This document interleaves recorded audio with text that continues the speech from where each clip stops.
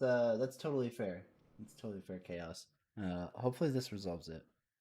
Let me double check real quick. Oh man, what a day! What a fucking beautiful, beautiful day.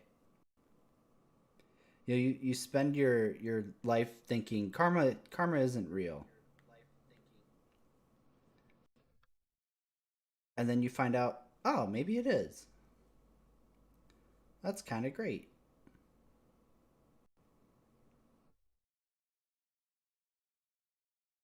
Is YouTube still pushing it?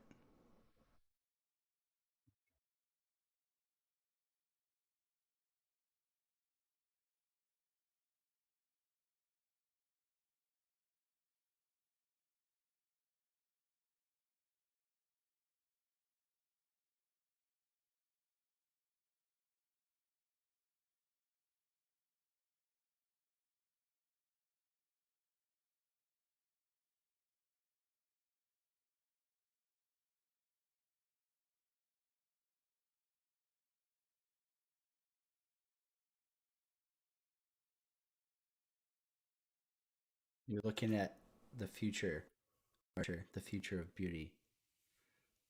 Okay, cool. All right, as long as 1080p is going, then we're good.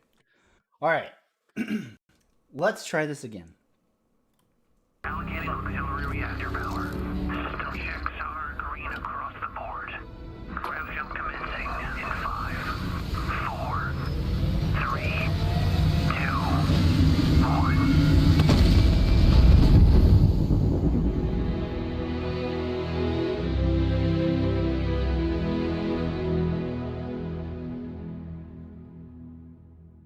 It's hard to express how excited all of us at Bethesda are to be here with you today. We're so... All right, so if you're not familiar with how I usually do this kind of thing, I'm probably going to pause it at parts that I feel are worth commenting on. Obviously, Todd Howard's he's like old Sean Murray to me at this point. Like, I don't believe basically anything he says unless it's in front of me. So, absolutely, you should be maintaining skepticism until Starfield launches and we can actually see it and touch it. But literally everything they're demoing here, if it's in the actual game that ships, well, it's going to be a fun time to be a Star Citizen backer. All right. grateful you're spending the time, and we know you've waited a long time to finally see Starfield. It's easily our most ambitious game ever. Like our previous games, it's an epic role-playing game where you get to be who you want and go where you want. But this time, you'll be exploring space. So let's jump right in. This is early in the game as you arrive on the mysterious moon of Crete.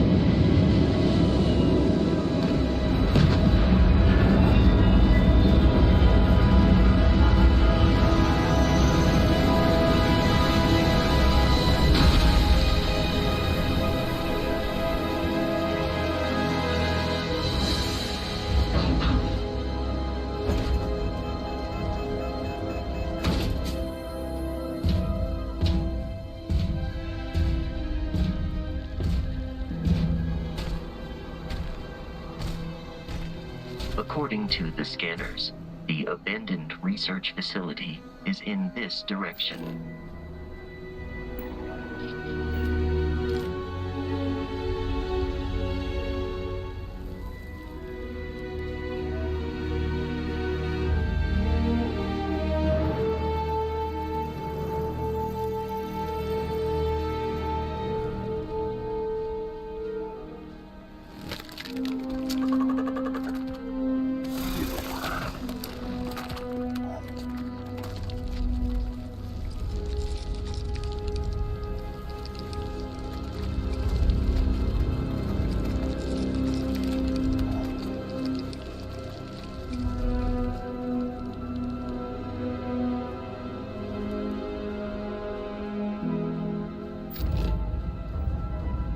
some point, probably. I just don't know.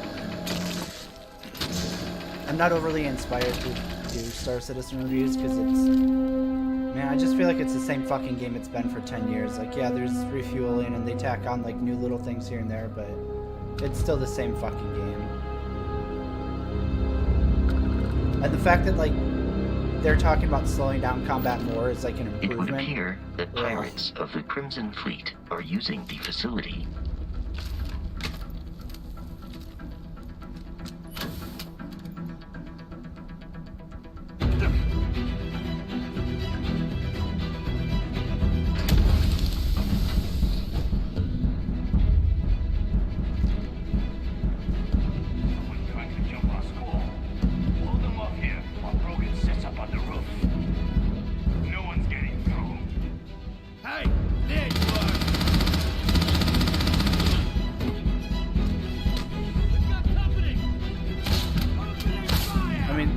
Mike's based his whole life on Star Citizen, so he kind of has to be positive about it.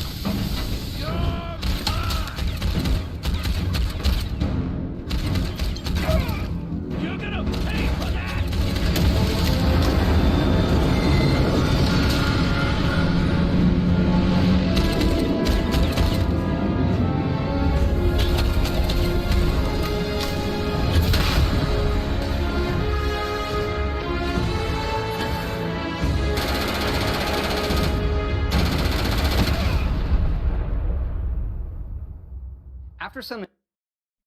So I'll go ahead and try and catch up on some of the chat in between, like, showcase scenes and stuff. Is this going to be the Star Citizen killer? No, not really. Not technically, because Star Citizen is still multiplayer based, and this is going to be more of like a solo single-player game, right? So I think there will still be people who want that social experience that'll still cling to Star Citizen. Like, it's going to suddenly allow them to have friends and a life outside of, you know, their depressing real one. They're still gripping to that second life experience, hoping that they're going to get that in space. I think what Starfield is going to be able to is the people who really, really, really like everything that No Man's Sky has done over the years, but can't get over the cartoony graphics, and want a more realistic looking space Minecraft. I think this is going to absolutely just dump their No Man's Sky in a lot of ways. I think a lot of people who are into Star Citizen are going to play the fuck out of this for sure. And I think one of the biggest things is, now, like I said, I haven't watched the entire showcase, but I've watched quite a bit of it, like skipping through it.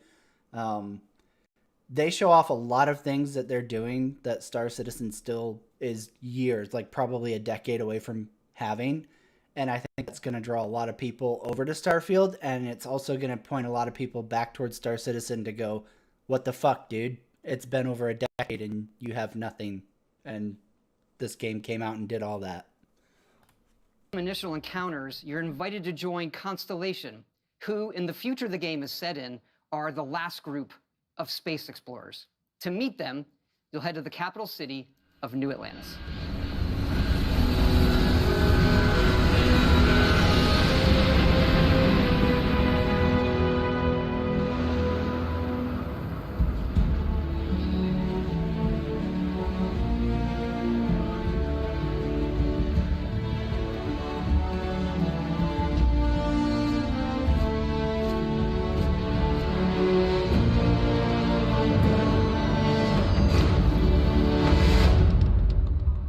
Welcome.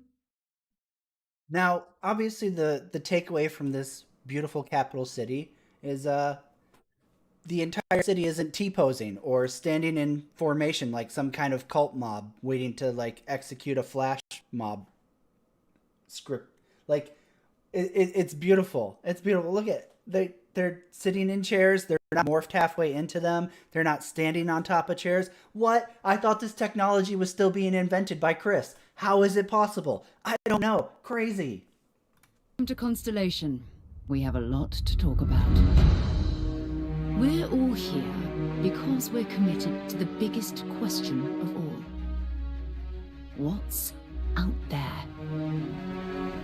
These artifacts could be everything we've been looking for. As to what they are, what they're building, you'll be part of solving that puzzle now. So, you found something? The new guy found it. You dug up the artifact, right? That means you saw it. The visions? The artifact you found appears to be one of many, scattered across the galaxy. If we can find more, we can unlock their secrets. Beautiful, isn't it? The man who sold me this told me that it spoke to him. Of course, the Settled Systems is full of groups with other priorities. That's the Crimson Fleet! Everybody get ready! The fleet doesn't follow the rules. Agree to work for UCC staff. Together, we take down these cutthroat pirates. We're not just here to shoot the bad guys.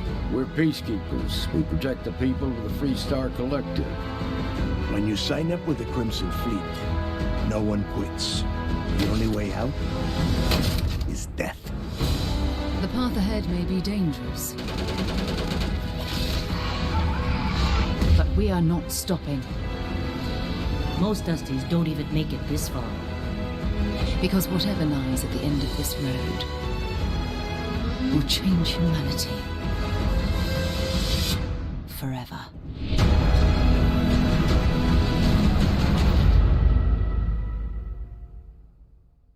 That gives you a look at the stories in Starfield. But ultimately, it's not our story. It's the story you create by who you are and the choices you make. And that starts with character creation. It's our most flexible yet. You can customize all the elements of how you look.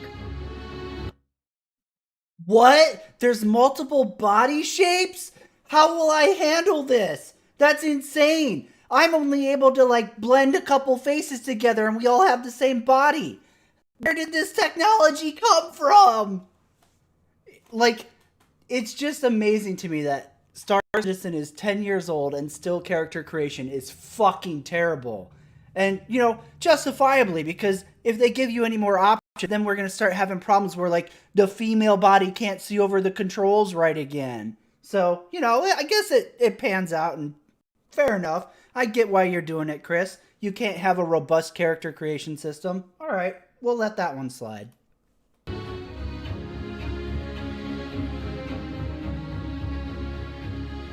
You'll pick a background that gives you 3 starting skills.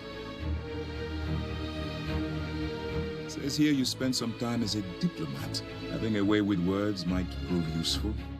There are optional traits, and these come with unique advantages and disadvantages. But it's not just in how you can look, but in how your character plays and develops.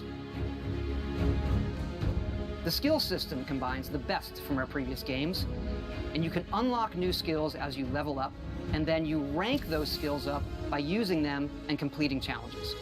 And there's deep crafting systems, from running research projects with resources you find, to crafting weapon mods needed to survive.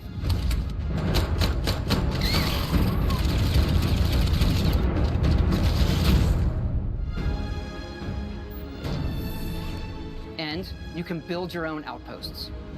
These act as a... Whoa, wait a minute. I can build an outpost in a procedurally generated universe? What? How does that happen? CIG hasn't finished the tech to do that yet. And did this motherfucker buy a land claim, or is he just fucking building unauthorized? Like, you can't do that. How much is the land claim DLC, Todd? We need to know, okay? Is it the standard $50, or are we looking at like $200? Like, we need more information here, please. Home away from home for survival and resource generation. You can choose where and how to build each one, And you can hire characters you meet to keep it up and running. Wait, character NPCs that we can hire? Is this Star Citizen? What? That can't happen. NPC crew doesn't work. They haven't built the tech yet. It's still in the pipeline. Get out of here. But that's not all. You can even build your own spaceships.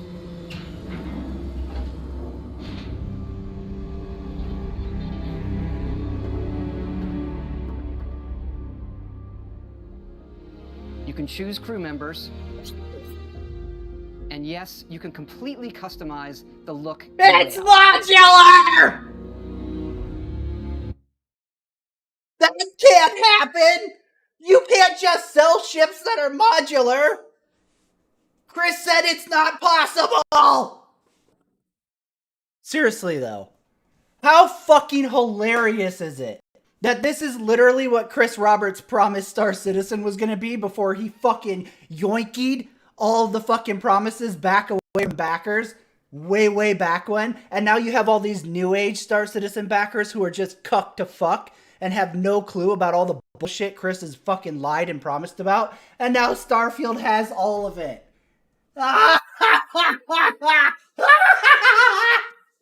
It's so fucking righteous. Karma, you're real. I love it. It makes me so fucking happy. I wasn't even excited for this game, but I'm going to buy it now out of spite for Star Citizen. There's loads of different modules, ship manufacturers. Exactly, Wraith. That's literally all that it has left. That is literally all that Star Citizen has, is the multiplayer so you can show off what a whale you are and lord it over the peasantry. Outside of that, this game is already shitting on Star Citizen. It's so fucking beautiful. And it makes it even better because Chris Roberts was like, you could fit all of Skyrim in this crater. And more. I have to say, it's oh my god! You can color it! You can fucking color it! Oh my god. Oh, this is beautiful. Absolutely love this. What the fuck? It's not just how the ship looks, it's how it performs. From engines to shields to weapon systems.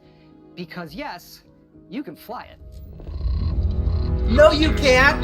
No, you can't. You can't fly it. I read on the Spectrum forums, they said Starfield wasn't going to have space flight. That's bullshit, Todd. You're lying.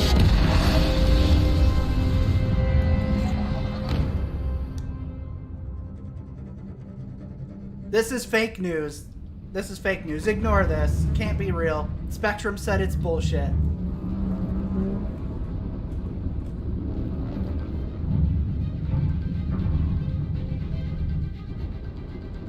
They don't even have to make it multiplayer. If they just made this like 4-person co-op, I would fucking be set for life.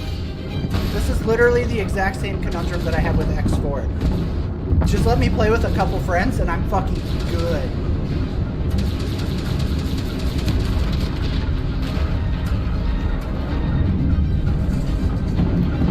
I don't need an MMO with 10,000 fucking people flying around, right? Like, just co-op with a couple people would make this, like, the only game I played for at least a fucking decade.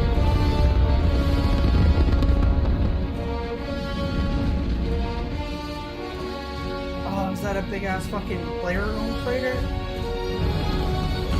Please tell me you can space trucker in this game.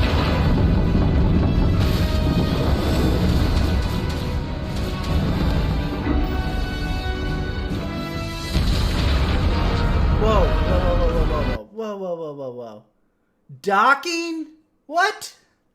I bet they paid CIG a ton of money for this tech because, as we all know, as all of us old backers know, the word on Spectrum and Reddit was that CIG was developing this tech to sell to AAA studios who couldn't figure out how to do it themselves and needed the fucking genius, the prophet of gaming, Chris Roberts, to invent the technology. And then that was how CIG was going to really make money, was selling the tech to these AAA studios. So all of this is probably honestly paid for by us backers and then Chris selling it to recoup funding So, good on us, guys. We did indeed make the best damn space sim ever. It just wasn't the one we thought we were buying.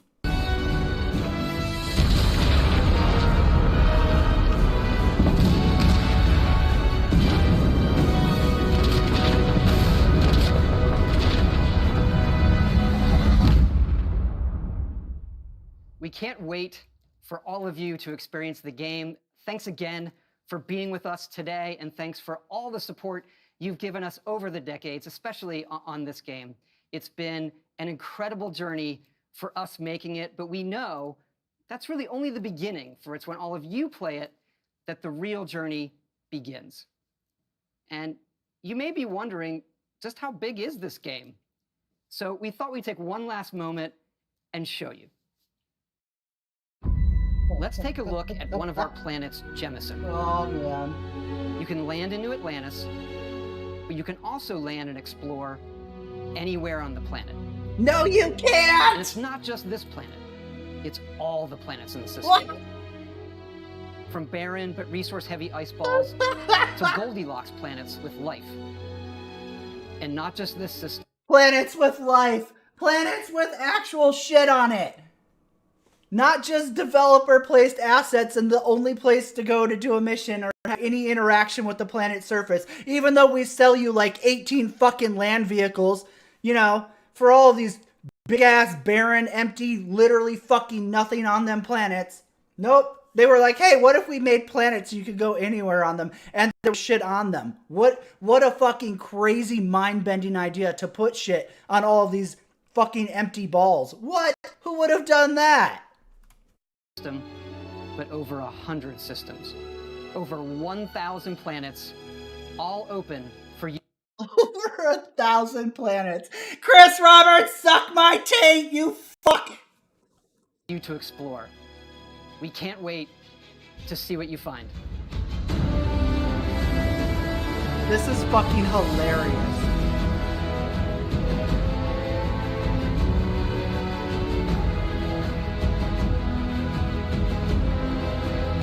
Wildlife? What?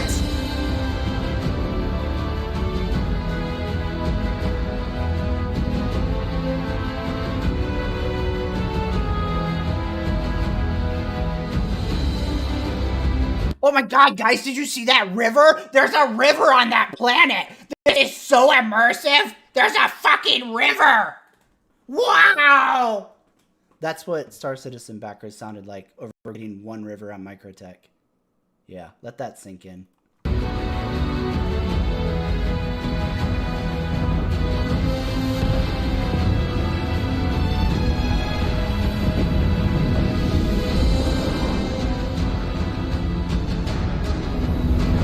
Yo, hold up. Oh, shit. See that crater right there? You can fit all of Star Citizen's gameplay in that crater. I don't know if you guys know that, but it's important to raise awareness. All of Star Citizen's gameplay right there in that crater.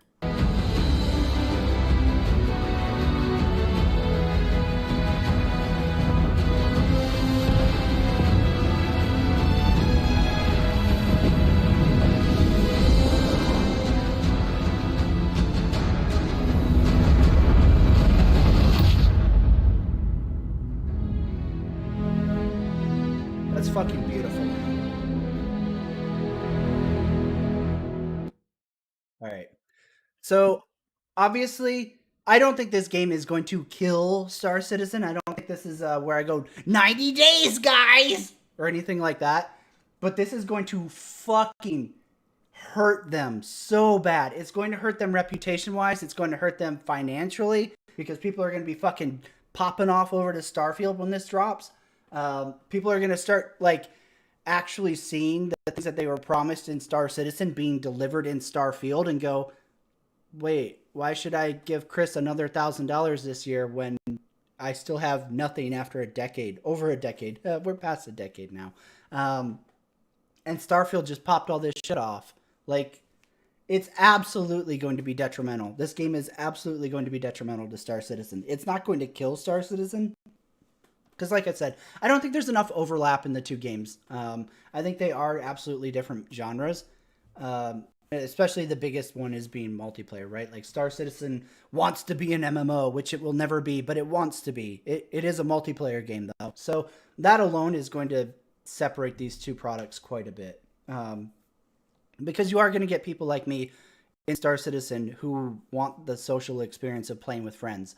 But if this game gets co-op, or if somebody like Skyrim mods in multiplayer, even if it's co-op, because that's what the majority of people in Star Citizen are playing. They're playing co-op with the added annoyance of pad rammers and griefers who are role-playing as pirates.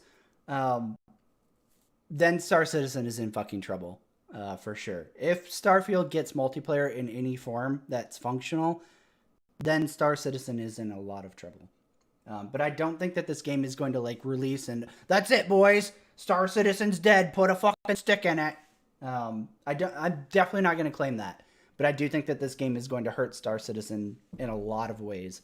And it's going to be fucking glorious, and Chris has it fucking coming. It just makes me so fucking happy to like have this theory prove out where, you know, for years I kept talking shit on Star Citizen saying, by the time this fucking idiot Chris Roberts figures his shit out, another studio or, you know, a fucking producer is going to finance a fucking game that does all the things that Star Citizen promised it was going to do and hasn't done in fucking, well, now over a decade. So, to address your question earlier, I think it was Nick, who said, Star Citizen looks like a lot of fun now. Did you see Jack Frags playing it? No, man, I don't fucking care about, like, who Star Citizen gets to play their game. I've played it. I don't need to fucking watch Jack Frags or fucking Level Up or Level Cap or fucking whoever they want to fucking dupe into playing Star Citizen so they can be like, look, guys, because it's something new and their viewers go, wow, something different. That shit literally means fucking nothing to me because I've been playing this fucking game since you could walk in the fucking hangar and nothing else. So, like, it's not new to me. I'm watching some fucking idiot be excited about shit because he has no idea the project's history. He hasn't been sitting here for a fucking decade waiting for a fucking game that's still not there. Like, why would I watch Jack Frags or fucking anybody play fucking Star Citizen? It's depressing enough watching, like, fucking, what do you call it? Salty Mike fucking play Star Citizen and still not being able to be like, wow, you know what? This isn't healthy. I should cut the cord. Like, go do something that makes you fucking happy, dude. Star Citizen's never going to be that. Chris Roberts is just going to keep milking you. I mean, like, granted, Salty is milking viewers, so, I mean, I guess it's a cycle of milking. But, yeah, man, like, I have no dependency to Star Citizen, so, like, not playing it is a perfectly good solution for me. And it's worked out great. I've enjoyed it quite a bit, not playing Star Citizen anymore. The most I played is if I jump on to check out a PTU build for quarterly patch. And even then, it's the same fucking game. You know, like, they add refueling, but it's the same fucking game. They can add fucking salvage. It's the same fucking game. Like, it's going to be some shitty mini game, and you're like, oh, wow, cool. And then, like, what? Oh, wow, I'm still in a fucking dead game where there's literally nothing to fucking do. And essentially, it's just a little sandbox where you make your own fucking content because there's no fucking content. I just have, like, zero motivation to ever play Star Citizen at this point. And like I said, I don't think Chris is ever going to deliver on what he promised when he was selling it to people like me. So, fuck it. I'm going to go play other shit, which is what I've been doing for, like, basically the last year and a half. Looting, I mean, like, cool. Like, there aren't 20,000 other ways to make money. What does money do? Oh, it buys me another big ship. And what does the big ship do? Nothing. It lets me buy bigger cargo, or let me pretend that I'm a whale so that whales will accept me as one of their own and welcome me into the flock. Like, who fucking cares? There is no gameplay in Star Citizen. That's the issue. It's like all the things that Chris tacks on there, it's for hype. That's why there's no fucking core working fucking game, much less like a well-optimized working fucking game, because he tacks shit on for hype, and that's it. That's why we don't have shit like modular fucking ships or a free fucking paint scheme or fucking anything. It's just all bullshit, smoke and mirrors with Star Citizen. I think that's like the biggest reason why I was like, dude, I'm just done. I'm done with Star Citizen. I would love for XCOM, like, I honestly even, or not XCOM, X4, like, I have so much fun with the game, but it's just depressing playing by yourself. That's why I don't think Starfield is going to just straight up murder Star Citizen in the crib. Because there are, like, I feel like a lot of people who are attracted to the idea of space and exploration and stuff like that want to do it with friends. But if they get that, then Star Citizen is in deep shit. X4 is amazing. Like, the Star Wars conversion mod for X4 is like the funnest shit I ever fucking play, but it's just, it's depressing playing by yourself. Like, you have this big expansive fucking world to play in, and all these systems with like space station management, fleet management, ship management, fucking different industries and jobs and all this shit, and you're playing by yourself, and it's like, oh fuck.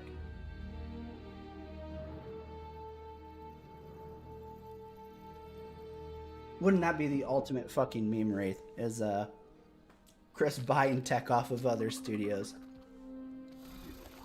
God help him if he ever had to fucking admit that on Spectrum. People in the Whale Club would literally have their, like, identities implode.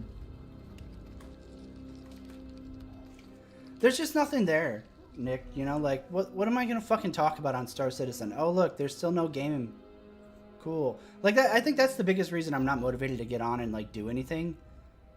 And then you get to the point where, like, when they do finally add something, it's just so fucking miserable. Like, I've seen shit of the cargo unloading, and, like, Cameral's video talking about, what was it, 25 minutes to unload 5 SCU of cargo? So, like, what happens when the whole sea comes around? What happens when I want to unload cargo out of a fucking C2? Like, he has no idea what makes a game fun. Chris Roberts is so out of touch with reality. It's insane. And the backers never hold him accountable. They never fucking go like, dude, you need to fucking chill with your Hollywood vibes, man. And, like, realize that it's a game first, and then you can tack cinematic elements onto the game. But the gameplay needs to be fun in the first fucking place.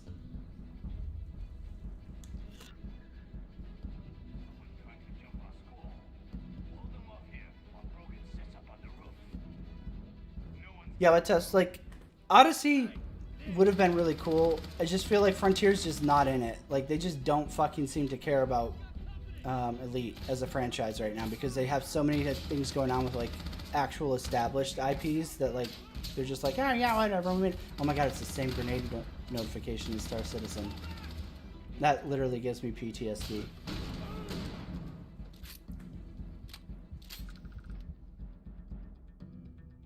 Yeah, for sure, Jared.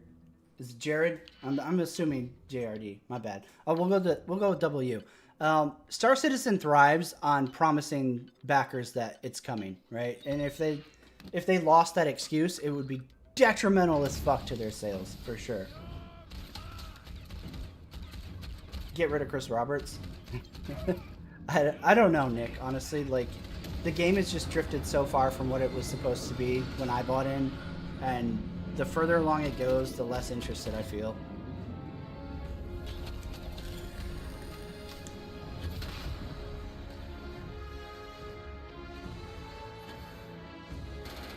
Yeah, the backers absolutely can hold CIG accountable. The problem is they don't. The problem is you go to, like, After some initial encounters, you're invited to join any major platform for Star Citizen, and that kind of dissent, the kind of critical thinking that would be necessary to hold CIG accountable, to hold Chris accountable, is shouted down by the backers. And, you know, in my opinion, they're the very vocal minority.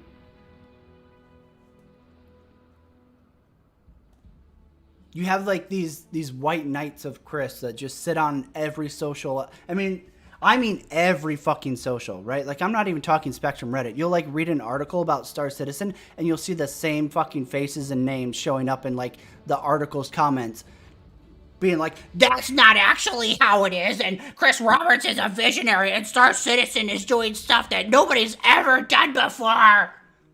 So, like, you know, you can't hold the company accountable when, like, these kind of fucks literally just drive criticism out of the community. And that's what they do. They drive criticism out.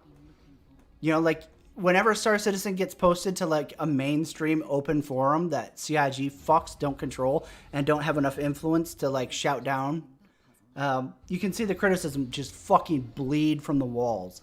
Like, every time some fucking cuck tries to post Star Citizen in our gaming, it gets fucking shit on all day in the comments. And then there will be, like, the same white knights in there going, it's actually good now, guys!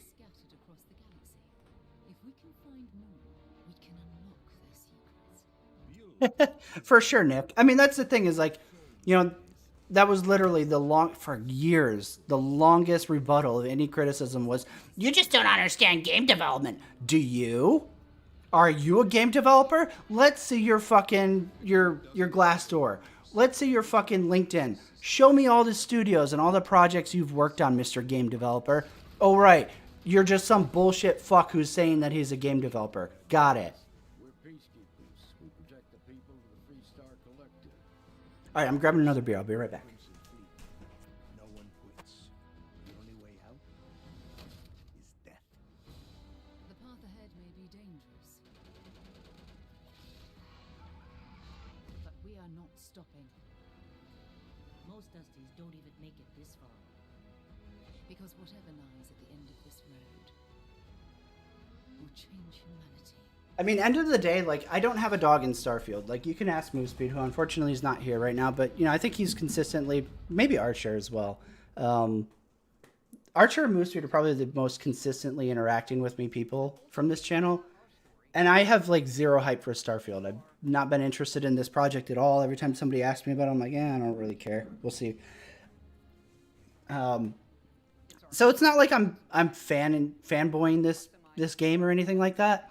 I just think it's fucking hilarious that they're delivering all the things that Star Citizen promised, and Star Citizen has, like, none of it.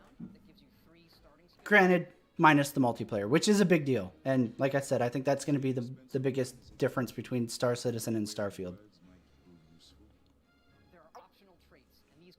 It's okay, Rain. I've switched to beer, and I drink much less now. You know, there was an interesting correlation between, like, me drinking dramatically less and also being involved in Star Citizen dramatically less. I don't know what it is, but I think my liver is very happy that I stopped playing Star Citizen.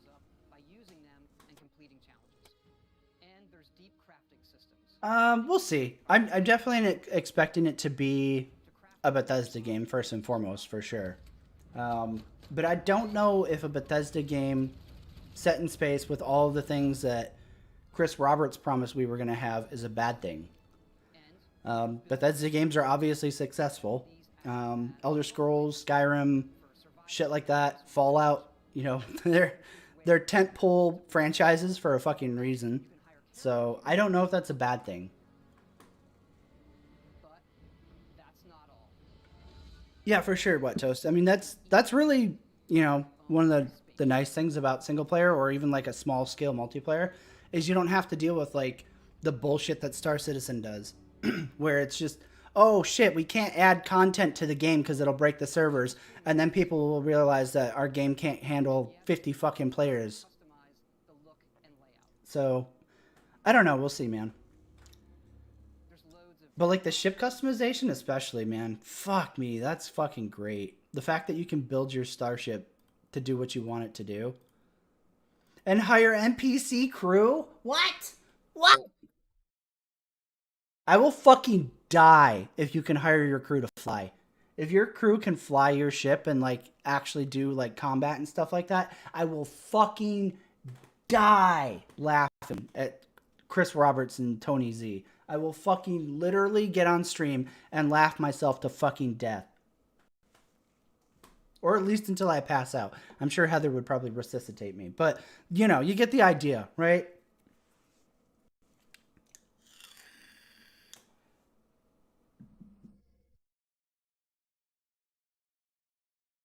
Yeah, absolutely. Absolutely, Crows. Right? Like, that's a fucking hot take right there. Is the player end base building. So the tools that we have in the game look more usable and in depth than the dev tools that CIG shows off on their super secret hab building shit. No, I don't think so. I think that, like, the frog's been slow boiled with Star Citizen. I think that's the issue. Is you have the core group of, like, Vanguard backers who have just been there forever. And like they have just acclimated to CIG slowly turning the temperature up while they're in the pan to the point that like they can just fucking have their fucking eyeballs boil out and it won't fucking phase them. And then you have the new people who are coming in, like the new generation of citizens who are like 2018 plus, right? Those guys are so new that they weren't around for all the controversy shit, like the really bad controversy shit. So for them, it's a slow attrition where they slowly get used to CIG delaying things and lying about things and like pimping them for money. And those guys will cycle out eventually. But by then, you know, new people will be drawn in by fuckheads like Level Cap or Level Up or whatever the fuck his name is. So you'll just get this cycle of new people getting duped into Star Citizen because they don't fucking know any better. That's why it makes me so fucking sad that somebody like Angry Joe, who is an old school Star Citizen backer, but he doesn't keep up with the project. If somebody with his viewability, let's call it, I don't know what you call it, viewership. God damn, it's already starting. If somebody with his viewership had kept up with Star Citizen to the level that like all of the normal names that you know for Star Citizen streamers did, like Noobifier or fucking Board Gamer or whoever, right? Like that level of keeping up with the project, and someone like him shit on the game, it would like actually resonate out enough to like warn people off from, you know, getting sucked into the revolving door of Star Citizen backerhood. But unfortunately, like the only time big streamers touch this game is when like they get sucked into it by CIG. And I absolutely guarantee that CIG is paying them to do it.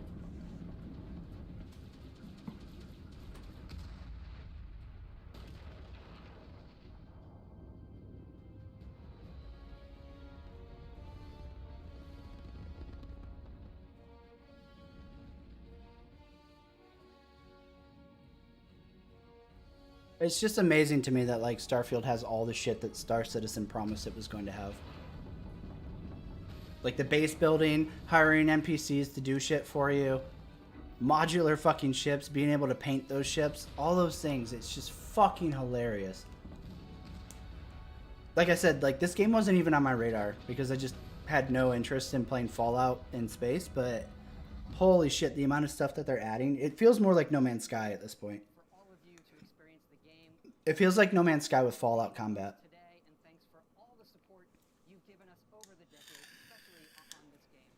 Yeah, I agree, Wipe. I think their engine choice was absolutely fucking terrible, but you know, for people who aren't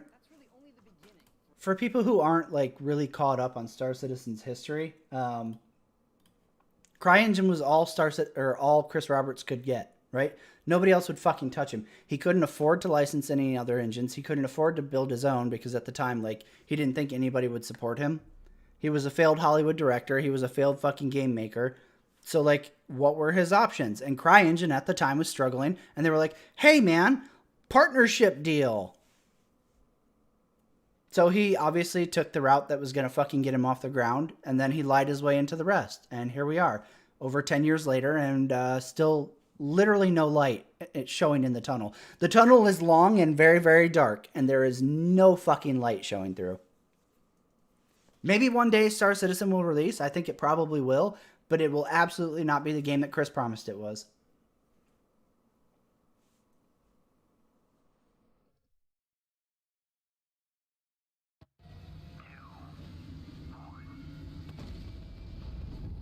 Let's see.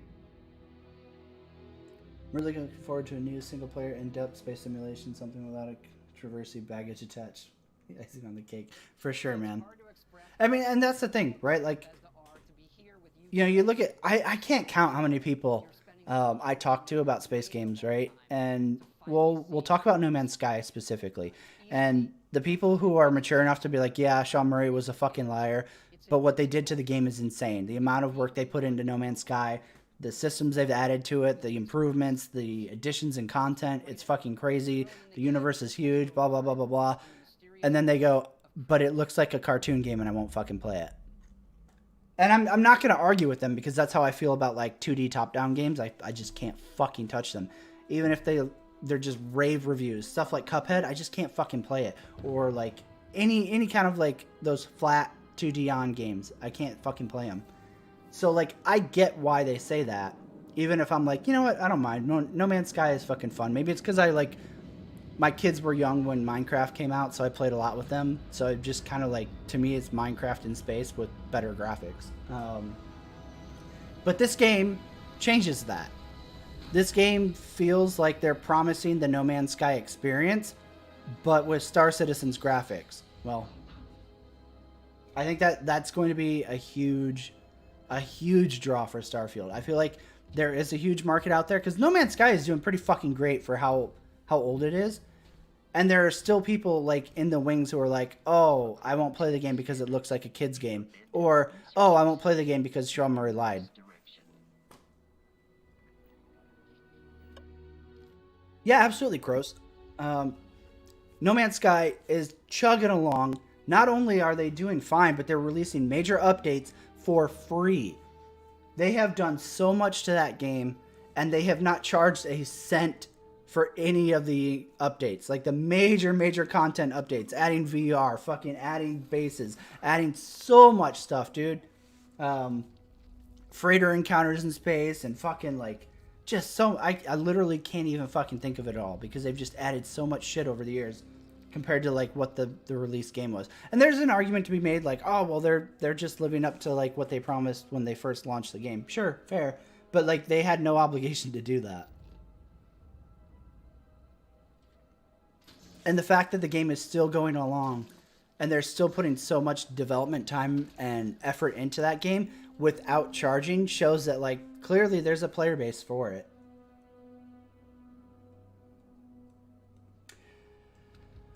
I think we'll definitely see like DLC and shit for sure. No wonder. It's Bethesda, right? Like I'm not retarded. I can still say that word, right? I hope I can. Bethesda's gonna Bethesda for sure. I absolutely think that there will be DLC like Fallout and Elder Scrolls and everything else, right? It's Bethesda. But literally, like, I can't imagine them, unless they go full Diablo Immortal, I can't imagine Bethesda making this game a microtransaction mess more than what Star Citizen is. So to me, like, that's kind of irrelevant. Elite isn't getting on, Nick. It's one of the big problems with Elite. Excuse me. The big problem with Elite Dangerous is that Frontier Developments just does not seem to fucking care. They don't care about like the fact that they have the foundation of a really great space game that if they put the effort into, they could make it great, and they could have stolen Star Citizen's thunder because Elite makes them a good chunk of change. Like basically, Elite is almost like on cruise control to Frontier Studios, right? Or Frontier Development. And then they have all these other games that they're making. They're like Coaster and Zoo and fucking Jurassic Park and like all these other fucking franchises where they're pushing games out for established IPs. And they make fucking truckloads of money off of that. So they just don't fucking care. I think that's one of the defining differences between Frontier Developments and Star Citizen, or CIG, is CIG only has Star Citizen. That is their fucking baby. If they let it die in the crib, then CIG dies with him. If Elite dies tomorrow, Frontier Developments is going to be just fucking fine. And that's really the big difference between the two. I'm really sad that that guy blew up, but didn't blow apart. I really hope that this is like early days, or Gore was turned off for a softer rating with the trailer. Who, in the future the game is set in, are the last group of space explorers. To meet them, you'll head to the capital. I mean, the thing is, though, regardless of like how transactiony Starfield is, modders, if it releases on PC, modders are gonna fucking eat this game apart. So it doesn't matter, right? I mean, that's really the big thing with Bethesda games is like, you go look at Skyrim, you go look at fucking Fallout, all of those games, like even if there are DLC added to those games, like 90% of the best content for Skyrim or Fallout 4 is modded content. And it will absolutely happen with this game.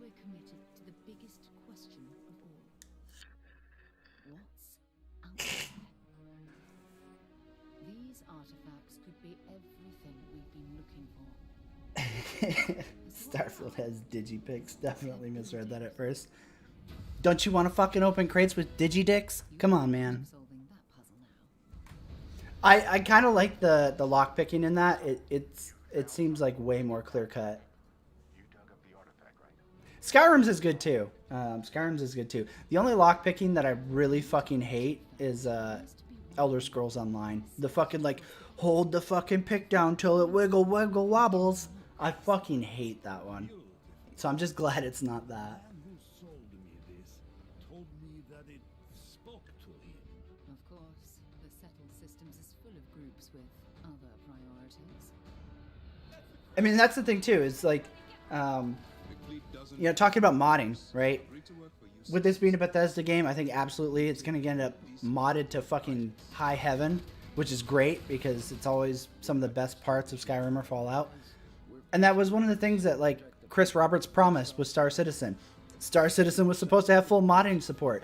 You could even buy, you could pay real money to buy a guide on Star Citizen's website for modding. I don't know if it's still for sale. I'm sure it probably isn't at this point.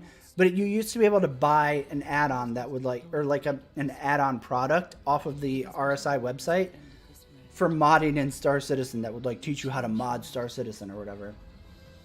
You were supposed to have private servers. You were supposed to have drop-in, drop-out co-op for Squadron 42. And Chris fucking reneged on all of that. So I think Starfield's going to scoop that fucking up also. So all the people who are interested in modding Star Citizen, making ships or whatever. Oh man, making ships. I didn't even think about that. I can't wait to see an Idris in Starfield.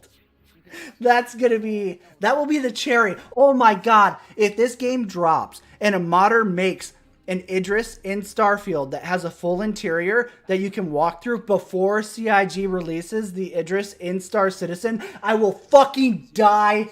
Oh my God, that would be great. That would be the best fucking karma ever. Holy fuck. I didn't even think of that. Oh my God, that would be so fucking poetic. Imagine walking through the Idris for the first time, fully built out in game, and it's in Starfield.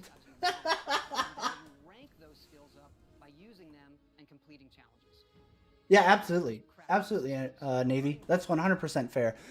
You know, you can't really say like, oh, it's a single-player game versus a multiplayer game. Yeah, Squadron 42 versus Starfield will absolutely be fair to compare.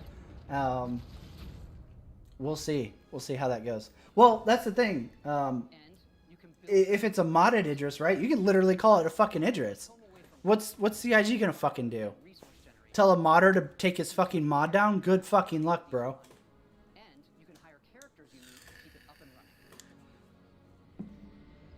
Hat Wraith.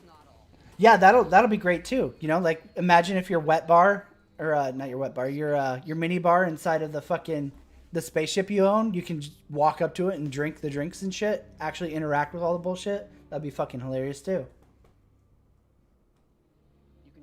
Another Star Citizen first in Starfield. It's just crazy. It's crazy how much shit they're doing that Star Citizen promised and still is nowhere near being able to do. It's so good.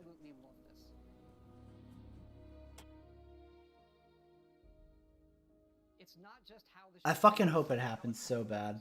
That would literally make the whole decade of Star Citizen bullshit worth it.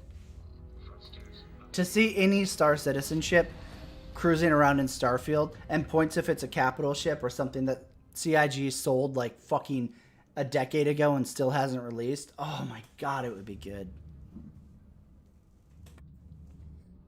Like the F8 Lightning is in Starfield before Star Citizen for player control. God, that'd be great. What if there's a working bartender? Oh man.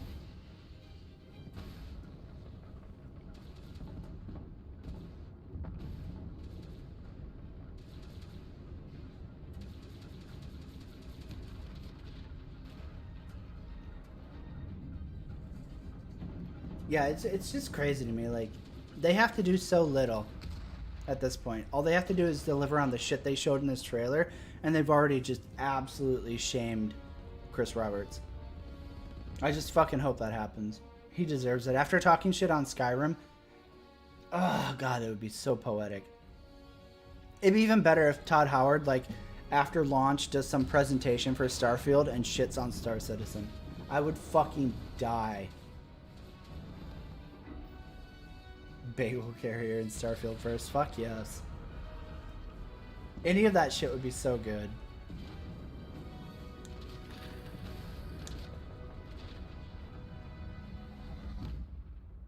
I just think it's fucking karma, you know, because like he talks so much shit. He talks shit about No Man's Sky. He talks shit about Skyrim, and now like both of those franchises are coming back around on him. It's like, wow, you know, Chris, maybe you should have just kept your fucking mouth shut, you big fucking idiot. Maybe you should have taken all those hundreds of millions of dollars backers gave you, shut your fucking mouth, and made a fucking game. But, I think the problem is literally he can't. You know, he demonstrated that with Freelancer. The dude just has unfucking chained ambition, and with nobody to reel him in, it's just going to keep spiraling forever. And it's not just this planet. It's all the planets in the system. From barren but resource-heavy ice balls. Like, that's crazy. Like, I'm sure they're procedurally generated. But the fact that, From barren but resource-heavy ice balls to Goldilocks planets with life. The fact that Starfield will have 100 systems with thousands of fucking planets at launch, and they're obviously going to be procedurally generated. There's no fucking way they literally went through and made every single fucking one of them. I'm sure areas around like that, what is it, New Atlantis or whatever, are dev hand-touched, like CIG does with literally every planet. And then you can go anywhere on them. They will have like wildlife or things to interact with on the planets. And then also you can build outposts on them. Like it just literally shits in the mouth of CIG. And it's so fucking good. Like they deserve it at this point. It's been 10 years and like there's no end sight. The bullshit keeps going. The lies keep coming. And like the stalling keeps happening. At this point, I feel like Chris deserves it. So I don't feel bad at all. And not just this system, but over 100 systems. Over 1,000 planets. You know, Crow, I wouldn't be surprised if it was, right? Because it's kind of like, it's weird to pick over 100, right? To say that. Because that's what Chris promised, right? He was like, oh yeah, there'll be like 120 systems at launch. Yeah, exactly. Why else specifically use 100? I want that to be true so bad. I want Todd to be like offended by Chris and be like, okay, bitch, you know what? We're just going to make a fucking star game. Fuck it. We'll make a space game. You want to talk shit, bitch? I'll show you how a real fucking project manager fucking runs a company. God, that would be fucking great. All open for you to explore. We can't wait to see what you find.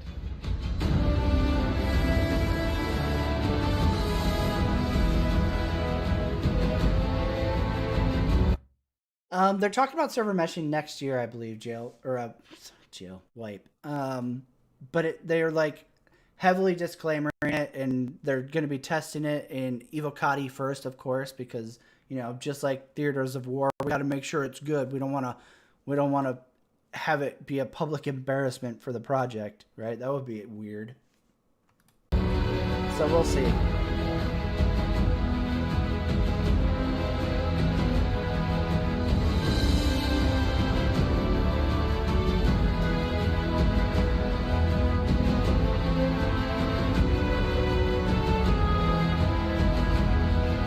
Hey, Griffiths.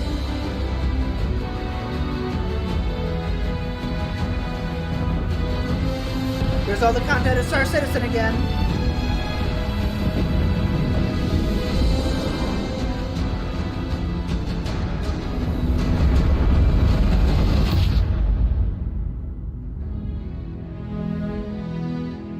Yeah, it was like a Mars rover.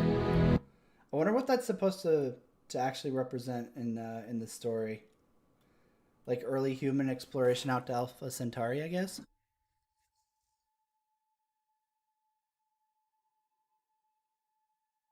It's definitely I'm definitely interested in Starfield now. I'll say that. I wasn't before this trailer drop, but seeing the shit that they're promising, I'm interested. I'm going to like hardcore temper my hype until next year. I think this is dropping 23, right? But it'll be really interesting to see what happens with it. Oh, give them time, Wipe.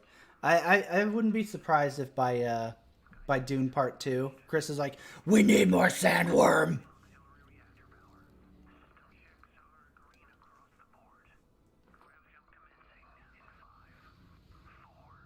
Yeah, it's I'm pretty sure this is coming to console too, right, Danny? I hope to fuck they don't do anything stupid like CD Projekt Red did and promise this on old gen console. It's hard to express how excited all of us at Bethesda are to be here with you today. We're so grateful you're Yeah, same. I thought oh man, I'm not French, so pardon me. Dennis Villeneuve. I thought his take on Dune was really good. I was kind of sad that it was literally just a part 1, but that was really the only thing about Dune that I was upset about. Like the visual style in Dune was so fucking good. I think a lot of people don't, Groofus, but they really don't have to do much at this point, and the game has been delayed to next year, so I feel like it's potentially going to be a scenario where they know they can't do a Fallout 76 with this. So if they literally just deliver what's in this trailer, it's already shitting on Star Citizen pretty fucking hard. Yeah, the sound design too. The sound design. Oh man, like when the fucking horns blow on the fucking ships after they land on Arrakis. So fucking good. Yeah, absolutely, Wipe. 100%.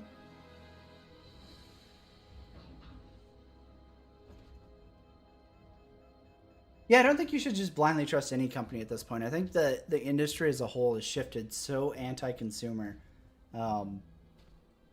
It's a good rule of thumb to literally trust nothing until it's in your hands. Oh, the death chant. Yes. That was so good. Everything about that movie was so well fucking done. Heather makes fun of me so much whenever I talk about Dune now. If she was here, she would be sitting at her desk right now mocking us for talking about Dune. Because I talk about it like all the fucking time to anybody I can. I'm like, Dune? Dune? It didn't make it any better when like Pete Davidson did like that SNL skit where they're like, Dune? Dune? Well, it was like a fucking a puppy park for your boyfriends where you could take them out and like they walk up to each other and they're like, Dune? Dune? Dune? Dune? And they start like just saying Dune to each other. So after she saw that, like anytime I say anything about Dune, she's like, Dune? Dune? And I'm like, you fucking bitch, shut up.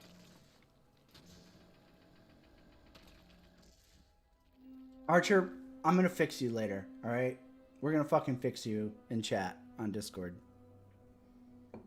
I can't fucking believe you haven't seen it still. What is fucking wrong with you?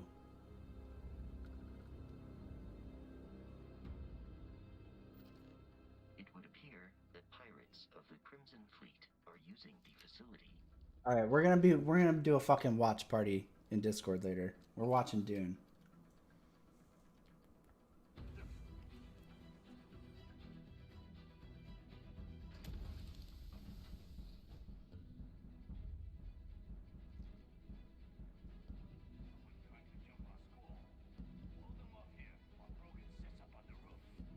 No, Archer. I can't fucking handle being around you, Archer, long enough to wait for fucking part 2 to drop, okay? I can't do that. It's not happening. I'll fucking evict you from the server. I swear to fucking God. And then you can rejoin after you watch part 2 finally. So you can watch part 1 like the rest of the fucking civilized world, or you can fucking wait for part 2 in exile.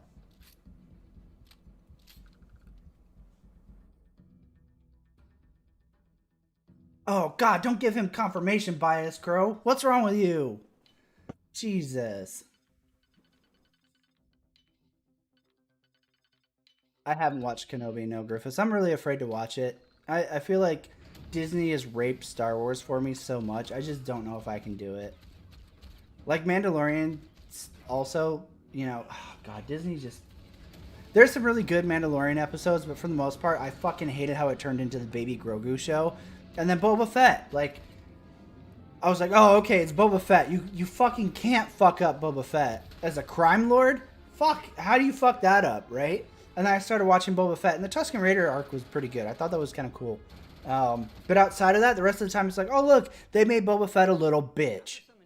He's not the most feared bounty hunter in the galaxy anymore. He's little bitch Boba.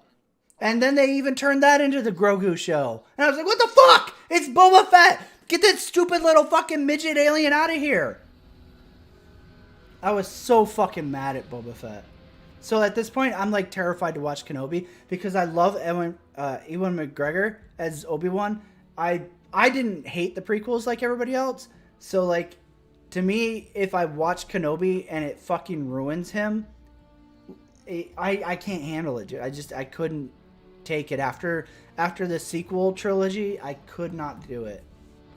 And then you got fucking Hulu coming around to rape the other franchise of my childhood, Predator. I'm like, I can't have any more things that I hold dear destroyed by shitty fucking Hollywood.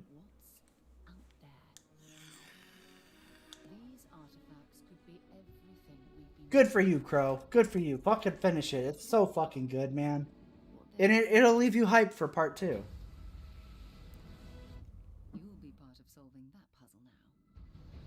Mando isn't bad, right? Like, I don't think that Mando is bad. I just think that them... Like, Grogu could have been a fucking plot arc for, like, a couple episodes. But, like, turning the whole fucking show into Grogu is so fucking irritating to me. Shut the fuck up, Moospeed. I hate you so much. You're such a fucking Grogu simp. Oh, absolutely, Wraith. Yeah, Predator franchise past 1 and 2 is absolutely not worth watching. So, like, the thing is, when I was a kid, I watched Predator 1 and 2. I mean, not a kid. I was probably like 9 or 10. I watched Predator 1 and 2, and I got super into fucking Predator comics. So, like, my attachment to that franchise is more about, like, the original movies and the comics. Not, like, AVP or Predators or fucking Predator. The Predator. Fucking dickhead. I can't believe that fucking movie got made. It was so fucking stupid. If you're autistic, the predators will want to siphon your genes. So fucking stupid. God. So yeah, between Predator and Star Wars, I can't handle any more things that I love being just fucking tied to the bed and raped by Disney Incorporated. Maverick does look... Top Gun Maverick does look good. I've been waiting, and I wanted to see reviews first because that was like another franchise... Well, not a franchise, but a movie that was like super important to me as a kid. My dad was an Army aviator. I grew up watching Top Gun, Flight of the Intruder. Fuck, there's more I can't think of right now. So like, I'm really afraid to go watch Top Gun Maverick because if it's not good, I'll cry. I'll cry in the theater. I'll tell Heather, like, go to the bathroom. I need a minute. So I don't know if I can take it. There are optional traits, and these come with unique advantages and disadvantages. Oh, I'm sure, Wraith. Like, you know, like I was never a huge Transformers kid. I could imagine going to see the first Transformers movie and being like, holy fuck, and then just watching that franchise get fucking prostituted.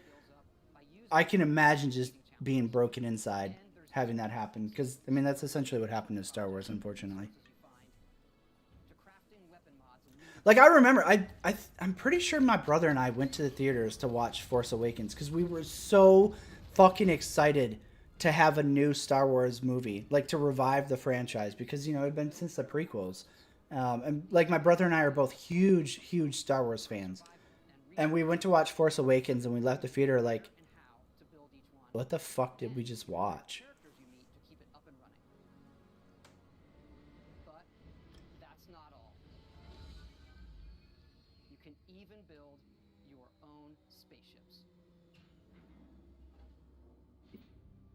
Yeah, Gundam. I remember early, because you know that movie filmed in like what 2019, when they posted pictures of Tom Cruise's jacket losing the Taiwan flag. I was like, I was actually gonna not watch it because of that. I was so fucking mad that they were caving to China because it was like, you know, it was before South Park made fun of all these fucking shit studios and companies who just literally bend over and are like, Ni hao, give me Chinese dick. and I was just so fucking sick of everything being compromised for fucking China. So I was literally gonna not watch Top Gun Maverick because of that.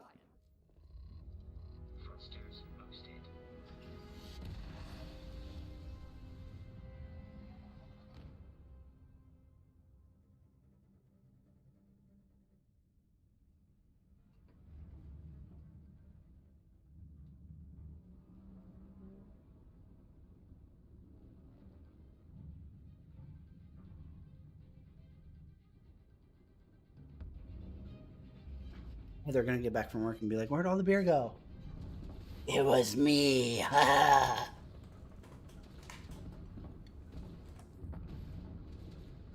absolutely, Crow. Like, there's no even debating that. Like, Rey is a fucking terrible character. Her plot adds nothing to Star Wars, and like, you know, like Moospeed and I talk about this all the fucking time. I would literally go suck a Disney executive's dick to get a spin-off of Bill Burr's Star Wars character from Mandalorian. I would fucking watch the shit out of that because the dude's just fucking funny in the first place. Give him writing influence in the fucking show and give me a spin-off of Bill Burr's character. But Rey, like, she's just soulless as fuck. She fucking naturally just fucking amazing at everything. She fucking's like, ah, fuck the Emperor. The fucking Empire is retarded as shit all of a sudden. It's just, they're not even like something to be feared. They're just fucking dumb.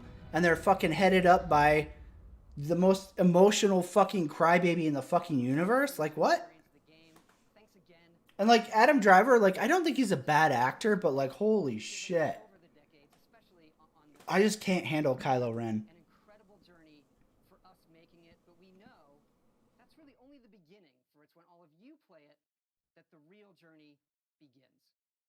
I don't think Bill Burr would let it get woke. I think he's really good at throwing shots on all sides. Like Moose Beetle, if he's still here, probably back me up. Like we're both huge Bill Burr fans.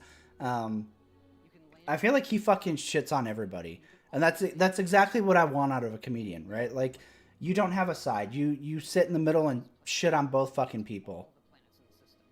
So I don't really think that Bill Burr would let a spinoff get woke. I would hope, especially if you gave him like some kind of like directional authority over it. Like F is for Family is a great example. Like that show just shits on everything. It shits on everything. The whole takeaway from F is for Family is that life fucking sucks, and that's like it, right? You're not like, oh, I identify with this show because I'm a Republican, or I identify with it because I'm a liberal. It's just like, man, life fucking sucks. I mean, I agree with you, Gundam, for sure. Disney has gotten absurd as fuck. I 100% agree with that.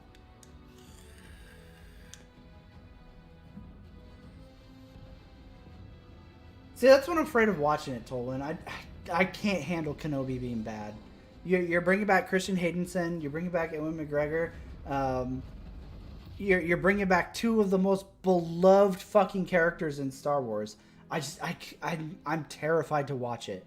I am so fucking afraid to watch Kenobi. I can't have it get broken like that again, you know? The hyperspace ramming ruined everything. Everything. Jar Jar Binks is a better character than Rey. I'll give you that, Moospeed, for sure. Have you seen this video, Moospeed? Have you seen the Starfield video? Holy shit, dude. It's hilarious. Hold on, let me jump in. I'm sure you're probably in chat. Of course you are. Hi, guys!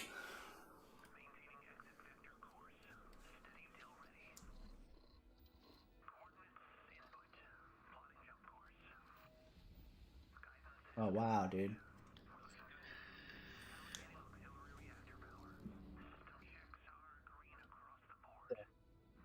Nope. Yeah. I would have rather seen a fucking sequel trilogy where Jar Jar Binks comes out as the new Sith Emperor than fucking Rey saves the fucking day trilogy. It's hard to express how excited all of us at Bethesda are to be here with you today. We're so grateful you're spending the time, and we know you've waited a long time to finally see Starfield. It's easily our most ambitious game ever. Like our previous games, it's an epic roleplay. Oh shit! One sec. Hold on. No talking. I gotta fix this. You're not. It's one-sided. I fucked with everything again. Okay. You're clear. Go ahead. Hey guys! Hey! All right, I'm sorry. Instant regret. They're like, mute him again, or mute just move speed. Yeah. Right. Yeah, I've seen it. I think it looks really cool, but like I wouldn't. I'll play it because it'll be on Game Pass. I wouldn't pay $60 for it, but that's because it's single player, right? That's my issue, right? And I think it looks great, just not for me, right? That's like, what I said earlier. I don't know like how long you saw stream, but I think if this game adds multiplayer in any form, right, like a co-op mod, like they did with Skyrim, I would pay $60 for it instantly. Yeah. Yeah, that's what I said. Like mod, because like single player Bethesda games usually have mod supports. Right. Yeah, but like, how long is it going to take for that mod to be good? Like, that's my issue. Right. For sure. Yeah, but like, people would want that mod like instantly. Like that doesn't mean that somebody can shit it out of their ass, dude. I don't know. Not instant.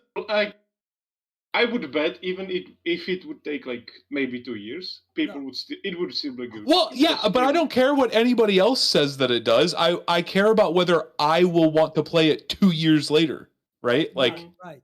But guys, you know what I mean? Like, I don't even want to play Cyberpunk anymore, and that's my favorite single player game of all time. Yeah, well, but it's like the only one. Can you say that Squadron 42 will be good after 2 years of? No. No, so you would still want to play co-op of Starfield over Squadron? This is such a dumb question. You're comparing a trailer of a game, right, that could be a vertical slice and the rest of the game is the absolute shittiest fucking game ever, right, to an alpha, right, like a tech demo. Like this is no, we don't even have an alpha. We don't even have an alpha. No, I said a tech demo to be. Well, yeah, but like we understand the feel of it though, right, by playing all right. That's fair. Like okay, I think we're both half right. We don't understand how what the actual gameplay will be, right? But we do have some kind of assumptions we can make based off of the Star Citizen, right? The PU. Yeah, but we're better, guys. You're right. You're right. It will come down to one thing: can Microsoft make money out of making it co-op? If they can make money out of it, oh, for sure they could. Yeah, they would. I don't see Microsoft taking things that far, to fuck you just for literally like co-op for money. But I see Bethesda trying it. I think Microsoft is the best AAA company in gaming right now in terms of being good to their customers. Yeah, at this point, which is insane, but yeah, I agree. Dude, the amount of I can't, dude. If there's any point where the reaping comes with Game Pass, it's gonna be devastating, right? Like, because right now they're just giving. They're just like take it all, right? The moment that you know how like Netflix was like that for a long time. They were just like, here's all the fucking content for $12.99, right? And now we've seen the prices steadily moved up to like 25 or 22 or whatever it is, right? And they're pulling content, and now they're talking about putting fucking ads on it anyways. And they're like, no, you can't share your password, right? If that ever comes with Game Pass, it's gonna be devastating. Yeah. No, Optimax. I bet that Chris wishes that Microsoft wanted to buy Star Citizen, but why would they? They have Starfield coming down the pipe. Yeah, it would be. It's like a direct competitor. Yeah, right? I mean, just shy of it. I think just shy of it. Literally, multiplayer is the only thing that separates these two games. Well, yeah, but yeah, you're right. That's true. Can you see the irony of it? Can you see the... It's beautiful. It's so I had no plans to stream today. and then I saw this trailer because Navy. Plans to stream ever. No, yeah, and Navy linked this video, and I like skimmed parts of it and saw all the things that Starfield was going to have that were literally things that Chris promised and have not either been dropped from Star Citizen or they're nowhere on the fucking horizon. And I was like, oh, I'm watching this shit on stream. Yeah, I think it looks great. Like, and it's beautiful, right? Like look, they're walking around and the NPCs aren't T-pose fucking each other. But yeah, just I'll probably play it just because it's on Game Pass, right? Yeah. But I wouldn't pay $60 Oh, for I'll it. pay But that's $60. a me issue, I'll pay right? I think $60 everyone for knows sure. that that's just a me issue. Yeah. Right. If it's not literally like at least like 40, 50 years. I will buy you a copy, Moose Speed. Cyberpunk 2077 is the exact setting of gaming that I want, right? It's the like they hit gold for me in terms of like everything like all the setting and like the type of game it was and everything with that, right? The only thing that they could have done better was made a co-op, right? Yeah. Yep. Well, obviously the game could have been better. I just mean that like the time and setting and all that. I like FPS. I don't like magic and swords very much. Like I hated The Witcher, right? I hate it. It's not fucking fun. Don't say that on stream. Now people know that I'm friends with you. Like I know it's a good game, but I fucking hate it, right? I don't like Fallout, right? Because even though that's technically in the future, it's not like techie, right? It's like a rundown, barren fucking wasteland. Like I want like I want cities and shit, right? Like you're missing out, man. You're missing out. Yeah. Starfield was delayed to 23. I don't remember what quarter it was, but it recently got delayed to 23. Can you imagine? Can you just imagine if Microsoft bought CIG and Star Citizen, and Microsoft goes to Chris Robinson and says, "Really, Chris? Again?" I think it would be funnier if they bought it to shut it down. So to shut it down. You imagine how mad the whales would be? They would be so mad. This might be even worse. They would shut down just the Squadron 42 version. No, I want them to buy it and shut down Star Citizen, so all the fucking cucks who threw their fucking mortgaged house into fucking Star Citizen lose it. Like all those hardcore fucks who are like, I've got $250,000 into Star Citizen, and boom, gone. But dude, you weren't buying a product, right? You were just pledging, so it's fine, right? Are you gonna go back on that? Yeah, guys, you just don't. I bought this stuff for so much money, but like, I don't get the experience from starting from the ground up, right? But that's the big issue right there. Is that most people don't understand what a pledge is and an investment. They think they're investing in a company. They're not. They're just giving them money. Well, no, like I don't care what we want to call this. They're buying an item from CIG. Right, that's they're giving money to somebody who is handing them something in return for it, right? Yeah, and they have NFT. Like I don't care what CIG wants to call it, right? Like if I sell like, or if I start a fucking OnlyFans, right, and I start selling videos of, or I start like uploading videos of like my feet or something, right? And people can subscribe to watch those videos. They're buying videos of my feet. Right, I don't care what you want to fucking call it. Right, like legally, I don't give a fuck either. Right, but like we all know that people are buying these things. Right, they're not pledging to a company hoping that this game gets finished and then like coincidentally getting an item in return. Right, no, they want that item and they don't care about fucking anything else. And then, and that's the hypocrisy that bothers me is those people insist. Oh no, I'm not buying a ship. I'm pledging to the project. I don't care. It's not pay to win because I'm just buying this javelin to support the project. I don't care about the javelin. It's like, bitch, shut the fuck up. Yes, you fucking do. Stop fucking lying. I'd be fine with it if you could just fucking cop to it. Stop being a fucking bitch. Okay. I'm not saying there's anything wrong with that. I'm just saying that they're lying about it. Right, exactly. Like, I think we both agree and that's what bothers me about like Star Citizen and pay to win. It's not even that bad in pay to win, in my opinion. I mean, it's pay to win, but it's not that bad. My issue is that like nobody, CIG and the fucking cuck White Knights, won't just be like, yeah, it's pay to win. I'm buying this fucking ship. They're like, oh no, I'm righteous. I'm just supporting the project because I believe in the dream. So if the project launched tomorrow and Chris was like, you know what, in the interest of being fair, everybody starts out in Aurora, you'd be cool with it, right? Because you're just buying the dream, right? You fucking liar. I mean, they could just like decided to switch every pledge to the basic pledge, and whatever ship you bought, they would just 3D print it to you, and we would see like who is actually buying ships and who is just supporting the company, right? Oh, none of them are supporting the company. They're absolutely buying shit, dude. That's the thing. Yeah.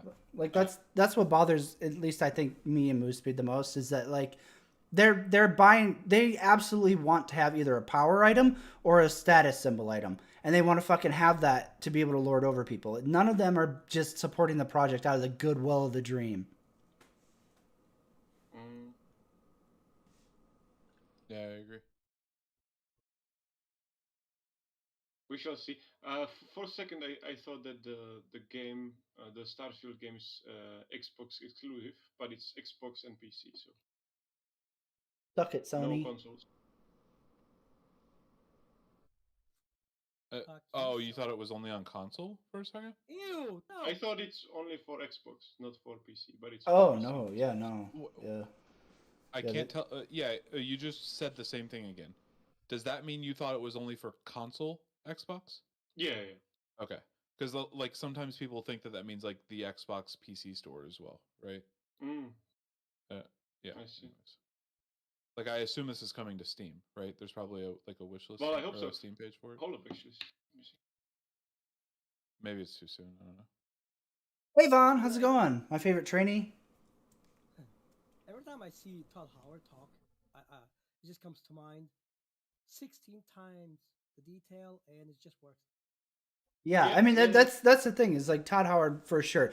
Take everything in this with a grain of salt for sure, because we've been here with Fallout 76 for sure, but like, man, they don't have to deliver a lot to fucking shame Star Citizen. Like, of what they're showing in this trailer, they don't have to deliver a lot of it to still shame Star Citizen. Dude, just having planets with life on it. I mean, just that. I posted a link for Steam. Yeah, it's on Steam, by the way. You can add it to wishlist, and it's planned release date is 23. Yeah. Okay. Yeah, Crow. I'll get a review copy when it comes out. Can I share it in chat, or is it? What do you mean? Okay. The Steam page in chat, yeah. I think that. Oh, you mean in I don't know. Stream chat? I don't know. Maybe. You could try it. I don't know if YouTube likes that. Well, I mean, like if it lets you, it lets you. I don't know what the rules are. Links will probably get grabbed by Automod, and because I'm just direct streaming my monitor, I don't have like YouTube up to I got you covered. It. Okay. Hey chat, fucking Google it yourself. Yeah, Vaughn, that's what we were saying, right? Like, this already, just on the stuff that they're showing, looks 1,000 times better. And it's showing off features that Star Citizen promised, and Chris is either abandoned or are nowhere near on the fucking horizon. Like, roadmap, fucking forget about it type shit. And to me, like, that's a big deal. Dude, when I saw that ship customization shit... Yeah, I fucking died. Right, modularity! Right, Vaughn? What? Imagine that! It's possible? I got a stiffy when I saw that. I swear. Yeah, absolutely, Gundam. It reminds me a lot of No Man's Sky, but like losing the kitty graphics, which for a lot of people, that's like a no go, right? Like a lot of people are like, oh man, No Man's Sky looks so fucking cool. Like I love all this stuff, but it looks like a kid's game and I'm not going to play it. And I'm not going to like shame them for it. I get it. Like Moospeed knows I have my own like graphical biases, so like I get that. But this game looks like it does fill that. You've played Minecraft. Yeah.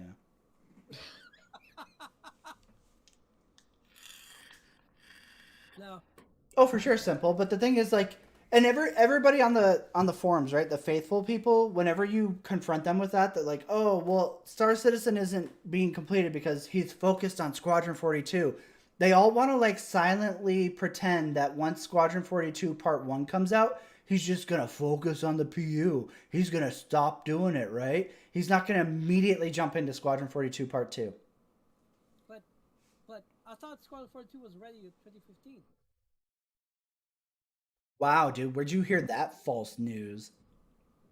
But they from the devs.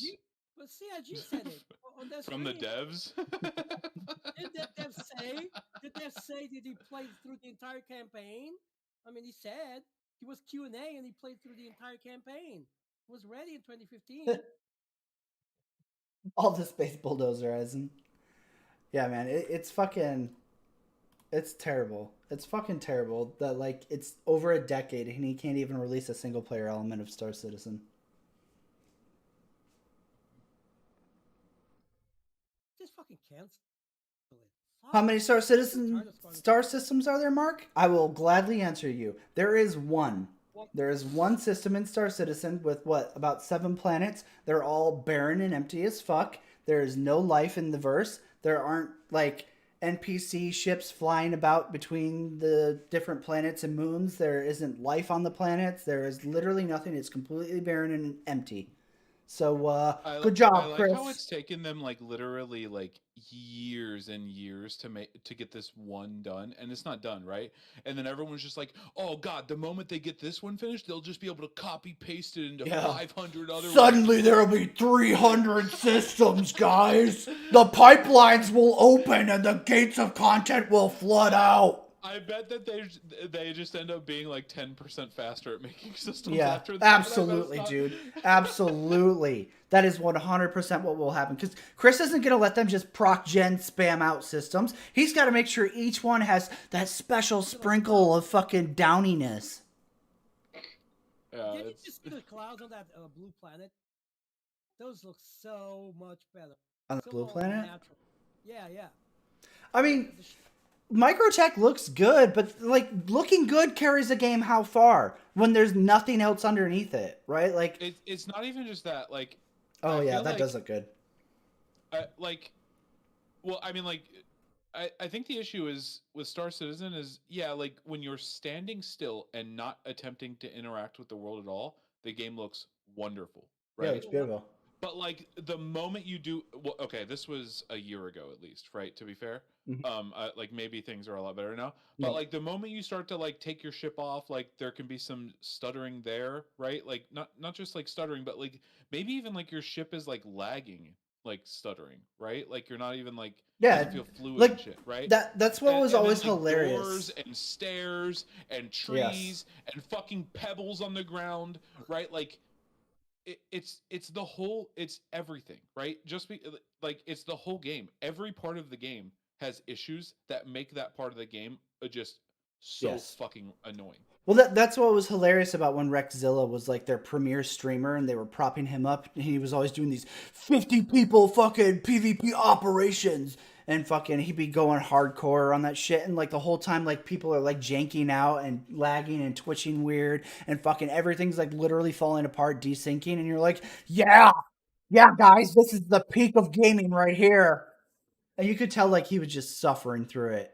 He was like, well, okay, how long do I have to do this? What was the deal I made with CIG before I can go back to a good game? Yeah.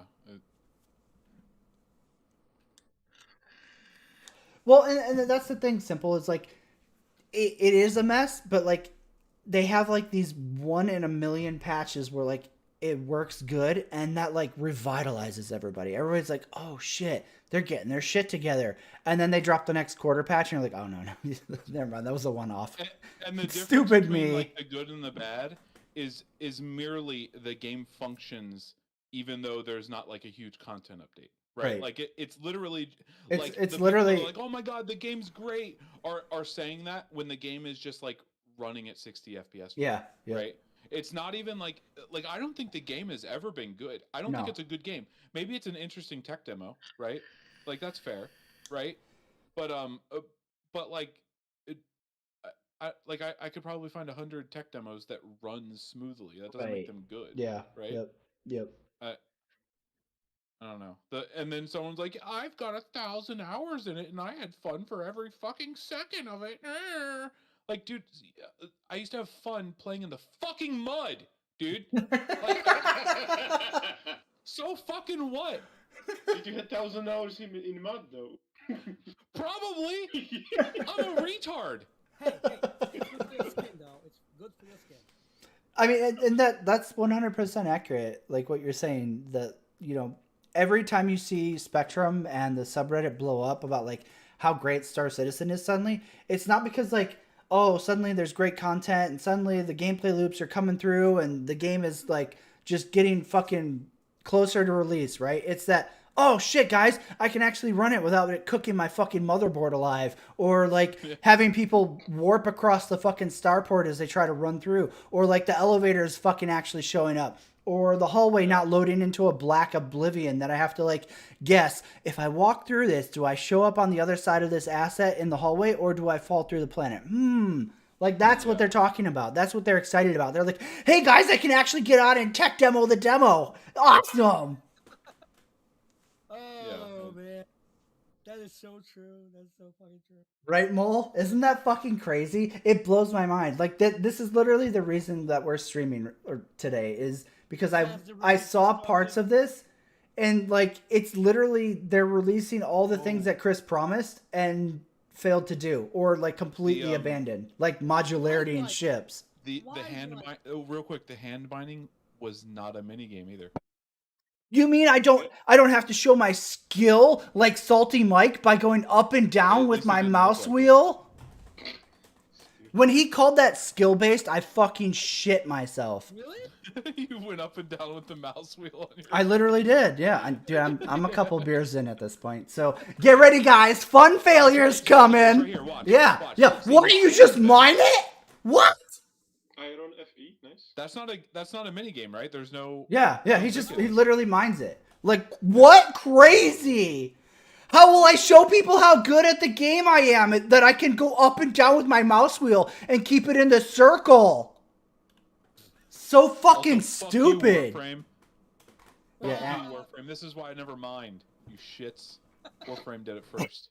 You still call him Turk 17. God bless you, Gundam. Hold him accountable to that fucking terrible fucking everyone name. Shut up. Hi, Vaughn. Hey, Vaughn, what's up, guys? hold on, I'm gonna have to turn you up. Hold on, Vaughn. I got you, bud. We don't get a lot of Vaughn time here, okay, guys? No. He's a busy man driving those fancy trains. Oh yeah, You guys got me How at a is good that, time. though, I'm by the sitting way? here in the hotel in the middle of nowhere, and I saw Oh, the stream shit. pop up. Wait, hotel? Yeah, he's a trainee, dude. He drives all over the fucking place. Wait, you don't sleep on the train? Who the fuck does that? He's got a little You don't live cot on right the next to train. the place where they shovel the fucking coal in, you retard. God damn. I don't know. Never drove a train. I think I'm on a roll. Failure got me to watch some fucking comedy yesterday, right? And I just soaked it all in. You got like 2 hours of this left, boys, and then it's done. And then I'm back to being an asshole and unfunny, right? Now I'm just an asshole. Does my voice sound all right, by the way? Because I'm running on like 1 bar of service in the middle of nowhere. It sounds as good as it can from a phone. It sounds like. Yeah. It's good enough. It's just good. It just works. Like it sounds like a gaming headset microphone. Yeah, right? Which yeah, is you sound fine. fine. You sound better than plenty of helicopter voices that have joined us before. So. Yeah. Hey, failure, how's it going? Also, the most important part is we don't hear ourselves through you. Yeah, that can be, too. like, really Yep, that's the worst. Yeah, that's the absolute worst. Yeah. Yeah, I really don't understand the immersion argument that Star Citizen just fucking drags around like a dead fucking body. Where they're like, it's fun that you have to wait 3 hours to load your Hercules. You should fucking be so happy that we're letting you have this immersion. Like, what? How is this fun? Like, Chris just doesn't understand what's a fun, like, makes a game fun. Like, Yeah, Star Citizen to just be spirals fair- further and further away from, like, a fun, enjoyable... Like, who's going to get home from work and be like, man, I can't wait to jump on Star Citizen and watch my cargo load for 8 hours? Yeah, to be fair to Eisenborn, in chat, like when I say mini game, I mean like something that feels like arbitrary, right? Yeah. Um, Yeah. like Like it's mining. fine to have like like I don't want to call them mini games, but like the one you were talking about in Shipbreaker, I'm guessing Yeah, that's is a like fucking game. it's probably fine, That's a good right? Like not all of them are. I'm talking like arbitrary, like like all you're doing is watching a bar And it's a move, task right? you have to repeat constantly too. Yeah, Like that's what makes it that terrible. shit is the worst. It'd be one thing if mining in Star Citizen was like, oh, I jump out to an asteroid and I can literally mine that entire asteroid and I have to play the mini game. But then I go back after like 30 minutes of playing the mini game and I'm fucking banking money like hard, right? But no, you have to literally play that fucking stupid mouse scroll wheel bullshit for hours and you make like next to nothing. I could have gone and done a bounty and made that money. If they wanted to do something like this, like maybe when you scan a rock, it tells you its hardness, and then knowing its hardness, you know the percentage of power you need to put into it, and only that percent, right? So like maybe you scan something, and it's like this is like I'm just gonna say some numbers, right? 50% hard, right? And random word too, right? I don't know what name they should use for it, right? But then you like the same way you set your speed limiter, right, in your ship, you like scroll the wheel to 50% and then you hold down the button and that's all you have to do, right? Mm-hmm. Like that. It's like, okay, that'd be okay, right? It's like something really little, but it also doesn't put a lot of like pressure onto me to like stare at the screen and be perfect. Right. Like, and it's you always just enough to stay engaged. Yeah. And you always see Yeah, like yeah. on Spectrum they're like, "Oh, well, it's to deter bots and the Chinese gold farmers," you know? And it's like if you think those fuckers aren't going to find a way to make money and still sell gold, you're a fucking dumbass. I don't know why they want me to feel like I have to be like an oil rig worker, right? Like with my Yeah. attention and like effort Yep. put in. Yep. Like, have you seen those guys? Dude, I would have anxiety attacks waking up in the morning having to do that job. Yeah. But they're like, hey, come do it in Star Citizen. Yeah. Yeah, that's the first thing I want to do coming home from a 48-hour trip. Right. Exactly. It makes no do real work. sense. It's entirely detached from like what a normal person does because Chris is not a normal person and he looks through everything as like don't look like absolute retards. oh my too. god, dude, tell me about it. Look at that customization. Hey, does it have a boob slider? I'm sure it does. I am positive it does. 100% it will. Type, so, yeah. You can adjust the thick thighs save lives, so you can absolutely do the titties, dude. It's probably not specifically. No, I'm sure. I'm sure it's chest. I'm sure it's chest. Like it'll be some chest slider. They did have like it did literally just show like a one of those like octagon things, right? Where like you move it in the circle, and it adjusts everything. I mean, so, like I don't like who knows, but yeah, you may be right. Bethesda games. Oh, go ahead. But Maybe. Android there was a body type, so you could select. Yeah. And it's usually like big boobs. Or well, I mean, like you look at older Bethesda games where people like literally create like iconic figures like The Rock or like the Joker or whatever. Like your Bethesda game sliders are so in depth that like you can literally recreate like non. Yeah, they do. They do a lot of the whole like throw in like everything, and some of it feels kind of bad. Like right? fine tuning it and shit. Yeah, they put a lot of things into their games that like some people might even be like, we didn't ask for half of this, but thank you, right? Like, right. Like I'll never use half the sliders in Fallout 4, but like the fact that you can and that people do is insane. And the fact that Todd is saying like, oh, this is our most in-depth character creation tool ever. So I'm expecting more than Fallout 4, which is already insane. I don't know how they did it right, but I saw a video of it the other day. Some dude or a group of guys, I guess, made a mod for Fallout 4 that makes it a top-down game. What? It actually looked really pretty and like it actually looked like it worked. Like it looked like it was one of the like successor Fallouts to the old ones that were like top-down, right? It looked like it could have been. It was actually really... colors and everything. One You of don't the need to things buy anything extra. Oh, don't bet on that. These Oh. guys tried to sell horse armor, okay? Oh god. Oh. Don't listen, I'm just saying, if they're gonna sell something, it will be skins and paints and stuff, right? One of the things that makes me wonder, because I see some of the characters talking when they're like in a cutscene and talking to you. Are they using the same engine they used for 76 again? I don't know. Probably. Who knows though? I think 76 is getting an update soon too. Yes, it is. There's an expansion coming. I think there will absolutely be DLC, but as long as they allow modding, which if it's an offline game, I can't see why they wouldn't. Then it doesn't matter. Like you could just skip the DLC and just get mods because that's literally always ends up being the best part of Skyrim or fucking Fallout or whatever. It's always the crazy shit. I mean, people literally make full game conversion expansions for Skyrim where like it's not even ESO. It's like an entirely Well, I mean, they game. had to get more Elder Scrolls. You know what I mean? Fuck. Damn. But like many people. Hey, real quick, they're using Creation Engine 2. This is the first game that will have Creation Engine 2. Shit. Fallout 76 was the first Creation Engine, so it is an updated one at least. Well, at least. But like yeah, like it may be mostly similar, but that dock sequence right there. That was CIG. CIG got money out of that right there from the docking thing. That tech was sold by CIG to Microsoft, I bet. I mean, possibly Gundam for sure, but like I don't have an issue with like them selling DLC for this game, especially like if it's not like literally day one type shit, right? Like if you're talking about like, oh, here's a DLC that adds insert cool mechanic, like fuck it, why not? If I'm enjoying the game, then what the fuck is another $30, $40? Like I don't have an issue with that.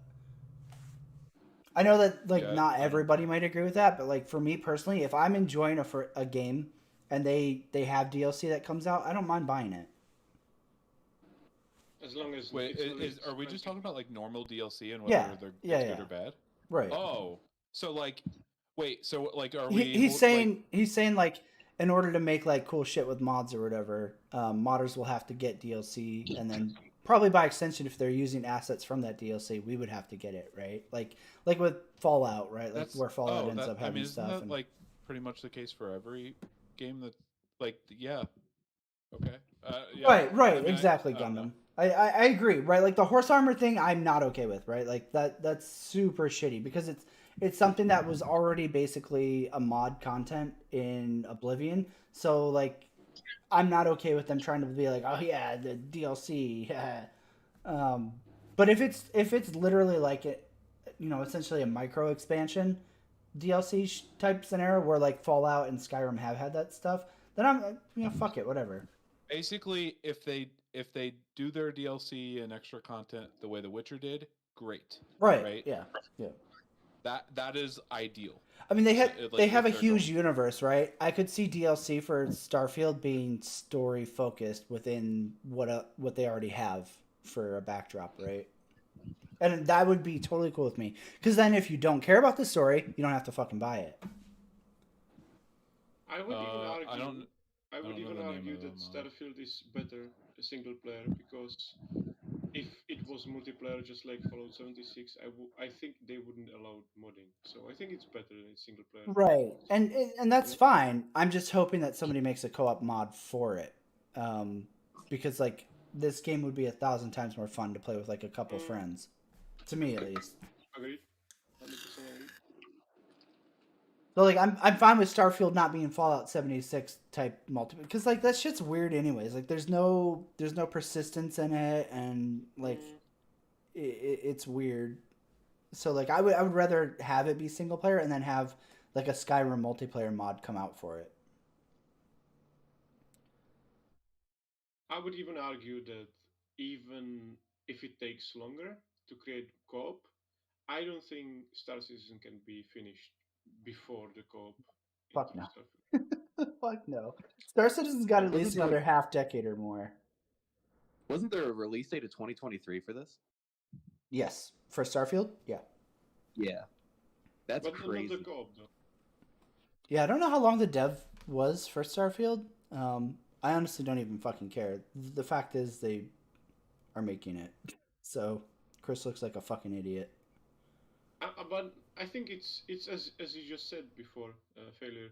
It's basically when you have a decent management and you have vision, you have overall perspective on the idea, so you know how much in depth you can afford to go in each part, right? So they didn't do like super difficult mining in order to have more time and money for different parts to be. Are you saying like a competent project manager was running this instead of Chris Roberts? Is that what you're saying? I mean, it looks like it. somebody who can prioritize things and fucking be like, hey guys, we need a product to ship. We need to focus on overall. Yeah. Everybody on Spectrum throws that out like it's the fucking worst thing in the world to have a fucking a company like that is structured to oversee and push towards completion. And it's like, dude, do you not see where we're at with Star Citizen right now? We're literally over a decade in, and there is no fucking release on site. I think the problem with that stuff is that like it's so much more likely that a company will have like a publisher or whatever like pushing them to completion than not. So you end up getting more bad ones from that than you do bad ones from the other side, if that makes sense. So like CIG is like a unicorn, right? That they don't have a publisher with so much money in such a big game, right? They're an absolute unicorn. So when it goes bad, when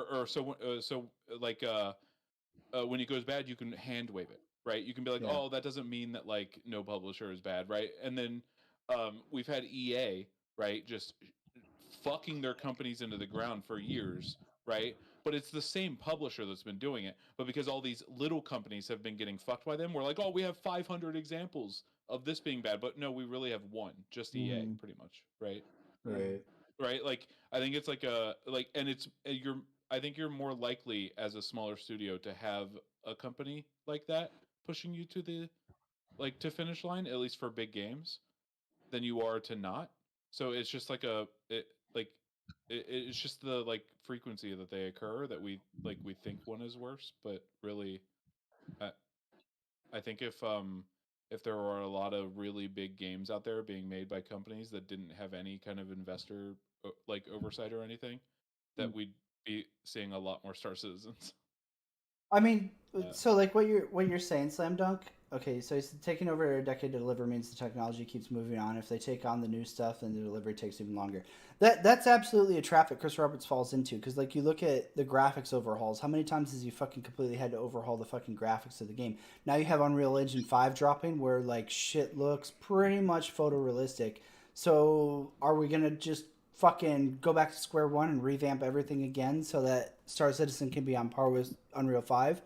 Is that where we're at? Like, it'll just never end because the overall game has no end in sight. So, like, he's just constantly going to be playing catch up because Chris wants it to look like the best thing ever made. I think some of the like that is probably one of the things that a publisher would have helped with, right? If he had a publisher from the beginning, right? And he was like, all right, I want to make this game that's like this and this, and it has to be when it comes out one of the best looking games, right? Which is a fair, like, if you want that, you want that, right? That's totally fair, right? But a publisher would have been like, all right, well, looking like we have these experts that like know their shit about video game graphics, right? And they know where the industry's heading and when it will be there roughly, right? Like maybe you shouldn't even put effort into this game for 3 more years, right? Because if you do, all of the time you spend working in that 3 years will be for fucking nothing because then you have to redo all of it when that graphics update happens, right? Across the whole like gaming industry, right? I think that's one of those things that like somebody that like that cares about being or cares about the game like releasing in a good state and like the customers like not waiting 40 fucking years and all that shit. Like Chris is like I guess like for like a lack of a better term, an artist, right? He doesn't consider fucking anything other than whether he gets what he wants, right? And I don't think he thought of like how to get there the right way, right? These big companies have like fucking mathematical formulas on how to make games perfectly to some degree, right? Like they fail still, right? But they have the formula down, right? There's a reason that these companies do well. And Chris is just like, well, I painted a game once. I'm a before visionary and it happened to do well, right? And he just eats that up. Every time he comes on, he's eating that up. Where he's like, he wants to be the visionary. He wants to be like, the guy leading the gaming industry. He wants to be like the messiah to like lead us to the promised lands. Yep. Oh yeah. Right. He's writing Wing Commander so hard, and like what was that, 87, something like that, right? Like so long ago. That's literally I didn't even know about that game. It's the only thing he has that's a claim to fame. And that's and the thing that like really bothers me is it's the only game he made right? Like as a developer made. After that, like gaming got way more complex. It got way more complicated, programming and everything else. And after Wing Commander, he was essentially a project manager, right? So like he's not the one doing it. But now all of a sudden he has this attitude that like I can code anything. I will break the barriers for the industry. And it's like he's the Elon Musk of gaming. Right. And it's like 100%. Elon Musk doesn't work on shit, right? Right. Like not on the product, right? He sits in a fucking an office and like answers emails and looks at spreadsheets, right? Like that's his like he's the head of the companies, right? Like he's not out there drilling the fucking tunnels in LA, you know what I mean? Yeah. But he sort of acts like he's like on the ground building this shit on Twitter and shit. You know what I mean? Like he like I don't think he has a degree in in engineering. I don't think he does. Right? But everyone's like, "Oh my god, he's building the world's most advanced batteries and AI that can drive you to the moon." It's like he's not doing any of that. He just has good talent. Yeah, you know the what I mean? people he hired are doing and it. that's fine. Just right. But they put forth this perception of themselves that isn't. Yeah, true, right? yeah, and that's one of the things that bothers me with Star Citizen. So like what Jordan just said, where Chris was like, "Oh yeah, I've been staying up all night working on the cloth physics refactor, manually coding it and stuff," and it's like, dude, just shut the fuck up. You don't know what you're fucking doing. The whole point of being a project manager is that you can hire talented people. You have the fucking money. You can hire talented people who can do these things for you. And your job is to make sure the pieces all connect and the project stays on a fucking timeline. That's your job. Stop acting like you're fucking Chris Roberts, the 21-year-old wonder kid of fucking programming. You're not. You fucking don't understand shit in today's fucking industry. So just fucking let the people who do know what they're doing do their fucking job for you. That's the whole point of being a CEO, you stupid narcissistic fuck. By the way, Arc is free to keep on Steam right now. Aww. You can go get the base version of Arc. Arc is free to keep on Steam, so if you download it or whatever right now, you can keep it forever. I don't think you need to even download this. I think it's. Yeah, you have to like start the download or whatever, right? But you can cancel it. You have to like click the whatever. They launched the new map that Fjord or whatever called. Yeah. Yeah, but I mean, there's plenty of stuff you don't need the DLC for. So. Well, I mean, and that's honestly a great deal because all of the best content in Arc is mod made anyways. Yeah, it's either mods like Ragnarok is a free map, the new one. Yeah. Like so, like really, it doesn't even you don't even need to get the DLC. The base game lets you get the best parts of Arc. There's mods to import all of the fucking DLC dinos. So like. Yeah.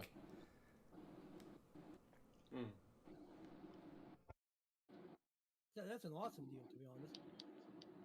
Yeah, it's just fucking. It's frustrating when Chris acts like he's literally gonna save us from the industry, and he's literally does the worst parts of gaming himself, and somehow all of his fans just act like he isn't guilty of it. It's crazy. I mean, granted, Diablo Immortal set a new bar, so Chris has some climbing to do, but like prior to Diablo Immortal, Chris was doing all of the worst shady shit that any other fucking publisher was doing, and his fans still suck his dick every fucking day. Honestly, I think that what Star Citizen is doing is probably the most shady shit in gaming. In which ways? I think that Raid Shadow Legends is more honorable than Star Citizen. Wow. Because Raid Shadow Legends doesn't lie to you. It's like, here's the store, here's all the shit you can buy, right? Well, yeah. Buy it, right? Like, do it if you want. Star Citizen's like, well, like, here's something you can buy that like maybe you can use now, and like maybe at some point in the future you can use, right? But like technically you're not buying, you're just like pledging for a game that like might not ever get fucking finished, right? And then like maybe we'll sell you some skins for the thing you already paid for as well, right? But that you can't use yet still because we haven't fucking put it in the game, right? We sold it 7 years before it's gonna, right? Like I think it's the dumbest. I can't believe it's been allowed. Yeah, right? But they get away with it. If Electronic Arts tried this shit, yeah, they would be crucified. Yeah, they would never make it out the door. It's the double standard. It's yes. Like all of these Star Citizen fans are like willing to just murder these publishers, but you look over to Star Citizen and they're doing 10 times worse than what they're doing. If anything, it's actually given me respect to the publishers. I'm like, man, EA doesn't sound too bad You see anymore, this kind man, of I'll be shit honest. in like every part of life. I feel like where some like people are just absolute hypocrites about shit, right? Like I won't get into some of the other examples, right? But like you see, like you just see this this shit all the time, where someone's like, "Well, this thing's totally okay, but this identical thing, fuck that," right? Yeah. Right. I think that's what one of the things that bothers me most about Star Citizen is the hypocrisy that runs rampant through every aspect of it. But don't worry, guys. Fucking what's that fucking Call of Duty YouTuber that played Star Citizen a bunch recently? Oh, The fuck. Jack Frags? Is that him? Jack Frags played, and he said he had a lot of fun. That means the game is good, right? Oh, no, we're good. We're good, boys. Reinvest. Buy more Idris. Fucking proof right there. Buy more Idris. No, we're past Idrises. Now it's javelins and shit. That dude 100% got paid by CIG somehow. I mean, like, or maybe he just ended up having fun, right? You can have fun in. I had fun in mud. Yeah, right. Yeah, you can have fun 1,000 hours. I'm just like, the thing for me is just like, I guess I'm cynic over how shady CIG has been and how they pretend they don't pay marketing, and they absolutely do. So when I see a big streamer pick it up, if it's not something like totally random, like, oh, here's God, who was it? Oh man, I'm gonna draw a blank. Fuck. The really big dude who would check in on it every 3 years, right? Like Lyric? Yeah, Lyric. If it's not like Lyric being like, okay, what's up with this? Oh yeah, the channel wants me to play this. Like, I think and some of then that he is like plays it for a day and then moves on and never fucking touches again. When it's like a big channel that comes in and is like, this is a great game. I can't believe this is a game. Wow, how amazing. While they're like showcasing all the fucking shitty things about Star Citizen, like the jank and the desync and the fucking shitty fucking falling through the world and stuff. And they're like, wow, what a great game. I'm like, yeah, totally, dude. You're playing this like totally unbiasedly. I bet. Yeah, to be fair, I didn't watch Jack Frag's videos. I just saw people be like, well, did you see him play it? Right? Like, kind of shit. Like, I watch his like reviews. Like, I watch a lot of his shit on the latest Battlefield. Right? He's critical when it deserves it. Right? Like like, in my opinion, he is. Right? And I don't think somebody as big as him would risk not disclosing that it's paid content. Right? I don't think. What Simple the Gamer amount of just money said. they'd have to pay him to risk that is obscene. What Simple Gamer just said, Jack Frags and Level Cap both jumped on SC recently talking about how it's blown them away, but they all have all the ships and videos 3/4 year ago, or 3-4 years ago about it. They're 100% playing on media accounts. CIG hands those out like candy to any big streamer who will touch Star Citizen, which means you don't have to go through all the bullshit. You're like, oh, look at this ship. This is cool. Completely negating the fact that it's fucking $900. And furthermore, like, those people, to them, $900 is nothing. Like, you're distorting what is normal to like an actual person while being like, wow, this game is so great. I don't see any pay to win on my media account that has every single ship. This seems really fun. Yeah, I mean, it's totally possible that that there was like things influencing a decision. I'm doubtful that he took money to lie, right? Like that like blatant. He doesn't have to. It's new content, right? So like they suck him in with like, oh yeah, here's a media account, come play Star Citizen, and he's like, well, fuck it, it's new content, and viewers fucking are bored as fuck. So like, here's new content. It works for him and it works for Star Citizen because they're like, yeah, big fucking player exposing our shit. Woo! And they even got a lot of old Elite content creators, right? I mean, of course, because Elite's fucking dead. Yeah. They've got to find something that will keep their channels going, otherwise their channel dies. Yeah, isn't it kind of weird that Obsidian Nance is now talking about Star Citizen? Star Citizen and Microsoft Flight Simulator, yeah. Oh, yeah. I mean, that's the thing is... literally only been Elite.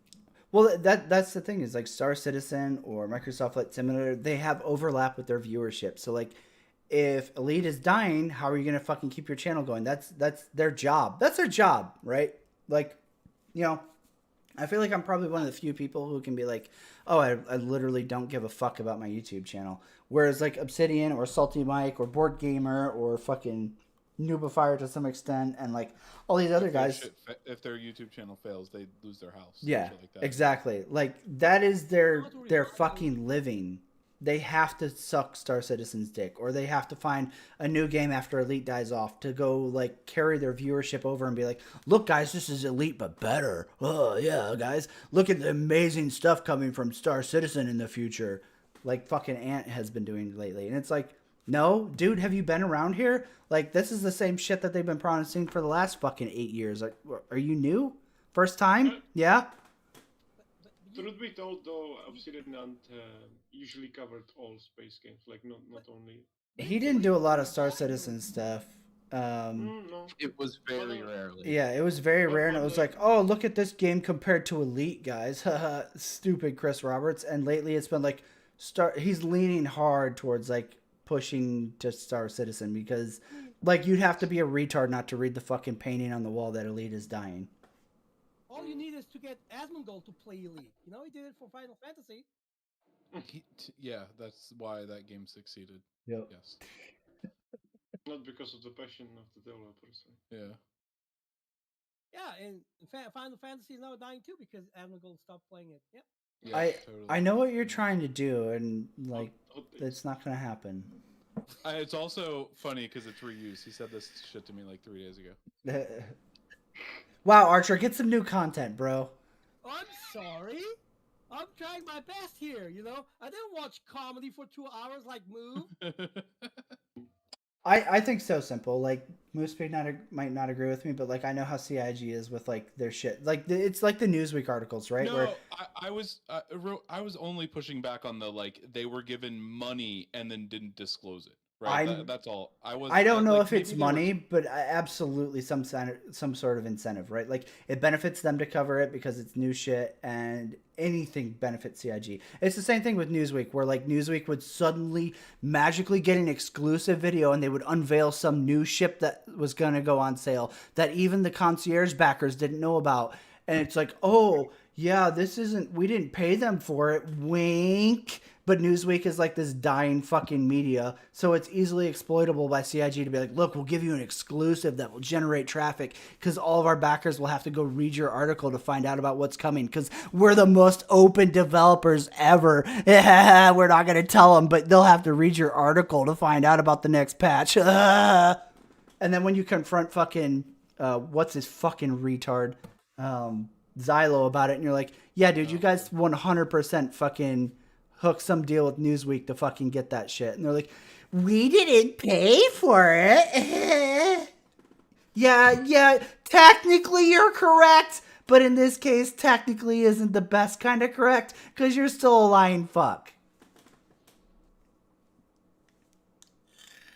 So absolutely simple. I agree with you.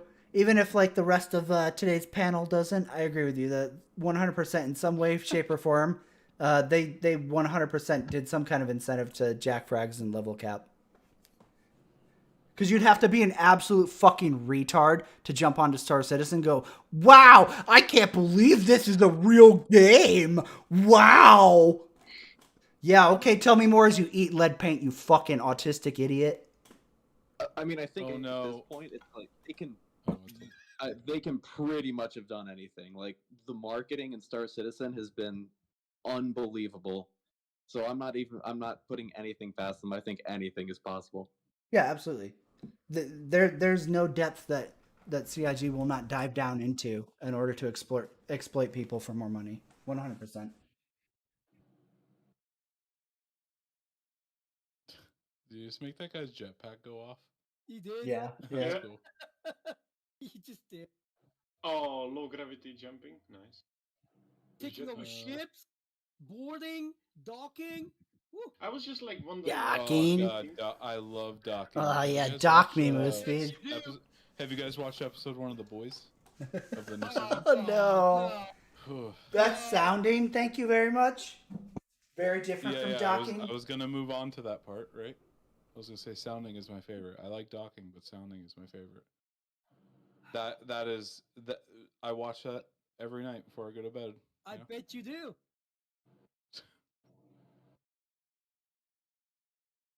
Why did you have to make it weird? Why? Also, by the way, what is this You're not robot allowed to say about? that. There's some kind of walking robot with you. What is that supposed to be? That's what do you mean? A walking robot? You said the words. What do you mean? Oh. Yeah, it's your companion. I don't know. We're watching the same goddamn trailer. Maybe. That's your suck job robot, dude. It gets lonely in space. It does. Where are you supposed to have companions in Star Citizen? You're supposed to have a lot of things in Star Citizen, bud. I mean, salvage. How many times have it been pushed back? Poor A-Train getting fat. It's so funny how bad Homelander shames him too. I know. Yeah, you get some extra whipped cream in that, you fat fuck. The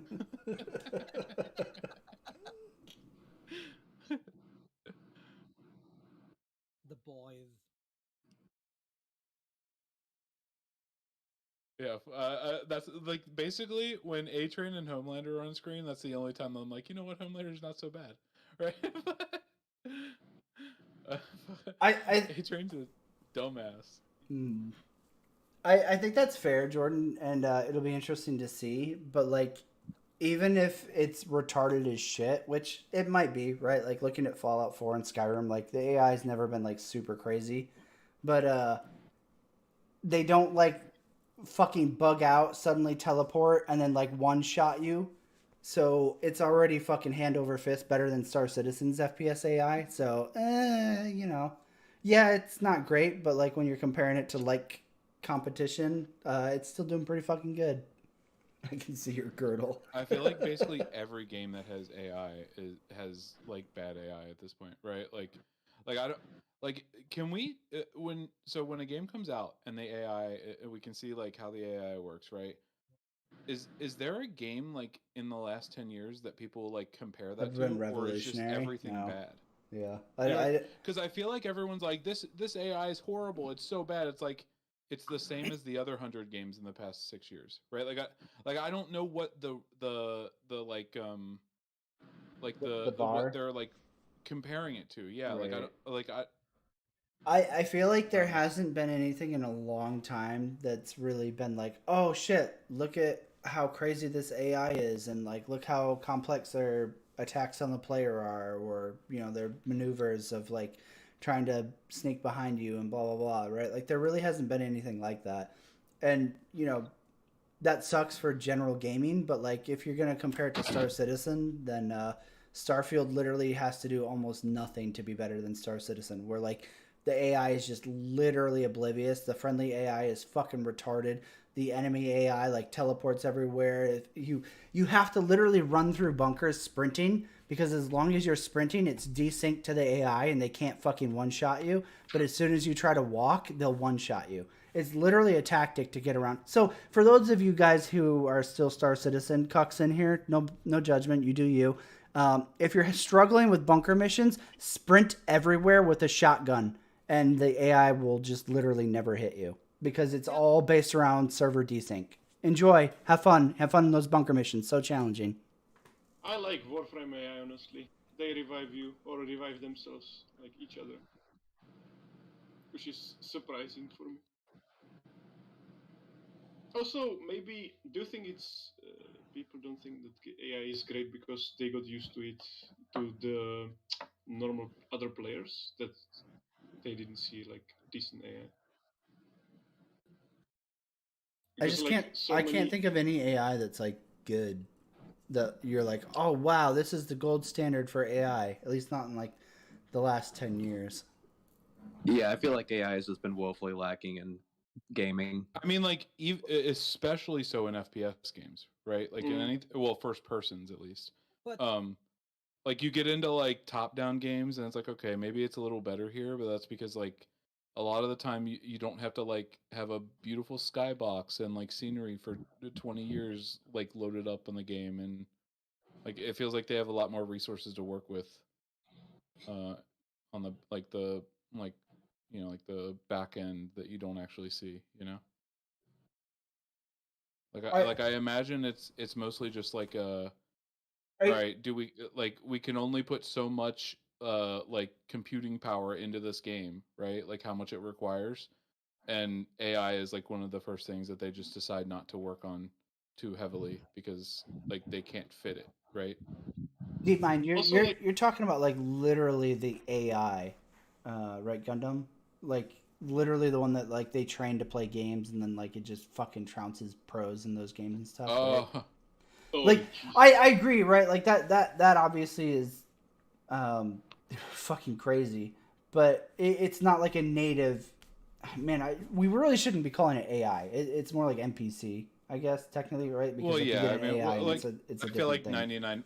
That's the We first call person it I've ever AI, seen. right? Yeah, Gundam is the first person ever that I've ever seen that misinterpreted that. No, right? Like when I we're mean, I talking think about games. I mean, I don't know if he misinterpreted, but like his point is valid, right? Is like the AI can play the game, but like, yeah, I think when we're talking about like AI, I think we're all talking about like vanilla NPC AI. I mean, again, it's not AI. It's scripting, right? It's scripting. Yeah. But most people call it AI for whatever reason.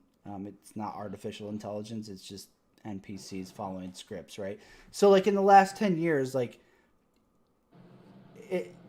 I can't think of a game, and like if anybody else can, please correct me, but like I can't think of a game where the NPCs have been revolutionary to any other fucking game that's come out, right? Like again, the DeepMind stuff I would say stands very, very, very in its own area. Has anybody checked the Star Citizen subreddit? I don't even want to read it. That's something I wonder, like how the Star Citizen. Right, Fear is the closest that I can think of. Gundam is Fear was like revolutionary for its time, but I can't think of any game that's pushed that. But like Fear, there was a very nice video about it. They basically used a few tricks how to make it appear more smarter than it was. Right, because but the AI when was it came out just, though, it was still like revolutionary to players to have to deal with those kind of challenges. Now it feels like games don't even go at that level anymore. Now it's just kind of like AI stands behind cover, it shoots. Sometimes they move to another cover piece in front of you, but like there's no real effort to like distract the player while another AI flanks and like pushes you or anything. Like I don't know, it feels really like we haven't progressed from like 2000s AI. I mean, maybe it's because time to kill is usually way faster nowadays. I don't know. Time to kill, man. and also maybe the environment is generated rather than just set in stone. So they would have to counter it. When you have like a randomly generated environment, then it's maybe more difficult to program AI. I mean, I guess I guess that's technically true, KA, right? Like DeepMind isn't technically an artificial intelligence. It's still like operating off scripts. Like technically at a like crazy pedantic level, yeah, you're right. They're all just operating off scripts. There is no, I don't think, true AI yet, but like game NPC attacks aren't like we really haven't progressed fuck all in the last like 10, 15 years for sure. Simple. I agree, dude. Right? Like I'm obviously concierge also, and like I would love to see something good happen with Star Citizen. I just don't ever see it, and it's fucking depressing when you get on every quarter and you're looking at like the patch notes and you're like, oh yeah, they added some new thing to drive hype, and like it feels like the focus is to drive hype, and the game really hasn't progressed anywhere.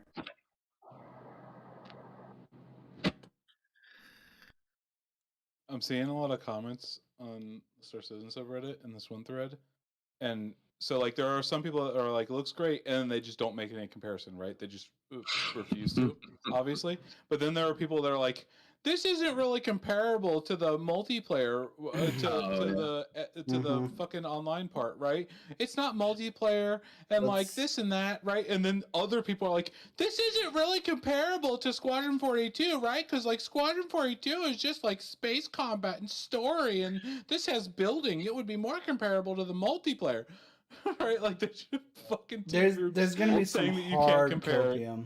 Yeah, there's gonna be some hard copium to like dismiss anything out of Starfield as like comparable to Stars. Because as soon as that's the thing, like that's the beauty of Chris Roberts, is that he hides all of these things either in like it's pre-alpha or like in Squadron's case completely unreleased in any form. So it shields him from criticism and accountability. But like a game like Starfield shows like, okay, here's a single player space game and it has all the things that Squadron promised and it does it better, right? Like let's say, we don't know yet, right? But let's say it does it all better. It has modularity and shipbuilding, it has outpost building, it has story, it has like the grand hero's journey, it has space exploration, cargo hauling, all these things, right? Which at this point, I don't even think Squadron 42 is going to have. I think Squadron 42 is going to be a theme park on rails 100 fucking. Oh, it's going to be basic. Yeah. So like, let's say Starfield drops and it has all that. Then suddenly you have a meter to measure Squadron 42 against, whether it's released or not. Suddenly there is an expectation in a space single player game that Squadron 42 has to at least meet, right?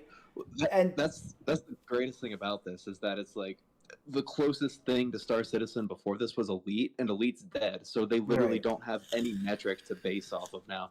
But Starfield is very close to Squadron. I mean, it's already better than Squadron is going to release, and it's gonna basically be Until Dawn in space. I bet, right? You remember that game where it's basically like a visual novel, right? It's going to basically be that, and then people are going to move on and be like, you can't compare this to a full RPG, guys. It's not fair. Like, There will just never-endingly be mental gymnastics from the Star Citizen base, at least the fans, that like there will always be some excuse for why Star Citizen, Squadron 42, whatever, can't be held accountable to anything, right? Like, that's how it's been since 2011, and they have no interest in changing it. Because as soon as you change it, and as soon as you add accountability to Star Citizen, everything falls apart. So these people need to, in the back of their minds, they have to maintain that Squadron, Star Citizen, whatever, is not accountable, right? Like, you can't measure it because it's something more. There's more to this dream than you understand. And Starfield, like, isn't the same, guys. So, like, they will fucking fight tooth and nail if Starfield drops and it does everything that Squadron 42 is supposed to do, but better. They will fight tooth and nail to live in this alternate reality where it doesn't.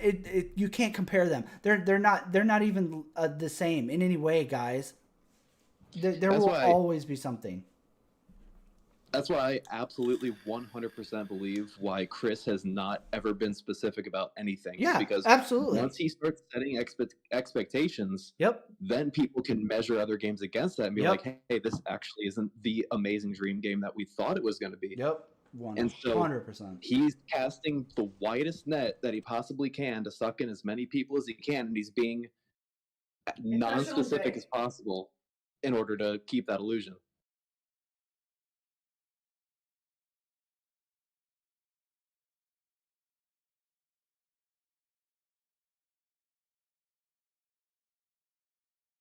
I hope Star Citizen just fucking falls apart and nobody gets a final game out of it.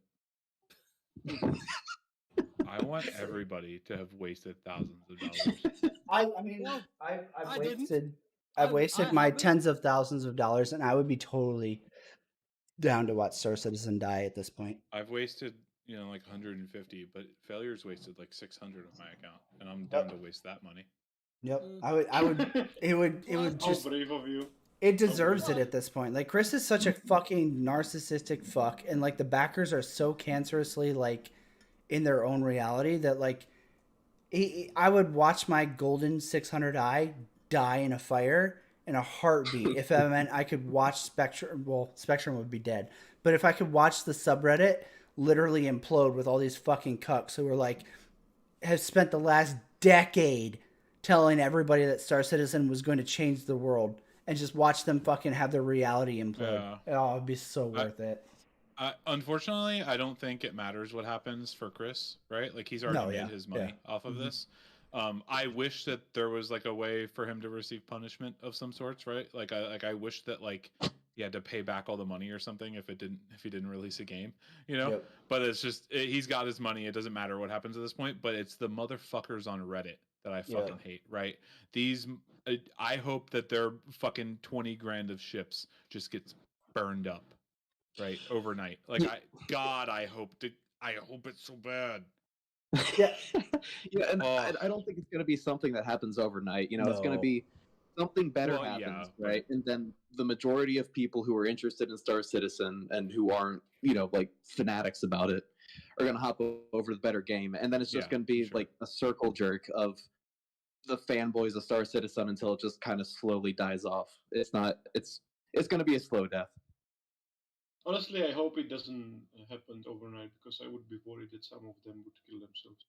And sure, it doesn't matter. Honestly, it doesn't matter. It's gonna honestly, like we could, you know, COVID didn't get rid of enough people. Like we're still overpopulated. Yeah. So, like, you know, it's that's all I'll say on that. There are some people like the guys. I don't want it to happen, but if it does, like, it could be a good thing. I mean, just re-engineer the SARS virus. You know, that one has like 25% death rate. So there you go. I mean, or they could just fucking cancel Star Citizen and watch people drop like flies. All right, I'm done. I'm sorry. Oh, What KA said? My biggest fear for Star Citizen in general is that just won't be fun. Once everything is said and done, the whole thing is done. I just don't see how it will hold up to modern game systems wise. That's like, I'm gonna go down a limb and extend my opinion to Moose Speed, but like that's been one of the biggest driving fears for both of us. I feel like is that like we've watched this game get worse and worse over the decade to where like we're like, is this even fun? Like like what's fun?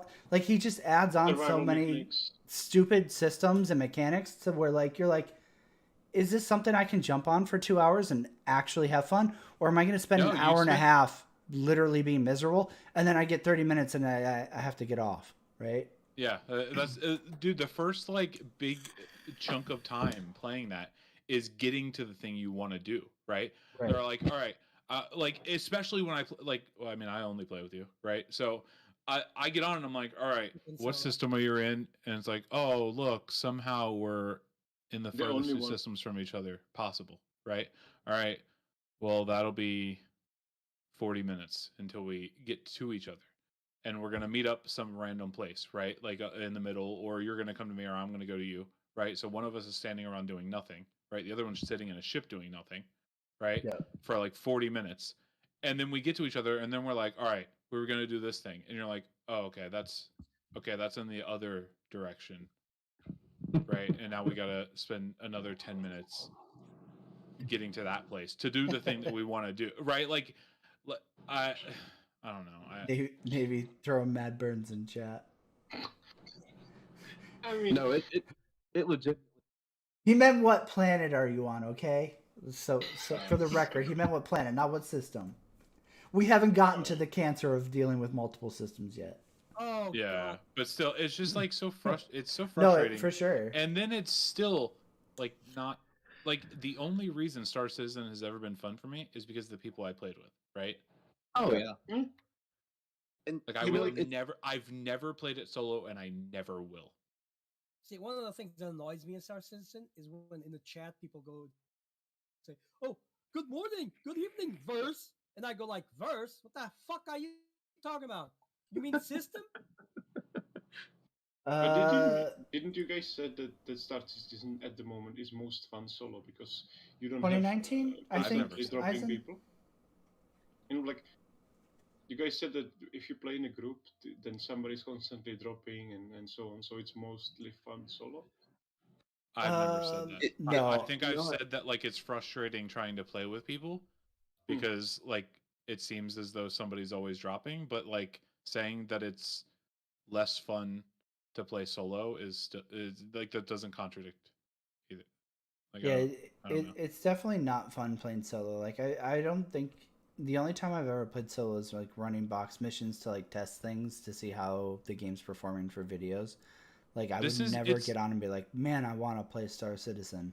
Star Citizen is just space life simulator, right? Yeah, like it's not a game, yeah, right? In the way that like fucking the people make it fun. The game is truck not driver fun. simulator or whatever it's called, right? Yeah. Is like I don't count those. I count those as simulators, not games, right? It sounds like the vital part of the game development is missing, right? Like the part where people sit down and says, all right, so we have 2 hours of somebody's time. What this guy can do in those 2 hours, right? And nobody when you think over how can you mine stuff, but you didn't thought about how could you get to the point where you can mine, then it's overall bad game design. Yeah, I don't know. I think it's just like those like simulator games, right? All of them. Wow. I know the flight sim game has done a lot for that genre, right? But like I feel like it's still not like the majority of gamers want to play this. And then on top of it, it's a fucking space game, right? That like already apparently that's so weird to me, but like sci-fi and tech and all that turns people off. Yep. Right? But like I don't know like who this game is like who like Star Citizen is really supposed to be for in terms of like a big player base, right? Couple like, dozen whales and that's it. Yeah. It's for the people who want a second life, basically. Yes, they want second life in space so they can feel good about themselves. That's it. But like, yeah, just like I don't really count those as games, you know. Just like Gundam said, by the way, Eurotrack. Even in Eurotrack Simulator, if it's supposed to be simulated, right? Well, there's American Truck Simulator. Thank you. Okay, continue. Yeah, but like, it kind of sucks though. Yeah, but like, even in that simulator, you don't do boring stuff. You do exciting stuff. You know, you don't go on toilets. You go on super deep on some. Well, and that's the thing, right? Like, it doesn't make you get up out of your bed, go into the truck stop to shower and take a shit, buy a coffee so you don't fall asleep at your fucking wheel, right? It doesn't do any of that shit. That's why it works. No, I feel like this is a really good point that like I can add on to personally based on like my own experience, right? So like you're talking about like how simulators don't make you fucking be miserable, right? But like and Vaughn can kind of add to this with Farming Simulator, but like with Microsoft Flight Sim specifically, right? You have a flight sim game where like you jump in a plane and you fly around and you're like, wee, whatever, right? And that's the base game. But then there are add-ons that make it more in-depth and more miserable depending on your own taste that you can pick and add on to. So if you want to be fucking miserable and do an entire fucking pre-flight plan, fucking loading it up to the ATC, totally like booting your fucking plane from dark, like full procedure and everything, and having to do ATC procedures the entire flight from like wherever to wherever, like an hour-long one, entire way doing ATC calls, you have the option of doing that. But Star Citizen is like, let's make everybody conform to this miserable standard that Chris thinks is cool via Hollywood goggles, right? And that's the problem that Star Citizen has. Exactly. Shit, right? How many people are like, man, I love riding that fucking tram to the starport for 15 minutes. And I love waiting to get up into space for fucking... And they're talking about like making things longer and worse, right? So like potentially we could see the old like, what was it, 3.3 flight model of like 15 minutes to break atmosphere in certain ships, right? Like you could see that come back. How many of the player base wants that versus like the ones that do? And that's the thing with like Flight Simulator, right? Like the majority just want to be like, woo, look at me, I'm flying around my house or the fucking Eiffel Tower, woohoo, right? Look, and then like the Pedo Island, I'm gonna go land. Right. And then there's the small group that wants to have like everything is real. Right? And those people can have that experience. And the ones that just want to fucking jerk their dicks around the Eiffel Tower can do that. But Star Citizen doesn't have that. They are like literally like, you do it 100% fucking real. And the same thing with Farm Simulator, right? Like you have add-ons and mods that let you be like, oh, you can't just teleport to the next tractor. And there are no like AI to do your jobs. And then you have to like actually manually hook up hoses. And you have to get out of your tractor and hook up the trailer or the seater or whatever. Like those are options for people who want that higher level of immersion, but they're not forcing it on everybody. And that's the problem with Star Citizen is Chris is trying to force the most pedantic shit on everybody and expects that like everybody's just going to love it when it drops. He thinks he's an artist, right? He thinks he's an artist, but the problem is that games aren't only art, right? I think games are art to a certain degree, but they're not only art, right? And it's just like just because something is interesting doesn't mean it's worth doing, right? I think almost all of the stuff Star Citizen has done or tried to do is interesting, right, to some degree. I just don't think it's all worth doing, or I don't want to do it all. Very poorly. Yeah. Well, it was like the thing, the farm sim thing's like a really good comparison because I've got like, I don't know, 800 hours on the FS19 one. I sure as hell wouldn't have a fraction of that if I was forced to play on the hardcore mode the whole time. Yeah. Like, it's fun to do a few times, and then after a few times, I'm like, all right, I'm ready to teleport to my tractor now, and I'm ready for my AI to do my whole thing. Yeah. If I was forced to do that the whole time, I would not have had that many hours. And that's the thing with like hardcore mode farm sim, right? Like it works if you're playing with a large group of people who can all kind of independently do the like every asset or aspect of like maintaining the farm. But if you're playing by yourself, it doesn't work. And that's kind of like the problem with Star Citizen is like you ramp up all these hardcore fucking immersion details and you force every single person to deal with it. And like, yeah, it's cool the first time you're like experiencing it and you're like, oh wow, this is cool that I got to ride the train to the starport and then I gotta call my ship and I gotta fucking like load it up with the cargo I want to take up, my gear. I gotta load in my fucking flight suit now and I gotta load in my fucking armor in case I want to do bunker missions and I gotta set my guns in the gun rack. That's fucking really cool the first couple times you do it. And then after that, it's like, kill me. Fucking kill me. Drag me out back and fucking shoot me, Chris. Check general gaming and look at the slide or the circle thing and then the body. It's like, yep, that's Amy Schumer. That's her, right? Lengthen the hair a little bit or something, right? That's her body, though, right there. She's like a scaled up Oompa Loompa. But does that body mode also let you steal jokes from people and be incredibly unfunny if not joking about your fat pussy?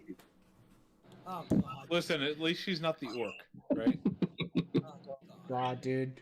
I had to watch that special again with Heather, and she laughed at like so much of that bitch's jokes, and I was like, Oh yeah, but she likes like really like her taste in like arts is really bad. She listens to like the worst music. That's true. Okay, I'm gonna cling to that and hope that's what it is. She just has bad taste. I mean, look who her fiance is. Oh, Right, I'm sorry. Oh, burn! So sorry. The vote thing that like people constantly, I see it cited in like a lot of these big channels whenever they talk about Star Citizen and like the scope expansion mark, and they're like, oh yeah, well the backers voted. 14% voted yes of total backers. 27% or something like that of the total backers voted at all. So like, no, we the backers did not pick this fucking Chris Roberts fucking madness roller coaster. Like almost nobody knew about that poll, but they're constantly using it as like a fucking okay green light that Chris Roberts did what he did. That shit is like a cult, so much. Right? Like imagine a cult, right? And they have like, you know, a pyramid of people, right? And at the top it's the cult leader. Right below him are the most devout followers, right? And below them are the sheep, right? And then he's like, all right, devout followers, do you want to drink this poison as a group? And they're like, yes. And then the other people come in, they're like, we're going to drink poison. And they're like, wait, what? Fuck. Yeah. I'm not drinking poison. Right? Like, that's exactly what happened there. That's the biggest thing about that poll is that only the people who were the most interested in the project and the people who were living that kind of like, oh my God, Chris Roberts, you know, the dream. Yeah. Those are the only people that saw that poll. No regular person saw that poll. Yep. Because I know, like, for me personally, I pledged my ship. I bought my ship and I was like, oh, this is cool. And then I kind of went on like cruise control because Chris was like, oh yeah, 2013, 2014 release. So I was like, cool, shelve this shit for another couple of years. And then like, I checked in like 8 months later and they're like, yeah, scope expansion, guys. The pole. And I'm like, what pole? Also, I mean, I think Gundam has a good point. So I don't know specifically like what they outlined in the poll, like what you were exactly voting on, other than scope expansion, right? But like, it sounds like most people that voted in that had an idea based off of probably a big like a big like write up that they did put out, right? Of how big that expansion of the scope would be, right? And they've gone way past that, right? Like imagine with the cult, analogy. Imagine they're like, all right, hey, devout followers, do you want to drink this drink with me at fucking Sunday prayer? And they're like, yeah, sure, I'd love to drink that. And then everyone shows up and he's like, and it's poison. It's like, well, you said you'd drink the drink with me, right? Like they like way over, from my understanding of what most people say, right? Because I don't know specifically, right? But it sounds like they've gone way past And I could see that the voted on thing, or at least with the feeling of what it was. I could see that as being like justifiable, right? Like if you're one of those motherfuckers who screwed us all by voting yes, I could see your justification in saying like, oh, well, I voted yes because Chris Roberts was like, oh yeah, do you want us to add landing on planets and all this? Like I don't remember the poll verbatim, right? But I don't remember the poll being like, hey guys, we're gonna add planetary landings and like a ton of fucking stupid bullshit. And while I'm over here on fucking my whatever the weekly show was called at the time, Wingman's Hangar, I don't remember. Well, I'm over here on the show telling you that like we're going to be releasing in 2015. I'm actually, what this poll means is expanded sometime to like 2028, right? Like it was misleading in that alone, that like he was telling people like, oh, the game's going to be, a 3-year project and it's out, like, and then we'll add on to it living updates. So like I could see that justification, that like they just had no clue that Chris Roberts was going to take a fucking yes and run with it for fucking 8+ years. Well, it'll absolutely be more than 10. It'll probably be like 20. Yes, but yeah, like, yeah, I think like most reasonable people that see something like that isn't clearly defined, right? They have a reasonable idea of that like expansion of the scope, right? They're not thinking that like he's literally gonna take that and dial it up to a 50. Yeah. Right. Yeah, exactly. Like, and they're not that's what they thinking it's did. going to take 20 years to finish the project. Yeah, they're that's thinking, what they, a scope increase. That's cool. Yeah, it's because like all we can really go by is like games that have been made in the past when we make these decisions, right? And like, I mean, like some games take a long time. Who thought it was going to be a generational question, right? Yeah, but like some games take a long time, but like we don't know that those games take a long time most of the time, right? Like it's only recently that like they've started, like when like Elder Scrolls was announced way too fucking early, right? Like, I mean, I guess it wasn't really that big of a deal because they didn't promise anything anytime soon, and they've been pretty realistic about like, they're like, guys, it's nowhere near anytime soon, right? But like, I feel like most of the time we don't know about games until they're like way past the tech demo stage, right? We find out about games and like see actual like advertisements for them and shit, or like release video, or like not release but like announcement videos and shit when they're in like the alpha stage, right? Star Citizen's not like, I wouldn't even say Star Citizen's there. Like all of the like at least not in like the alpha stage as like we kind of have known it for a while, right? I feel like in alpha stages most of like the systems are in, they just don't work well, right? Which is the definition of an alpha. It's not like a third of the game, it's just that the game doesn't run and shit well, right? Or maybe like some of the content isn't in, but the systems are in, right? Well, Star Citizen is just like, hey, here's literally only the first 40 minutes of our game, right? And that's our alpha or whatever, right? Like I feel like Star Citizen like redefines all of these terms, like not necessarily themselves, but the community too, right? For Star Citizen.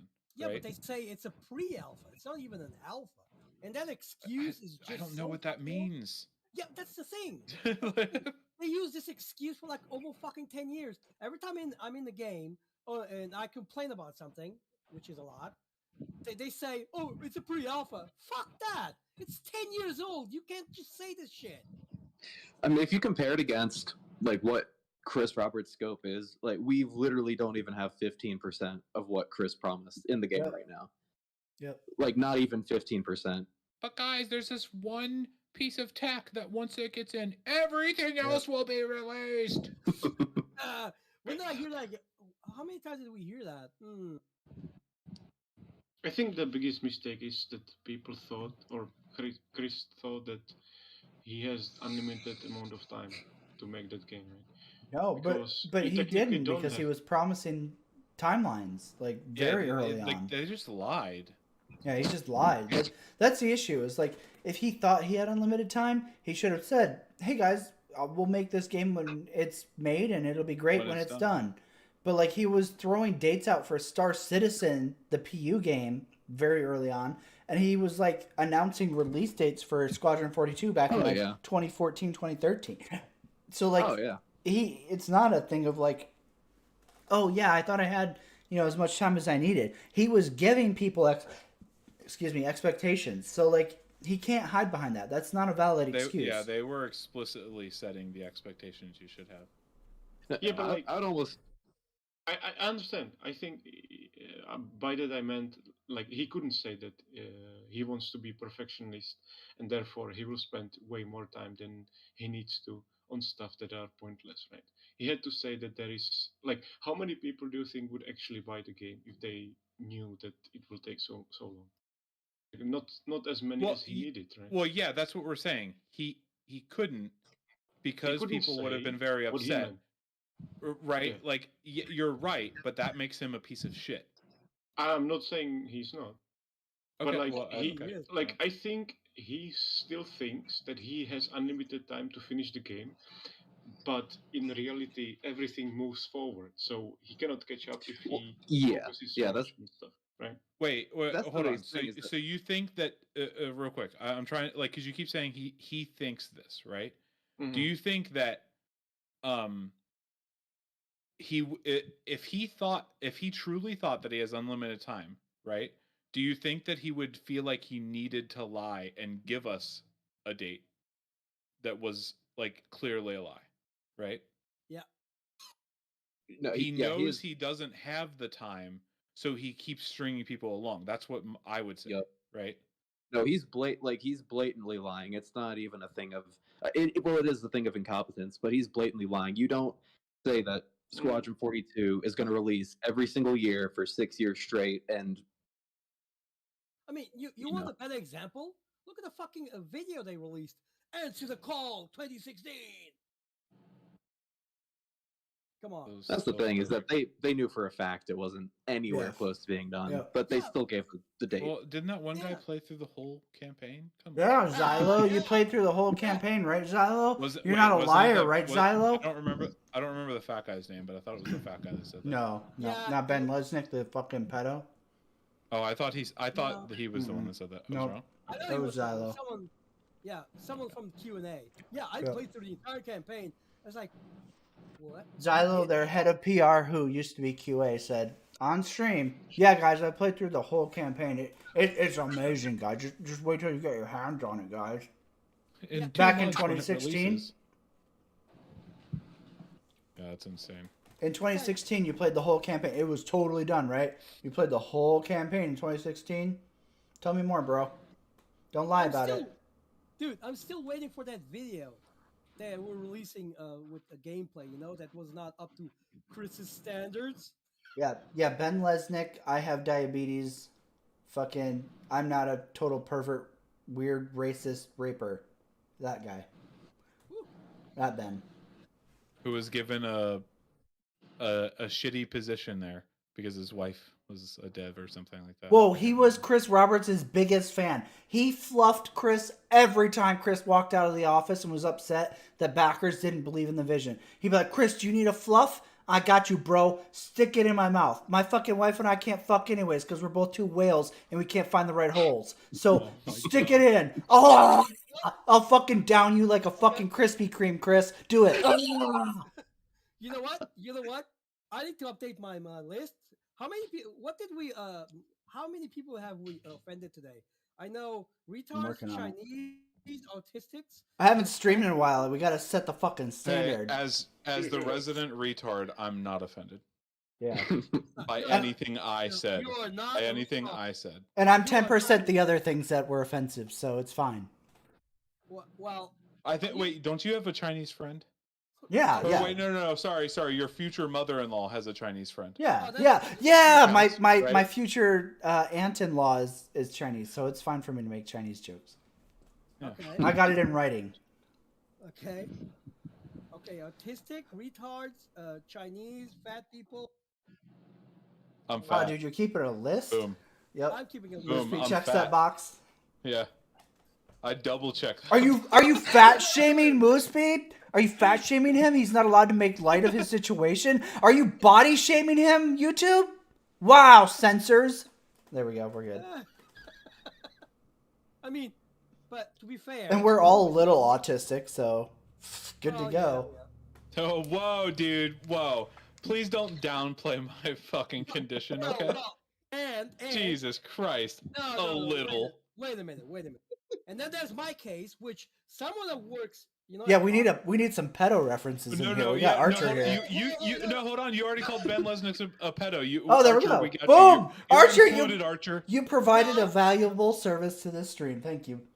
No. Now he's gonna go clear out the fucking little kids in his basement. And Heather thinks I'm a downy, so there we go. Yeah, we're super heavy covered in the autistic jokes department. Hi Heather. No, For now, Mosquito. For now, Navy. They will absolutely go back on that, right? Like, at a certain point, people will start getting mad about Squadron, and Chris will cave and give a date, and it will be bullshit, and they'll miss it, and then like they'll come up with the next year, Q3 next year. Yeah, totally, guys. Chris will absolutely go back to giving dates. I 100% believe that. I would agree with morphologists that the times, it gives you, but it's part of the solution to have limited amount of time, For him to keep driving people to spend money, even though like it's all a lie. No. In architecture, he said that you need time. How do you Time call it? limits. Yeah, Time constraints. Yeah. He was. I think he was agreeing with what we were saying earlier about having like a publisher or something looking over your shoulder saying it needs to be done by this day, right? Like it needs to be. Yeah. Okay. Yeah, god damn it, Gundam, you're right. Fucking, they used COVID to cover for their shitty progress before, and now that COVID's dying off, they're gonna go to monkeypox. They're like, the monkeypox from when Ben Lesnick waddled his way into the studio and fucked us all, and now we all have monkeypox, so it's delayed another 3 years. Sorry guys, monkeypox.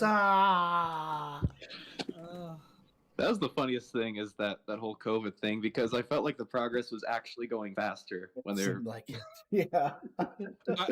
Actually, like, it's kind of interesting the way it ended up. So like, with 2015 not just Star Citizen, but it seemed like every company, pretty much like every big company at least, right, was like, yeah, COVID's not going to be an issue for us. We can transfer like maybe for the next like 2 or 3 months. It'll be a little weird because we're getting people out of the office and back into their home, and we need to make sure they have computers, they can work, all that stuff, right? Like the logistics of making sure everyone could do their job from home.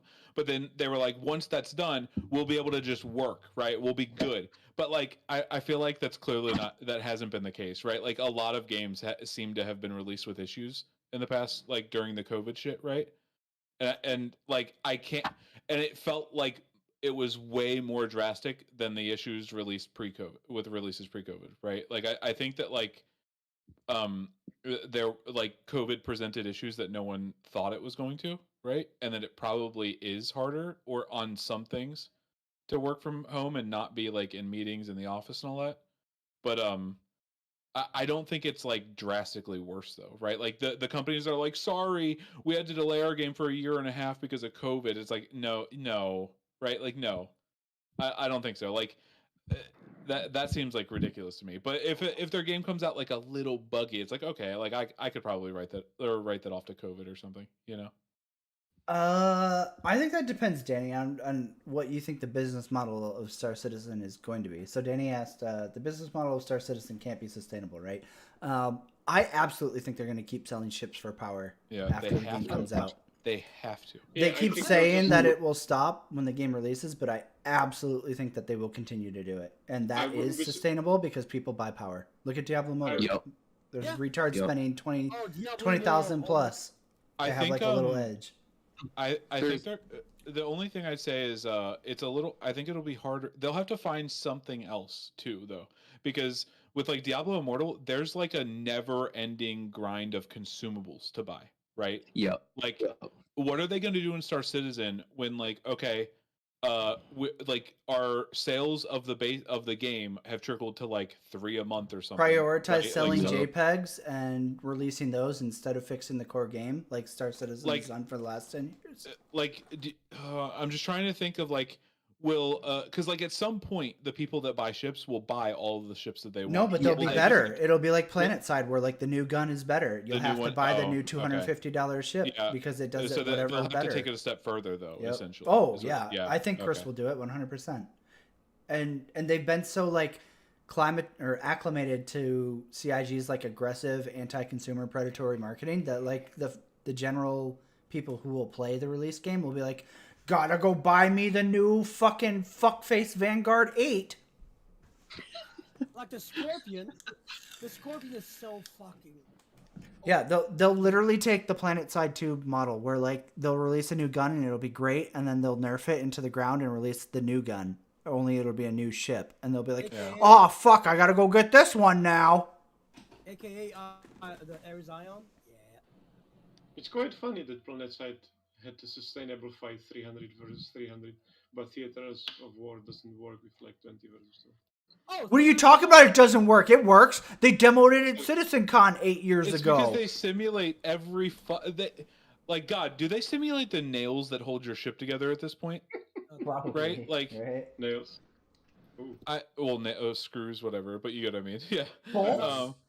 That would Weld? be the bolts and all. Right? Yeah. What's the weld health on the fucking starboard seam?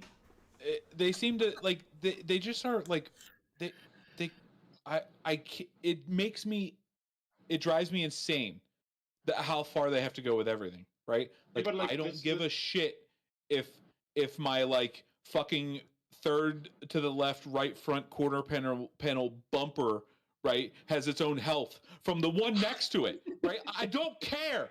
Yeah, but like that's what I said before. That's the misunderstanding of simulation. You know, you don't need to simulate every annoying stuff. You have to do like see, taking that's- shit, that's- also simulating all parts of No, It's about you bunch of simulating haters. enough to have fun. Chris Roberts knows best. I mean, so like, okay, everybody here in stream chat, this doesn't get shared and nobody clipped this. But like when Moospeed and I were talking to Yakaru, who was that dev that was originally going to be hired on as a project manager for like Austin or something. You know, she was talking about like how when she was meeting and interviewing Chris for the job, and he was like, yeah, we're going to simulate like literally every part of the ship. It's going to be like the pipes running through it and the fucking blah, blah, blah, blah, blah, blah, blah, blah, blah. I'm a fucking retard. I know how to make games, blah, blah, blah, blah, blah, blah, retard. And she was like, nobody does it like this for a reason. Right.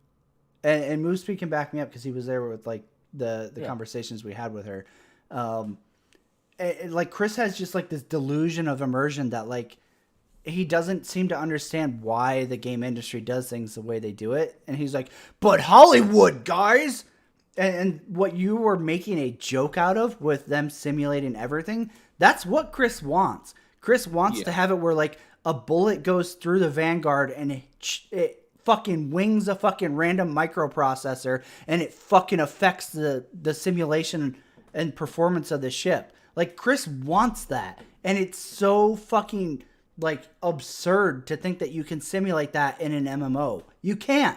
There's a like she said, there's a reason the industry does not do it. That's fucking autistic levels of obsessive compulsive immersion that like nobody would fucking ever do because it's dumb. Well, you know, it's like what you were saying is that's Hollywood Chris. That's director Chris envisioning this epic space scene where the bullet goes through and destroys this component and you know this ship is crashing now, and it's him looking at it through a director's lens, not a game development lens. Yes, absolutely. Because he's like, oh yeah, and then the dramatic moment where Engineer Moospeed will have to get up from his terminal and run back to the rear of the ship to patch the hull and fucking replace the fucking microprocessor, and then he'll save the day, and the flight crew of the SS retard fucks will fucking go on. And that's how Chris looks at everything in Star Citizen. I'm gonna be Amos, okay? I'm gonna run around the ship welding and that's what he wants. And fuck! Oh, it's so fun. You know what? The guy that let him watch The Expanse should have been shot. Yes. By the way, have you seen the AI in Warframe with your ship? No, wait. The best AI, the coffee shop NPC. Oh my god. No, it's not the best. Like, it's not like super great AI, right? But you can command them to use turrets to repair stuff on your ship. They repair it by themselves if you command them to be like on a lookout for repairs. They defend the ship themselves, and they can even pilot it while Yeah, you're dude. outside. Yeah, Star Citizen's gonna have that. Tony Z said so. Don't worry about it. You Tony Z said you can hire NPCs and they can pilot for you, and you can just sit in the there was a segment where one of the fucking it was the guy that Moospeed and I hated so much. He used to do all the Star Citizen videos. Yeah. He had like this weird comb over thing and like the most punchable fucking face ever. I haven't seen him in like fucking 4 years. Wait, is it the one that like went crazy at the end, or Citizen Tech Talks? No. He was like an actual CIG employee. Let me find it. Oh, I don't know. We'll find it. Okay. Give me a minute, bro. I got you. That's like the one that I truly hate. So like that I remember to this day. Citizen Tech Talks. You hate everybody. No, like no, when I said truly hate, right? Like yeah, I kind of hate all humans, right?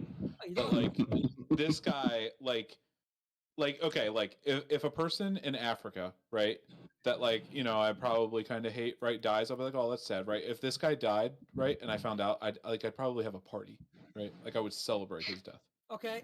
No, we're offending black people. Okay, so let's check this one. Noted. Wait, do you think only black people live in Africa? Oh. Wow. Whites in Africa right now. Wow. Okay. Ish. Sounds a little racist. The video. Was this like a really long or a really old video or something? Yeah. Maybe that's why I don't remember it. He used to be on them all the fucking time. Okay. I'll find it. I will. Oh, is it one from like their videos, like their dev videos? Yeah. Okay. I don't remember who you're talking about, but I assume there was a guy in there. I'll check the stream. KA. I'm software engineer working on cloud microservices. He was the dude who basically did Xylo's job before Xylo got out of QA and started being the fucking shill cuck he is. Let's see. Is it the Bug Smashers guy? Failure? No. Somebody? No. Before that, I'm guessing. Yeah. It was old. It was super old. Because there's the one that we both kind of hate that was like it never felt like it felt like he was just the presenter for the videos, right? I can't remember his name, but I think it was Blonde. Yes. Wait, is that who you're talking about? Yes. Oh, I guess I just never thought of him as like comb over threw me off, I guess. But Jared? Yeah, no, it wasn't Jared? comb over. No. Is it Jared? No? Jared's the homeless. The homeless. I'm dude. just saying names at this point, I think. Yeah. Hold on. I'll find him. I will find him. I will find you. Oh, Big Ben, bro, we miss you. We do? No. No, we don't.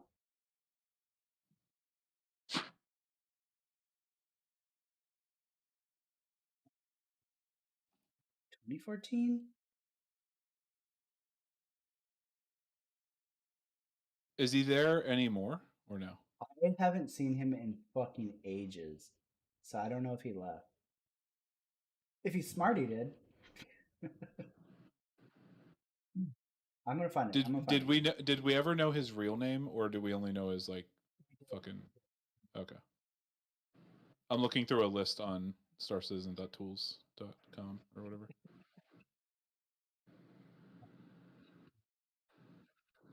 And by the way, PlanetSide like did a lot of major steps forward as well since These like, names last don't time we look played. familiar. It's not like the game is completely dead. So.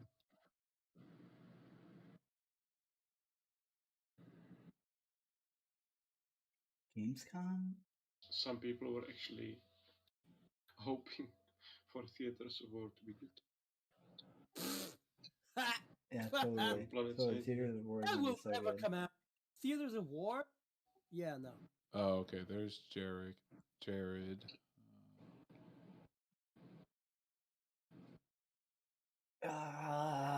Fuck. 2017 maybe?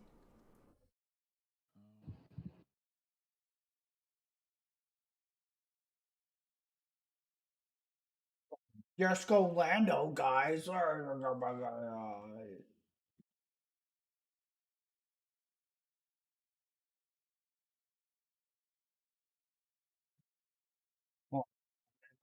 so guys, let's give me a minute. Star Citizen Holiday. It's weird because I thought I saw him like all the fucking time, so it doesn't seem like. Yeah, I can't fucking find him anywhere. It's weird. You know what they say, once on the internet, it stays on the internet. Star Citizen. I guess they're getting really good at purging their fucking oopsies. Get rid of this, get rid of that, get rid of this. Like I played through the entire campaign. That one just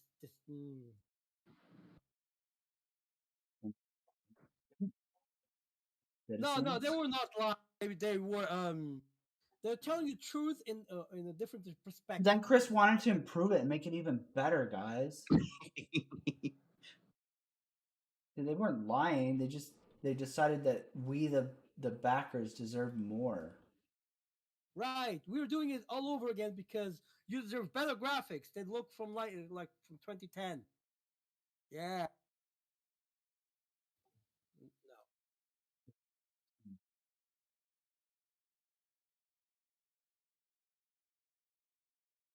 Probably help if I remember what year Chris or not Chris. I see what fucking Xylo took over, because it seems like he took this dude's job and he just kind of disappeared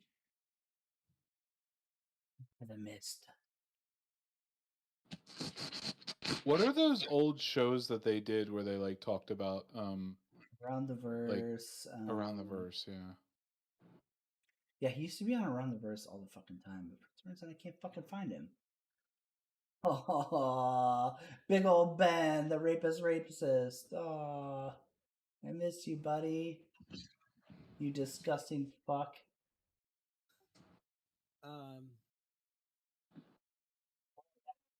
Look at him.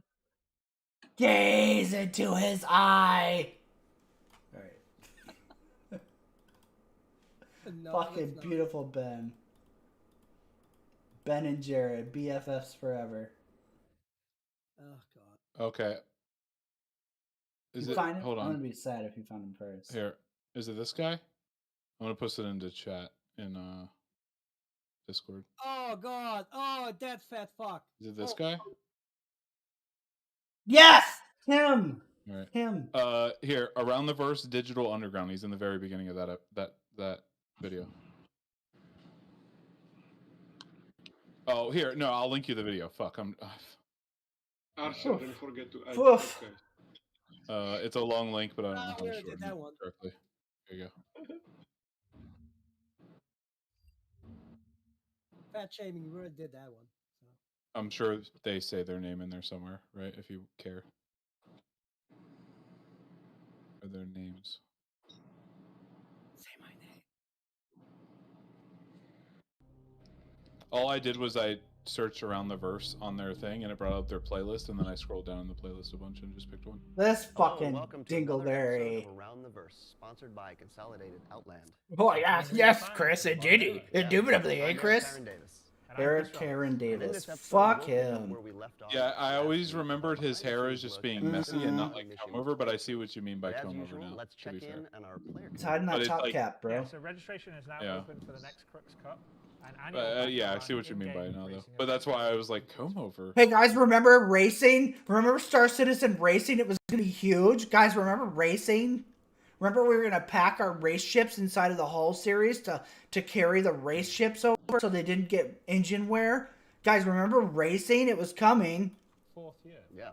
There are 3 different racing Jesus classes. Christ. Overly Star detailed. Citizen Fucking Racing. stupid. He's such a Last week we dug punchable into the place. mission Yeah, design by looking this at guy was the development worst. first. He was like the biggest fucking Chris cock sucking shill ever. I mean, Jared's stepped into his shoes very well, to be fair. But Jared, you know, it's hard to judge him because, you know, clearly you look at him and it's the face of a desperate hobo who was like, oh man, if it wasn't for Chris, I would be living under a bridge sucking dick to get by and buy more crack. So, like, it's hard to be mad at Jared Disco Lando. But, like, this guy, look at this guy. He's probably from a decent family. He probably wasn't, like, in a hurt. I don't know. He You know who he chose to reminds me suck of? that dick willingly. You know who he reminds me of? Fucking that one the one dude from Avenue 5. Oh yes, But dude, that 100%. That guy's funny though. That guy's Yeah, hilarious yeah, though. yeah. To be fair, I'm not.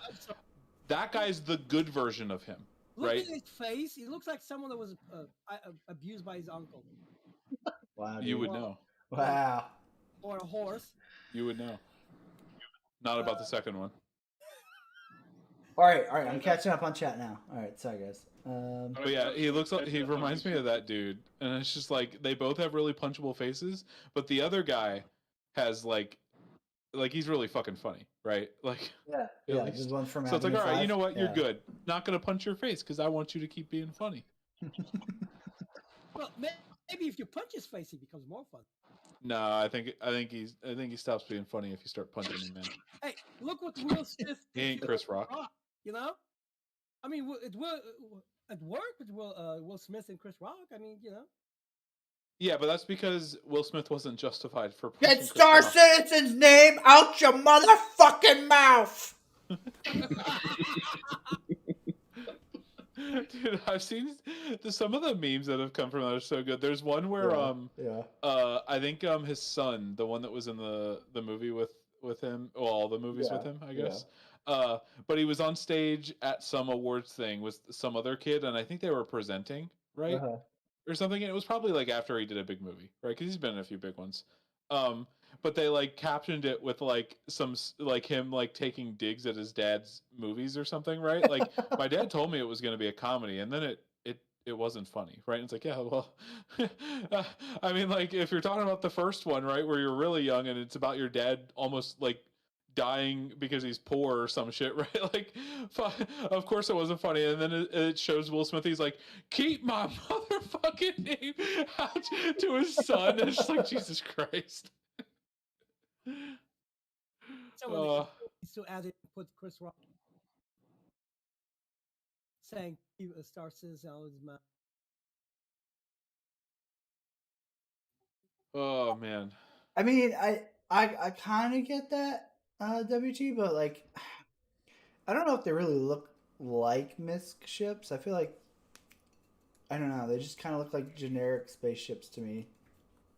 Like, they don't look similar enough to MISC to be like, oh, this is Star Citizen vibe. I think people, I think it's really hard nowadays to like design something that you can't compare to something else, right? Like at all. I think there's a line for sure, right? Like Star Citizen has a few ships that like are 100% ripped from other games, right? And that's that like, hey, can you design your own ships kind of joke for that kind of shit, or whatever, or even if it's not a joke, that's fair, right? But being like, hey, this is kind of boxy like this other thing, and it kind of has the same colors, but like, you know, it's otherwise it's completely fucking different, and maybe you should get your own idea. It's like, okay, no, like we could literally run this fucking logic for everything, right? Like I feel like that's like, you know, getting mad at like, I don't know, insert random, like, you know, a Dark Souls game for having the Witcher styled combat or something, right? Like, wait, so because they have magic and swords, it's the same, right? Like, no. I think what Kay said is right. Kind of like, oh, like if you're gonna look at Starfield shit, I think it's because it's based around the modularity, right? Like, how are you gonna do modular ships? You're gonna have like some different looks for the cockpit. Like, oh, there's the Constellation Aquila cockpit, but then like nothing else about this is really Star Citizen-y. So like because they had a curved front cockpit with struts, do we go, oh, that's the Aquila Star Citizen? Ah, they're the inspiration for Starfield, right? Like, you can only make ships look so differently for space, right? Like, how do you keep making something? And I don't really think this looks like a MISC ship, but I can see why people would be like, oh, that's a MISC ship. Like, it kind of looks like a Hull C, with like the main body and then the big ass engines, right? Like, I could see the comparison, but at the same time, I'm not like. Yeah, I totally see the comparisons, but like I think sometimes the implication is that they're like ripping it off, right? Right. And that's what I just don't agree with at all. Yeah, I mean, it's like being like, oh man, Ford and Tesla, their cars are basically the same. They have 4 wheels, a windshield, a trunk, and an engine, right? Like, okay, like sure, like you could draw these comparisons, but like all cars have that. That's what defines a car, sort of. I mean, it's very practical design. You need to land on the planets and so on. Also, if you look calling stuff being rip-off and from like, Star Citizen is kind of funny when Star Citizen copied almost everything. Yeah, I think that Star Citizen ships as a whole, like all of their ships, not just one manufacturer, are closer to Elite Dangerous ships than these specific ones are closer to the MISC ships. I like this cockpit doesn't remind me at all about MISC, because MISC is like from here up you wouldn't see anything, and from here down you wouldn't see anything. You'd have not literally MISC, but those are some Star slit. Citizen struts right there. Oh yeah, there's struts. There's struts in the cockpit, boys. Ripped. Go back. Nice. I'll try and figure out where you're going for. Kind of design. Oh, I think I agree. Yeah, but even that, it's like real quick. Even that, it's like you can see a curved design. So like they can't have curves on their ship, or they're the same as Star Citizen ships. Is that what you're right? Like I don't. I feel like to be able to say that they're like very comparable, you have to have like almost identical ships, right?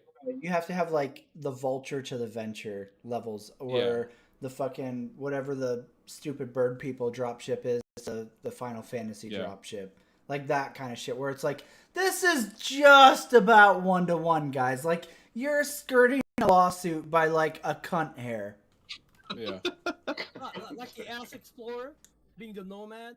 Right. Yes. Oh yeah. Yeah, that kind of shit.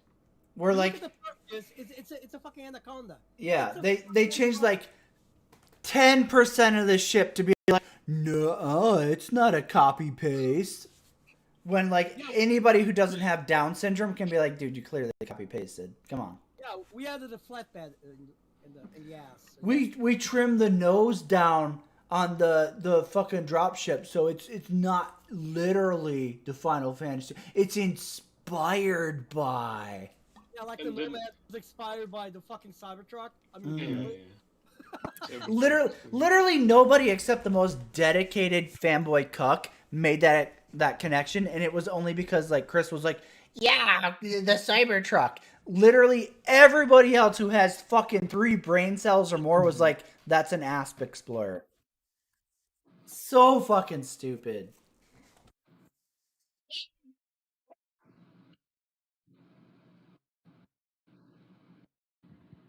Guys, it has landing gear. It's a Star Citizen ship. Sorry. Oh man. Yeah, I don't know. It's just like they're spaceships, right? Like, unless you're going with like a complete like alien design or some shit, right? Or like a completely different art style. Like, there's gonna be things to compare. Right. Like all airplanes look relatively similar. Yeah. Well, or jets. Or Yeah, you guys notice that the planes in fucking the newest Top Gun look the same or similar to the ones in the first one? Like, oh. Well, the Tomcats were a bit fatter than the F-16, right? And the F-18. Absolutely. Okay. So like catching up on chat real quick. Jordan AI crew. I thought that technology was impossible without quantum bullshit magic. That's what we've all been saying. We've all been enjoying that very, very thoroughly. That you can hire a crew to man your ship in Starfield and not Star Citizen, even though Star Citizen was like, Oh yeah, crew will do 10 to 1. You don't even know their fucking AI. You'll think it's all humans, right, Chris? Tony? Tony Z? Quanta? You fucking downtard fucking drug addict? Fuck you, Let me dude. take this out here. Okay, done. And yeah, none of the shit in Star Citizen have features that allow me to tweak it to my specifications where it reflects my taste other than changing the color, and even that's limited. Yeah, exactly. That's why we like shut a brick when we saw the modularity part in Starfield. We were like, haha, that's what Star Citizen promised, but it's fucking abandoned like a motherfucker. Yeah. Star Citizen abandoned modularity like that little fucking kid you knocked up a chick, and then you were like, ah, fuck, that's not mine, even though she's like, I lost my virginity. and you're like, no, it's not mine. I'm done with it. That's what Star Citizen did to modularity. Need to know, we need to find this out about Starfield. Does it have space wheels? Oh, yeah. Fuck it. Give me space or wheels. Or space treads. Treads, yes. And you can like do a rolling landing and the treads move. Instantly better than Star Citizen. Wait, if they actually work, that would be hilarious. Oh my god. Imagine just like driving across like a fucking like a dusty planet with the treads, right? Remember that CitizenCon where they introduced Microtech and the part where they had you follow the NPC, all smoke and mirrors? Absolutely fucking true. 100% Tarek, you are absolutely correct. All of their fucking CitizenCon demos are fake as fuck. Fucking, I'm gonna be that dickhead that sits at college and puts up his fucking sign on the fucking table and was like, change my mind. Star Citizen demos are all fucking lies. Change my mind. Good luck! The issue is that, like, I think the problem is that, so, like, obviously, like, they literally script stuff in those too, yes, right? Absolutely. But even if they didn't, their demos would look so much better than, like, what we get to play right now. Right? Or like when that demo is like live on the PTU or whatever, right? Because like they're playing single player in a vertical slice, right? Yes. Of the game, right? They're like there's no fucking like game engine shit being like done behind the scenes for anything but what's in their little like 100 yard by 100 yard area, right? Like their computer, their shit is only running what their fucking camera can see and nothing else. And that's not how the PTU works, right? Yep. Like the servers are half of the issue, right? Yep. The servers just don't allow the game to run because they can't run all of the shit and there's not even that much. There's not even that much right now, right? Like the stuff that they want it to run isn't even that much. Yeah. It's already too much, but compared to what they want, yeah, you're right. It's a drop in the bucket. Yeah, absolutely, Togar. What I find funny is about, server meshing. It's such an awesome Jesus Christ, God Almighty technology. In the meantime, it already exists in so many games. I mean, Dual Universe. They created that technology before they made the fucking game. They have that. They actually have a video showing how their server meshing works. Like, online. And so on, right? Yeah, you could literally spout server meshing. Like it might not be to the scale that Star Citizen wants, but like you could spout server meshing examples all fucking day, because it's been just none of those companies sell their game on that as a based like on a headline, right? Yeah, like fucking insert MMO from 2010 or something, right? Yeah, Isn't like, even older. We have server meshing, yeah, right? But they do, right? They do have it. But they're not out there like saying that that's like a selling feature of their game, right? Yeah, first name. So like one of the features. Hold on, let me. Blah. Resource heavy ice balls to Gold Planet. I'll unmute for you then, just so you can enjoy it. You can land into Atlantis, but you can also land and explore anywhere on the planet. Anywhere on the planet. And it's not just this planet. It's all the planets in the system. Wait. From Wait, what? barren but resource-heavy Sorry, I have it crystals muted. What? And to I don't really Goldilocks understand his planets question. with What what- is he trying to ask? Can you what? He asked, can you circumnavigate the planets in Starfield because there's 1,000 planets and the star map lets you orbit them fully, so it seems like it. Yes, they're saying you can land anywhere you want in the planets and you can go on any of them. Okay. So, suck a dick, Star Citizen. Life. And not just this system, but over 100 systems. But over 100 systems, over 1,000 planets. Yeah, Chris Roberts, you fuck.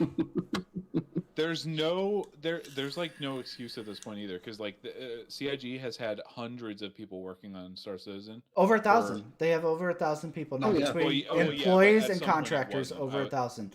That timeline has been since 2014. They've had over like almost 1,000 between third-party contractors. Oh wait, they've had 1,000 since then? I thought it was a little later. Nope. To be fair. So they are core employees, and their bit. core employees back in 2014 were somewhere around 400, and they were contracting out to third-party companies who had hundreds and hundreds of employees each. From since 2014. That's like one of the biggest like fucking gotchas that Star Citizen cucks use all the time. They're like, oh, but the manpower. Since 2014, they've had over 1,000 people essentially working on the game. And that's Chris's management decision. You can't be like, oh, but they weren't core employees. He chose to contract it out. So don't come at me with that fucking weak ass shit.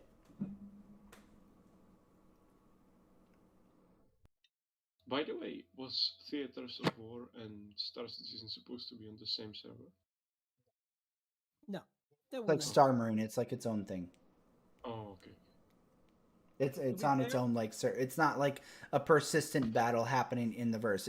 That's what makes Theaters of War even more embarrassing. It's not like it's something they had to make work inside of the verse. It's literally a fucking game mode you would like join into, and it's its own thing. And they still fucking couldn't manage to do that. What Yeah, but fuck? if you, I thought it's supposed to be the thing together. is even worse than that. I mean, that should be the easiest thing to make in the fucking engine. Fucking CryEngine was made for this shit. First-person combat. It was made for this shit. It's not CryEngine, it's Star Engine.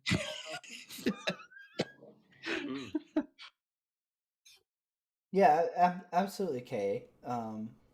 Like that's why, like, for a lot of us, negative detractors and FOMOs, we kind of like laugh when Star Citizen's like server meshing, server side object container streaming, and they like throw out these fucking stupid buzzwords, and it's like, oh, you mean the thing that like EverQuest had back in '95? Yeah, cool, man. Sick, man. Tell me more about what an innovator Chris Roberts is. Like, cool. You're coming up with your own term for technology that's been in gaming for like the last 2 decades. You fucking dickhead. Especially landing on planets. Being able to go seamless to the surface and back. That's so fucking old. There's a tech demo, like almost 20 years old, on YouTube. It's the prototype for Battlescape. Yeah, all the shit that Chris like hypes all the time. It's shit that's been done. But for some weird reason, like the faithful backers pretend that like he's literally inventing the wheel. It's so fucking frustrating.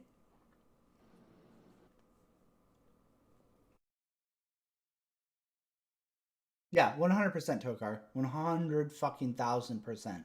That must be why Chris tried to suck Elon's dick so hard when they released the Nomad. He's like, you're one of me! Dude, if Elon Musk got... Fucking crimped hand fucking pounding his chest while he's like, Elon!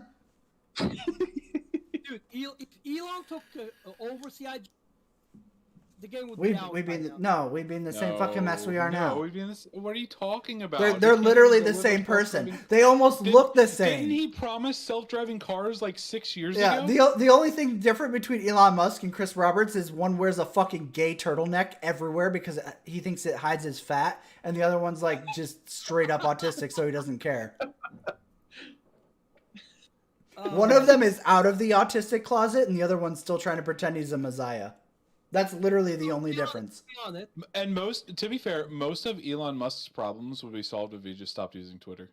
Yeah, but like a lot of his like most egregious shit has just been the shit that he said on Twitter, like accusing that dude, that expat in He's a fucking Thailand or pedophile! wherever it was, of being a pedophile because he wanted to like help save kids from drowning in a fucking cave, right? Like, No, Jesus Christ. your submersible like, is not a fucking viable option. You're a pedophile, but let me go build a mini submarine that's never been done before that can fit through the crevices in a fucking cave, right? That can haul 13 or however many it was kids out. It's like, are you fucking retarded, dude?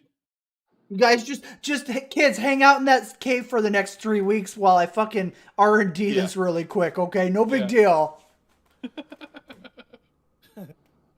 Well, They're both like narcissistic fucks who like think they're so much greater than they are. None of the good stuff that has come out of Elon Musk's companies are directly because of him, right? You could say that like his money has funded them. Sure, that's fine, right? But they're not his ideas, right? Or anything like that.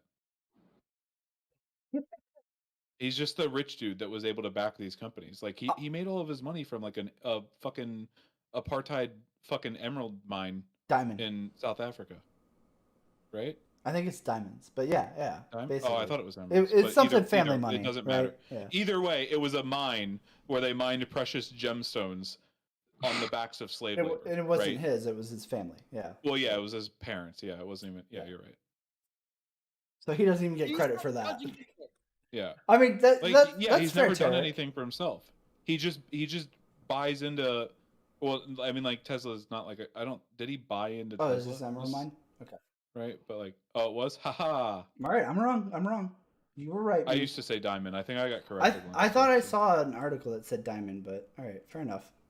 I think you just don't hear about like rare emerald mines, right? Like you hear, like it's always diamond mines, right? Like, blood diamonds. Yeah. Yeah.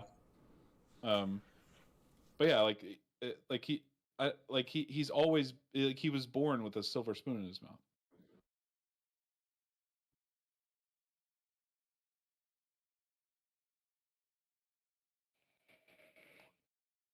Yeah, absolutely, Kay, for sure, right? But that's the difference. Is like, so I would say the difference between Elon Musk and Chris Roberts is Elon Musk is a fucking autistic idiot with money, and he hires people to do the things that he wants to do, and he gets out of the fucking way and lets them do it. Chris Roberts is an autistic fucking idiot who didn't have money, suckered people into giving him money, and refuses to get out of the fucking way of the talent he fucking hires and tries to micromanage shit so he can say that he did it. That to me is like the big distinguishing factor between Chris Roberts and Elon Musk. Chris Roberts doesn't know how to like actually be a CEO / manager / leader. He's like, oh yeah, I gotta fucking put my little sprinkle of fucking Downy in everything here, guys. Hold on. Whereas Elon Musk is like, oh yeah, man, I got billions and fucking I hire fucking smart people and they fucking make shit happen. What's up? And Chris is like, durr. Chris is literally Cartman on the fucking Autistic Olympics episode where he's just walking around like, durr, durr. That's Chris Roberts. Yeah. I think like I think the problem is like the way they present themselves, right? Like I don't think Steve Jobs is out there like I personally created like I mean like Chris doesn't say that either, right? But like I feel like Chris gives off this like implication that he's like in the pits with his workers, right? Oh yeah. And that he's making this game, right? I don't think Steve Jobs is like, I'm making your fucking computers designed and phones, your new right? phone personally. Yeah, like I was up all night fucking doing schematics. Right? He's just the face of the company, and obviously his input matters, right? And like I would say the same about Chris, but the difference is that like Steve Jobs, essentially ever since he was given money, was proven to be right on his input too, right? Like they make fucking tons of money crickets. off it, right? But like, I mean, like there are other ones that like you could actually are actually the same as Elon Musk, but they don't get seen the same way, right? Or Elon Musk and Chris Roberts, right? Like, I think it's Bill Gates, where like he got he only got funding originally because his wife or somebody like a woman close to him was able to like sweet talk like some investor into investing into him, right? Like his ideas weren't necessarily great at the time. He just got someone that was already in the in group to like give him the thumbs up, right? Like this shit happens all the time, right? Like either you're already rich or you have a friend that's like powerful and rich that gets you the to the rich part, right? Like I mean, like some of them turn out good, right? But like a lot of these guys that start these big companies and end up like billionaires, they're not any different from a guy that makes 100K a year, right? They just got the chance, right? Like like people put like people like Chris Roberts and Elon Musk on like some pedestal, but they're just the guy that got the chance, right? They're not like so much smarter than the rest. Well, I mean, like, fuck, the rest of the world's pretty fucking dumb, but you get what I mean.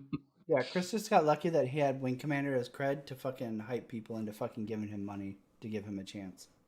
And the truth is like how qualified was he to even work on Wing Commander, right? Like what was his in the door for that, right? Like he like did make like I don't even know what he was there. He did make Wing Commander for oh god, what's the dude's name? The guy who was like responsible for Ultima. I can never remember. Peter Molyneux, whatever. But after that, like he got like brought in, and then they were like, "Oh yeah, Wing Commander worked out, good job. So make another one." And he was just directorial from there, but he had people overseeing him for the sequels. And then Freelancer was his like, "I'm fucking in charge of my own destiny, me and me brother, yar." And that ended up being an absolute fucking nightmare. Microsoft had to buy out controlling interest in the company and do it themselves. And then from there on, like Chris has never done anything where he's in charge and can be a big boy and say, "I need to limit myself." Like you can't just go, "Oh yeah, I'll fucking just keep on fucking doing whatever the fuck I want. Fuck the backers, fuck the investors, fuck everybody." Like there's a reason that there are timelines. There's a reason that there are like hard cutoffs for releasing. And like Chris is just oblivious to all that because he's a fucking idiot. We see this kind of stuff in like every absolutely, Kay. Every area. Like look at all the like like movies are like fairly similar to games in the sense that they're art, but they're not like only art, right? And like you have to manage other things just other than like, is this artistic, right? And like we see it all the time. Fucking directors film a whole fucking movie the way they want it, right? And then the studio's like, no, fucking reshoots galore, reshoots fucking everywhere because you just made a 2.5-hour movie, and 90 minutes of it is just fucking boring, right? It's boring, but you can't see that because it's your baby, right? Like we see this shit all the time. Yeah, absolutely, Kay. So when Microsoft bought out whatever Anvil Studios, I think it was that he was operating under back then, they gutted the majority of the game because it was just fucking unfinished messes. And then they spent, so he had 3 years to make Freelancer off of Microsoft's money, where he was using Microsoft's money to make Wing Commander the movie. Chris Roberts' priorities. Microsoft bought him out for controlling interest, kept him on as a consultant, where he did basically fucking nothing, and Microsoft gutted all the shit that didn't fucking work, wasn't finished, and then had to fucking crunch for 3 years to make a fucking sellable product. So that's Freelancer. And it bothers me so fucking much that Chris Roberts gets fucking credit for Freelancer when he's just a fucking idiot who couldn't fucking do anything himself and needed a fucking daddy to step in and be like, "No, son, you're fucking stupid." Yeah, I don't know. It's just weird. Do we credit like the fucking lead guy at EA with like all the games that BioWare makes, right? Like yeah, it's like this weird worship culture. Yeah, I feel like gaming is in a weird place where like we can blame like the guy that's in charge for fucking everything, right? Or we can praise him for everything. But like if I went to like Walmart, right? Like no one like, is it, what is it, the Waltons, right, that own Walmart? I think it's that family, right? No one's like, oh God, the Waltons, right? They, everything good Walmart has ever done, thank you, the Waltons, right? It's like, no, they don't, they, I bet they barely even acknowledge, they sign papers based off of what the like the experts that they hire say they should do, right? They're like, oh, you're an expert in this field of marketing and you think we should start marketing this way? All right, well, that's what I hired you for, right? Yeah. Like the people at the top are not like solely like I get the whole like, you know, it happened under my watch, it's my responsibility kind of stuff, right? But like they're not solely responsible for everything good and bad, right? Like it's the company as a whole, right? Um and like largely the managers usually, but like this whole like Chris Roberts is making my dream come true shit is insane, right? Well, I think it banks off of nostalgia. That's the whole thing. Yes. Is that, you know, like Chris Roberts was a part of their younger lives, and so now it's like about Chris Roberts because it's nostalgic to them. Yep. Yeah, Absolutely. I mean, I get that, but like I think that also comes from the same thing I was saying, right? Like when Chris made, you know, Wing Commander or whatever, right? He didn't make Wing Commander. A studio did. Oh, he did. He just oversaw it. He did. Wait, he made the whole game. He made every single part of it. Yeah, that was back in like the. I mean, you have to think of how old Wing Commander is. That was back in the old days where like you could fucking do some fucking shitty pixel art and fucking code some basic shit and like, oh, Wing Commander, and then he got bought or hired or whatever by like a bigger studio to do like sequels, and then he was like, I'm a successful guy. I fucking rubbed shoulders with Mark Hamill in my Wing Commander cinematics, and I made Wing Commander. I'm gonna go out on my own. And then he did Freelancer, and it fucking failed horribly. Well, it didn't fail horribly, but like its development failed horribly. Oh, okay. Well, the last time I looked this up, right, when I was looking at Wing Commander, to be fair, the list includes his name like 7 times because he's in every category, right? Which I didn't realize, right? I just saw that there were like lists of people, and they also include Aaron Roberts, right? Yeah, this is Barry. As a designer, right? Like, right. So like, yeah, I guess it was probably a lot on his shoulders for that one. That's fair.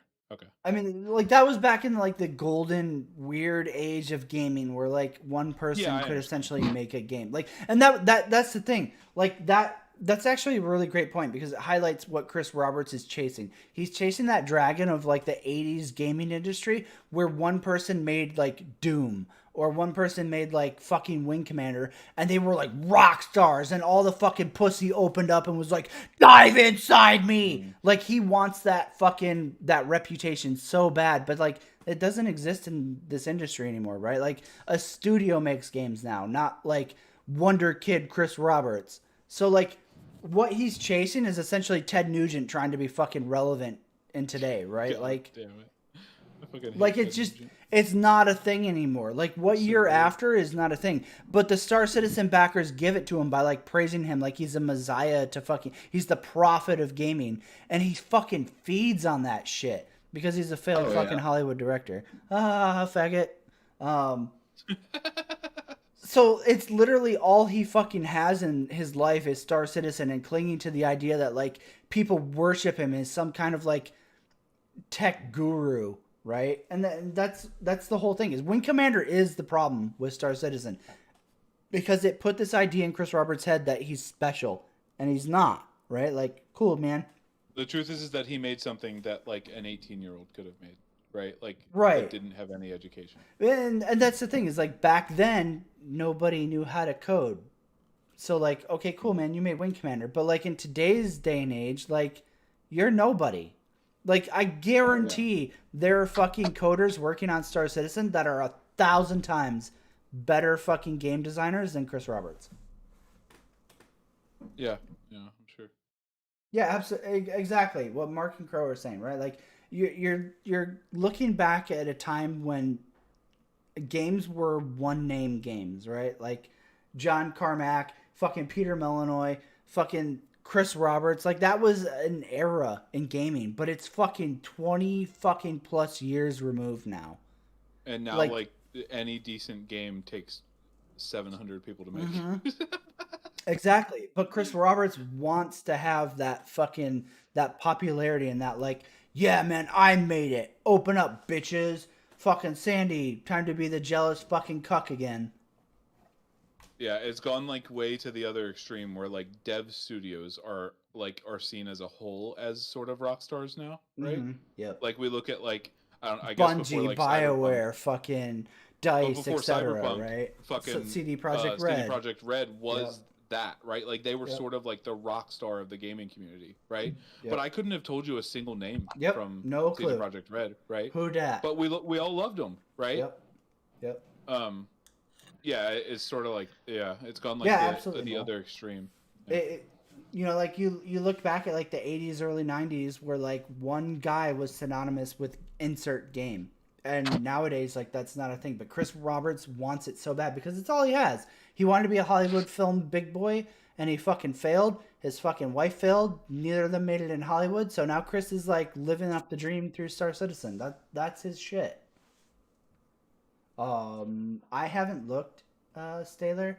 Moospeed was kind of, like, browsing the subreddit a little bit, and it seems to be abject denial.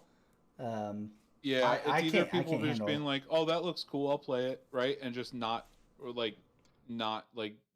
buying into the whole like I have to compare this. But then there's like two other groups where they're either saying you can't compare this to Squadron 42 because Squadron 42 is it's more just like a combat fighting story game, right? And then there's the other group that's like, you can't compare this to the persistent universe because like multiplayer and this other right, like they're like finding every way to not compare it to either part, right? Well, yeah, because the second they become comparable, the second Star Citizen no longer Looks becomes stupid. impressive. Yeah. Yup. It's insane. It's insane, the loop. I mean, like, we've had a decade of mental gymnastics out of Star Citizen backers, but like the fact that like I'll go out and say like yeah, you can't kind of compare these to Star Citizen, the PU, because like multiplayer makes a huge difference in like what you're expecting out of the experience, blah blah blah. But this is absolutely comparable to Squadron 42. I challenge any fucking Squadron 42 cuck to come on here and fucking tell me how you can't compare these two. Please do. Yeah. Let me know. Shoot me a fucking message in Discord if you see this later, and I'll fucking bring you on stream and you can try. I will honestly, if you you to do it. If you remove the UI from this and just put your person in first person is like staring into like a big room or something, right? It looks like it could be Star Citizen. Yeah. Right. Yep. Oh, absolutely. Like, you remove the UI and it's like that could be Star Citizen, like super easy. No, there's scenes that look pretty similar in that trailer. Yeah. Yeah. Only Starfield has more features. Fucking retards. But yeah, at some point it's gonna be like, all right, well, I guess you can compare them, but not technically because Star Citizen is not done yet, right? It's just like, I bet you fucking money. A finished game to a non-finished game. Fucking money says you literally just came up with what Star Citizen fucking retards are gonna say for the next fucking 3 years while they wait for Squadron 42 Part 1 is absolutely Squadron's not done yet, so it's not fair to compare it. That's a released game. Squadron 42 is still alpha, bro. Also, like, as pretty as some places are in Star Citizen, right? Like, what's the snowy place, whatever that place is? Microtech. Yeah, Microtech is great. Like, the city, I mean, right? Yep. I think it's really pretty, right? Like, most all of the places I've seen in this trailer so far are fucking gorgeous. Really cool. Right? Yeah. Right? Like, I think that's one of the things that I like or I dislike most about No Man's Sky is it's so rare to find like a really pretty planet. And every single of it's handcrafted. Every single place we've seen in Starfield looks fucking amazing. I'm like, oh shit, dude. I would slap a base there. I'd slap a base there. I'd fucking put one over here. Like, they all look really fucking good. Whereas Star Citizen's like, well, we've got Microtech, guys. Yeah, it always feels like in No Man's Sky that their like random slider is just turned up like far like too much, right? Like, like I feel like there's a way to do like procedural generation where it's not like so random, right? Like like I want planets to look. No, it doesn't have to be Earth-like in every single one, but like I want some kind of like pretty, right? And like 90% of No Man's Sky planets you land on look just weird as fucking stupid. Yeah. like there are absolutely like sliders or like values or whatever that they can turn up and down that determine like how like bumpy the area, like the ground is, right? Like how uneven the ground is, how many fucking random cliffs there are everywhere, right? Whether or not like there are like good areas near water that are kind of pretty, right? Like there are those things, and theirs are just off a little bit, I think, right? Like they could probably dial those in a little more, right? But whatever. I think it'll depend, Kay. Like how man, I don't know. Like I get what you're saying, and I kind of want to agree, but I think it'll depend on seeing how Starfield does it. Like on one hand, like the artist supported is a great idea because like you get those like special experiences, but like who knows how Starfields will be is the issue. Like it might be that there are lots of really pretty planets with like lots of cool like procedurally generated outposts and places. So like I don't want to judge it yet until I get to play it. But I mean, get where you're coming from. You absolutely shouldn't judge it off of the trailer too, because for all we know, these are the 7 planets that are gorgeous and everything else is trash. Right. Because like I don't know, maybe the planets where they put like big cities on it, right? Maybe those are handcrafted. Yeah, for sure. I mean, that'd be the smart thing to do. Maybe we're only seeing handcrafted ones, right? And that's fine if some are handcrafted, that's totally fine, right? But if that's all we see in the first trailer, and we take that and run with the idea that every planet is as pretty as the ones we've seen, we're going to be let down really bad, right? Yes, absolutely. What do I think will be next copied from Starfield? Nothing. Chris Roberts can't copy this shit because he can't even get his fucking game to run right. So I think 0 is the answer to that question. Look at all the creatures too. Yeah, right. Like I mean, that's the thing is right. Like Star Citizen has nothing. It has no life. It has no like NPCs going about their day in the verse. Nothing. Star Citizen has literally fucking nothing. And the thing is, this is a new evolution of the Bethesda engine that they've done for Skyrim. They've done for Fallout, whatever. They're known for having just like random shit doing its thing in the world, right? Like whether you fucking like Skyrim or Elder Scrolls or whatever, it doesn't matter. The fact is like Skyrim, Elder Scrolls, Fallout, they're known for like the fact that like NPCs are out roaming, they're out doing things, they're out like you experience random encounters in the environment. And Star Citizen has fuck of that. None. 0. They can't even get like hand placed assets in a starport to fucking work right. So like it doesn't even fucking matter. It's like comparing apples to fucking dildos. Yeah, absolutely. Don't you guys just love taking a big bite out of a dildo? Oh, fucking. Oh. Fuck yeah. That's the biggest thing is that it's like Starfield could do really, really badly and still be better. And still be better. Squadron. Absolutely. That's what I was saying earlier too. I was like Starfield, like everybody's like, oh, Todd Howard, fucking Fallout 76, and I'm like, they have to deliver on so little of this trailer, and they're already a light year ahead of fucking Star Citizen. They're literally already a decade ahead of Star Citizen. If they deliver on half of what they show here, they're a decade ahead of Star Citizen because it's been 10 years for Star Citizen, and they have fuck all of this. Absolutely. So like, yeah, I mean, you're 100% right. They could deliver so little of this, and they're still already doing way fucking better than Star Citizen. Also, this is all gameplay, right? None of this is like fucking like just scripted trailers like Star Citizen does. Yeah. I mean, it's probably scripted to some extent, right? Like they were like, "Hey, go up here and fight a ship, and the ship will die to you," right? Like, but like it's in-engine gameplay though, right? Oh yeah, it's not like a vertical slice of an Idris. Yeah.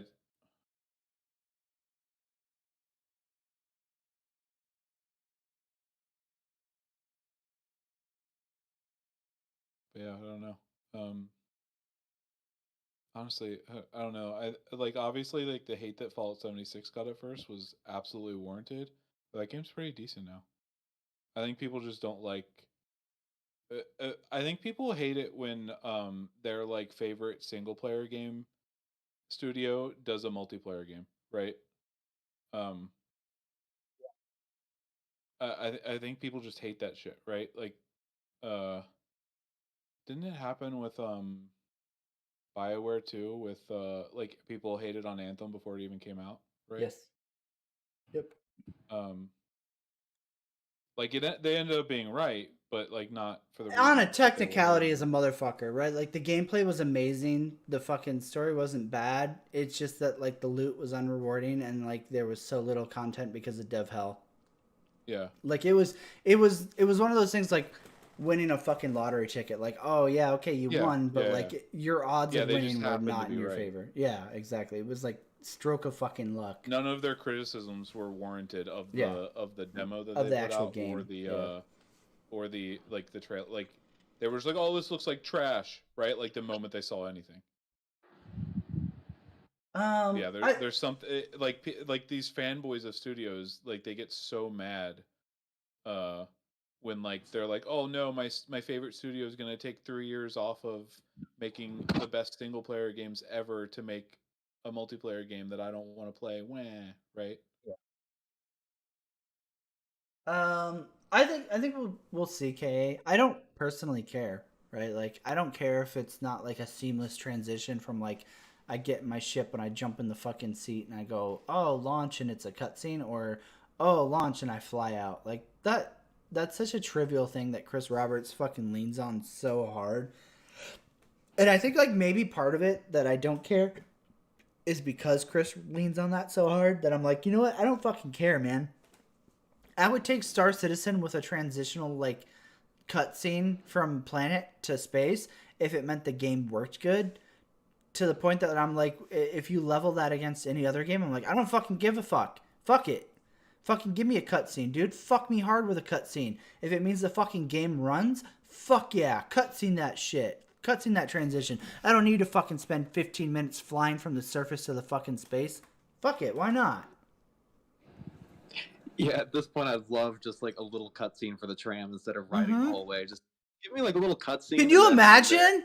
Holy shit, if you like stepped on the fucking tram, right? Like even if you had to wait for the tram to arrive, like you stepped onto the tram and then screen fade black and then fucking reappears and you're at the fucking starport, that's fucking maybe 15 seconds. I would fucking jerk my dick to that. You know what's really funny? If they tried to change it now to be a cutscene for the tram, all they would do is darken your screen while you're on the tram and make you ride it in the dark. Your screen darkens when the doors close, and when they open it, it opens back up. It would be a fucking 10-minute dark screen for sure. Oh, that's good. Because they'd still have to load all the fucking retarded assets. Yeah. Yeah, I'm pretty much at the point where if there is like a solid co-op option for Starfield, like where we could like oh dude, do some kind of like community thing or like play with a few friends, like I'm not gonna touch Star Citizen again. Probably. Yeah, if we could get like a fucking small group from the Discord to be able to play together in Starfield, I would never look at Star Citizen again. I'd be like, what game? I never heard of it. Is that like a fucking mod for Starfield?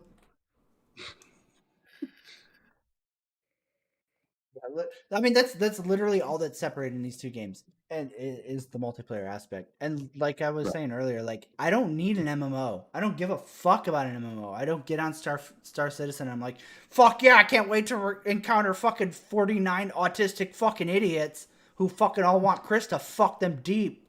No lube, full fucking. I need to find the one autistic idiot. Move speed, so we can do what we came to do. Like I get on Star Citizen, I'm like, oh, move speed, fucking Vaughn, fucking V, fucking, you know, like a couple people. I'm like, let's go fucking do some shit.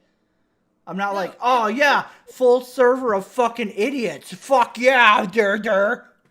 Like, so yeah, I mean, Starfield literally needs. I would even take 4 people co-op. 4 people co-op would be enough. Oh, yeah. I could I would play this enough that I get to play with everybody I want to play with. So fuck it. I'd 4 take people 2. would be more than enough. I'd take 2. I hate you. Hey, Thematic, how's it going, man?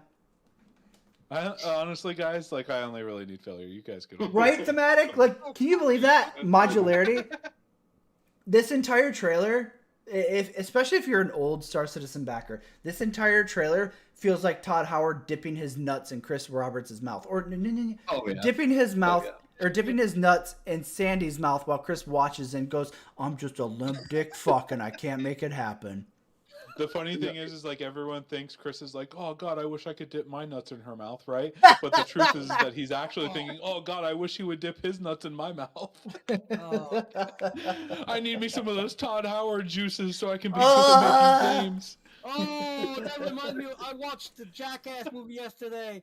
Oh, there's this scene. I mean, it literally made me run to the toilet and vomit. Which one? What scene? The one with the pig cum. Jugs that down his. I think it's time for me to go. He probably just put a little pineapple juice in it. See you, bud. See you guys. Later, Davey. We have 100 star systems. I feel like that was such a targeted fucking comment to say, like, we have over 100 star systems. Like, I don't know, man. I agree with Simple Gamer. That feels like a fucking shot at Chris because Chris talks shit about Skyrim, and now he's specifically saying 100 star systems, which is what Chris Roberts fucking promised, and then, like, dialed that shit back to, like, well, maybe at release we'll have 12. Do we know when they started development on I Starfield? don't. I would look it up, but I'm streaming the monitor. When was the E3 they announced? It can't have been more than fucking 11 years, Star Citizen. So yeah, no, it was like 2018, I think. I thought it was. Yeah, I mean, who knows? Like, I know they announced it around like 2018 or 2019, but who knows how long it was actually in development? They announced 76, and it was coming out a few months later. But then they show 2018 is what Kay said. Yeah, they full show dev Starfield started and Skyrim 6 or whatever. Yep. So Kay said full dev started in 2018, which is Yeah, all I can find it. Oh, by mid 2018, the game had moved out of pre-production. So maybe even like we could even say like maybe 2017, right? To include everything, right? But like, yeah, like can you imagine like Todd Howard and all of Bethesda, right, starting this game in 2018, whatever, right? And they probably have like a working prototype that's already surpassed Star Citizen in like a year and a half from that, right? And they're like, wait, because they know what they're making, right? They know that it's going to be compared to Star Citizen, and that Star Citizen will be compared to that, and vice versa, and that they're essentially competitors, right? And by this point, they're like, Todd Howard and them have to be sitting around a table like, what the fuck are they doing over there at CIG, right? Like what the fuck are they doing? Move. You know what the backers were gonna say? Archer. What Archer? Sorry. The backers gonna say, but move first. You don't understand game development. Yup. you non-understanding fuck. Todd Howard is in my head. Yeah, but in second they're gonna say this. But Bethesda now has Microsoft monies and they have thousands of developers. Yeah, first name, last name, 100%. No doubt the managers at Star Citizen watched this trailer and are panicking right now. Yeah, I fucking would be like, oh man, I'm about to have to start fucking brushing up my resume when CIG folds. It would have been really funny. Like, what if fucking like the Bethesda Twitter account just tweeted like a wink at CIG or something, right? Like a wink emoji. Right? That'd be so good. That'd be so good. No, but seriously, like 95% of that trailer is promised features from Star Citizen. Yeah, absolutely. It's also, crazy. That robot, we saw that robot in the ship, and it wasn't janking around. Yeah, it literally walks out. It's like, oh wow, you mean NPC? Wait, how did they get NPCs to transition one environment to another? Chris hasn't made that yet. Fucking stupid. It walked down a ramp, guys, and it What? didn't explode. What? Did it die with the ground? It didn't fucking glitch out and immediately die? Fell through the world? It's fucking crazy, dude. It's so crazy. It's magic. It's fake. It's fake.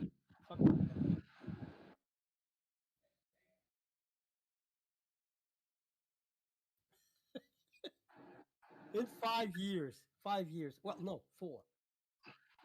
Wow. It's unfucking believable. Have they showed like a menu in game yet? I don't think like so. inventory It's not or that I've anything like seen. that. they showed the thing about choosing the weapon and stuff, the radio thing. Hey, Raven, how's it going? I'm looking for like when you Yeah. bring up your inventory or your character screen, right? It can't be as worse than the one we have. Yeah. Yeah. Fuck that shit. I mean, it's so. How in 2022 we have a fucking manual in the inventory system like. I mean, it's a basic thing to have like a fucking transfer all. I mean, you go hedonite mining with you have to literally transfer one by one to your backpack or your fucking shit. Oh yeah. Whoa, No, Crow. Oh, go ahead. Go ahead. I'll come back to chat. I was just gonna say it's taken this long for a UI system, and it's probably the worst UI I've seen in any game I've ever played. Yeah. I mean, Starfield could try to be bad, and they would still probably be better than what Star Citizen's UI is. I mean, the worst example I can give is like DayZ. That is a shit inventory system, but it's still better. Yeah. I legitimately cannot think of another game that has a worse UI system than Star Citizen. I would rather play DayZ than play Star Citizen's UI.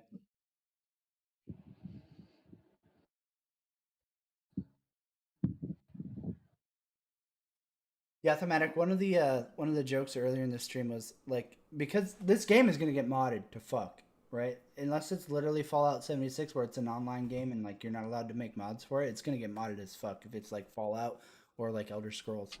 So like, how fucking funny would it be if you jumped onto Starfield a year from now and it was like, Idris P downloadable DLC fucking mod from some random, and you got to fucking walk around in the Idris fully built out before Star Citizen releases it, because fucking Chris Roberts and Star Citizen are like years out from that kind of shit. How fucking great. I'm waiting to be able to fly all the fucking Mass Effect ships too. Yeah. I mean, like literally, like this game is gonna get crazy stupid. There's gonna be a full overhaul to make this a Star Wars game before. Oh yeah. Warhammer 40K, fucking Star Wars. Yeah. Like there will be so many different conversion mods for this game. Star Trek, yeah, because Archer wants to fuck his Enterprise. I do. There was some weird fetish ship talk at one point. You guys really missed out. It was really weird. He also told me the other day that he has a Spock fetish. I don't know, it's weird. Hey. It checks out. That's a shamey. That's rude. It's just crazy. Like the potential for this game compared to Star Citizen is like through the roof, just solely because of modding. And then like you have somebody's gonna make like a Star Citizen package. Yeah, exactly. It's 100% gonna happen. I will be so happy if somebody puts in it like the Idris or any other Star Citizen ship that was like sold years ago and is still like the Nautilus or fucking whatever. And like, you know, it's still one of those things that they sold for hundreds of dollars and isn't in Star Citizen. And suddenly it's like, hey man, want to go fly around it in Starfield with a fully crewed AI fucking NPCs? You're gonna come in your pants for the Origin pack. Oh yeah. Oh. I'll be flying around in my 890 jump. Useful? Yeah. Oh, wouldn't that be fucking weird? You'll actually be able to swim in the pool too. No, imagine you're on Microtech. You've got your base built out. You're farming. You got your 890 jump in the back that actually has decent specs. Yeah, I still absolutely. remember the 890. Absolutely. Hey, Phil, you remember that time we were in an 890 in the pool without the water and we died of Immersion. I was like, wait, why am I dying? What? 10 out of 10 killing Matt on the elevator in the 890. I'm just gonna shoot his ship with a pistol. Get him angry. You're destroying it! You took 1% of my shields away. Wah. Let me ram into this other ship to get to you. No, it was a funny thing. Oh, I'm stuck in the elevator. Here comes Fatal. Let me help you in the middle of Quantum.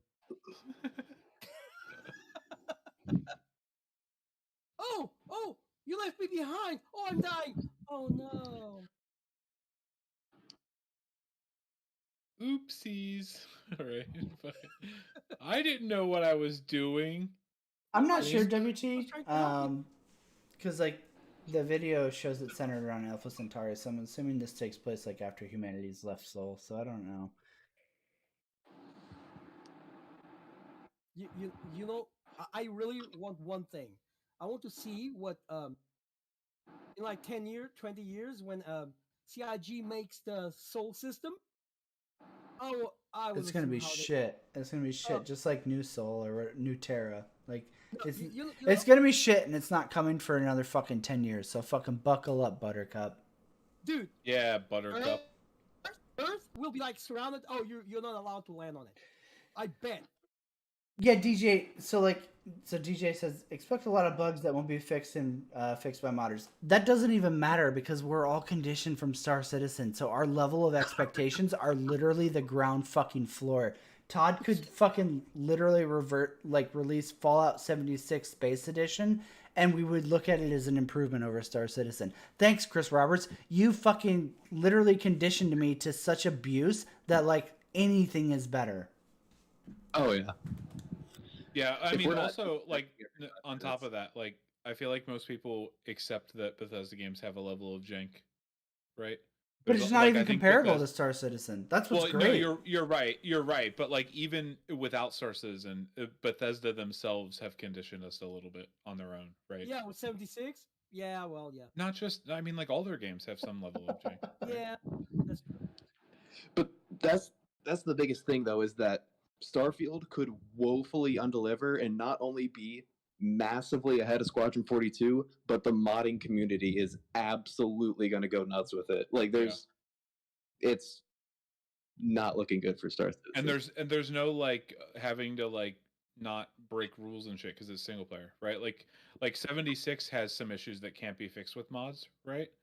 Because it's online, right?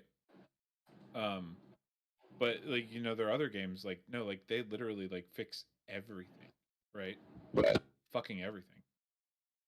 And that was one of the appeals for Star Citizen when it was first promised, because they promised modding support and they promised private servers. So it was like, oh yeah, you know, things that I don't like about the game, I can fucking mod out, I can fucking server setting that shit, whatever. And then Chris was like, thanks for the money, fucktard. So I mean, yeah, Starfield like offers that potential. Starfield is essentially offering everything Chris promised but lied about. Right. Yeah. What if like a year after Starfield releases, they release like I don't know, Star Universe or something, and it's an oh my God. I will fucking die. I will die laughing. And it's like it's done. Like they were like, we were working on this the whole time. Next to it, right? We just didn't want to say anything until we were really sure, right? And then they're like, all right, coming in 6 months, Star Universe, right? Multiplayer version. Oh my God. I would literally just jizz in my pants. Yep. All right, chat. I'm out of beer, so that means I'm out of time. You guys have a great fucking day. Maybe we'll do some Star Citizen shit talk stream a little later. I might wait till 318 because 317 was so underwhelmingly fucking stupid. We'll see. I just really wanted to share this beautiful moment in space game genre with you guys when Navy shared this video in our Discord, and I like skipped through it and I was like, oh man, I gotta stream watching this. This is too good. So thank you all for hanging out with me. If you'd like to continue this conversation, we're always in Discord where the real cool homies hang. So I will see you guys later. Have a good one. Enjoy being on Spectrum, listening to people tell you that Starfield can't be compared to Star Citizen because insert stupid reason that autistic retards think up because Chris Roberts is an incompetent fuck and they need to defend him. Yeah. Anything from you guys? Any party moments? Bye. I hate you. I'll let people in chat. Not as much as I hate Chris, though, right? So, like, there's. Well, there we go. I think we can all get behind that. Yep. I just hate people, okay, guys? It's nothing against you guys. I love you all. I will try to, in the future, be a little bit more active. I don't know when it's going to happen. I know I've been neglecting the channel. It's just that, you know, I'm not board gamer and I need it in order to pay for my Hobbit transition surgery to a real boy. So.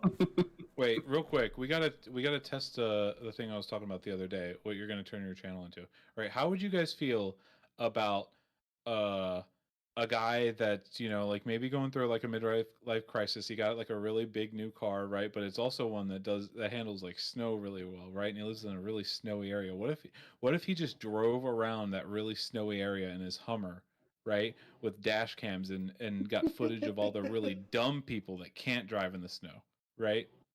And all the shit I want to see this, FTR right? Dashcam channel, maybe Yeah. 2023. He's transitioning to that, right? How do you feel about that? 10 out of 10 watch. All right. All right, cool. Yeah, wait, it's decided.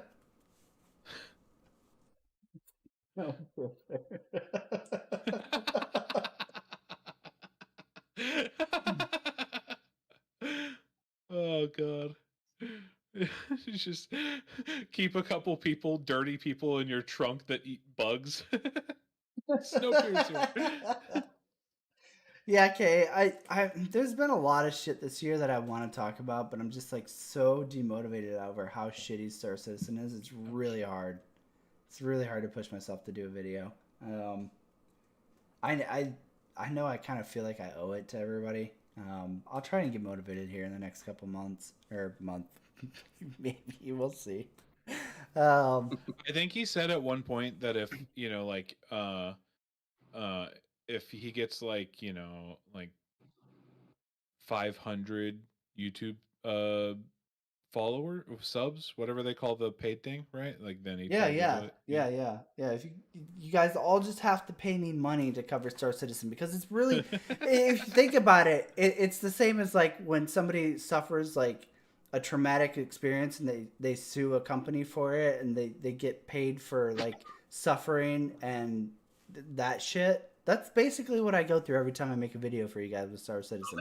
I suffer deeply. So, you know, I'm just saying, throw money at me and I'll be more inclined to do Star Citizen content. Let's call that the whale fund. Oh, man. Yeah, we'll see. I know I need to do a Star Citizen video. I was going to do one after... So I haven't talked about this pretty much barkeep, anywhere. Whose leg do you have to hump to get a dry martini around here? Ah! Starting the bribes. Starting the bribes. You're welcome. Thank you. I haven't talked about this anywhere except with Move Speed, really. But like, so I promised a 317 video when I got back from vacation, and we got back from vacation, and literally like 3 days later, my son was diagnosed with type 1 diabetes.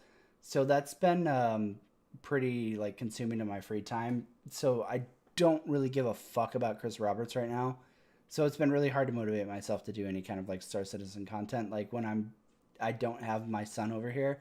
So like we have like week on, week off. So when I have my week off, I'm like, I just want to do shit that's not stressful and like not going to make me hate my life, which Star Citizen does all those things. It stresses me out and it makes me hate my fucking life. So that's the reason why I haven't done a 317 video, and I'm like, okay, maybe I need to do a 318 video because like it gives me some time. It gives me a chance to like settle my kid and like adjust, because it changes all of our lives. It changes his, it changes mine, it changes what I can cook, it changes how I do everything. Yeah,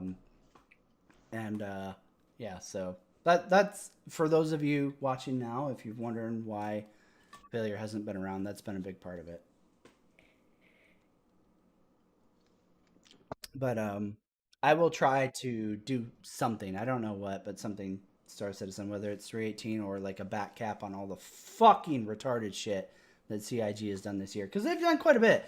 And like I've watched a lot of it and I've been like, man, I fucking really should do a video about that, because holy shit. So yeah, that's essentially the gist of what's been going on over here. When Starfield comes out, you can just make like video after video detailing how this mechanic is so much better Sarcastically make Star Citizen videos using Starfield. I love it. That's a brilliant idea.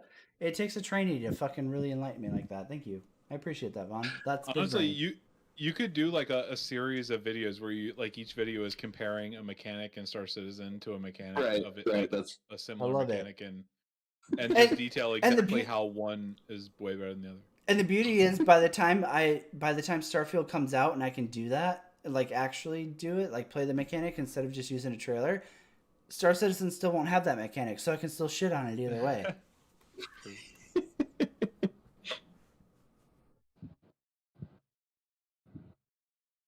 Yeah, guys. So that's it for me tonight. I will see you guys later. Thank you so much for tuning in. I love you all. I'm sorry I've been neglecting you like a terrible, terrible stepdad that just wants to fuck your mom and then is like, go away. But sooner or later, I'll like guilt tripped into go play catch with you in the backyard or something. You can have your mom. I'll take your dad. Winkies. Y'all have a great night. And I will see you guys soon. Maybe. Possibly.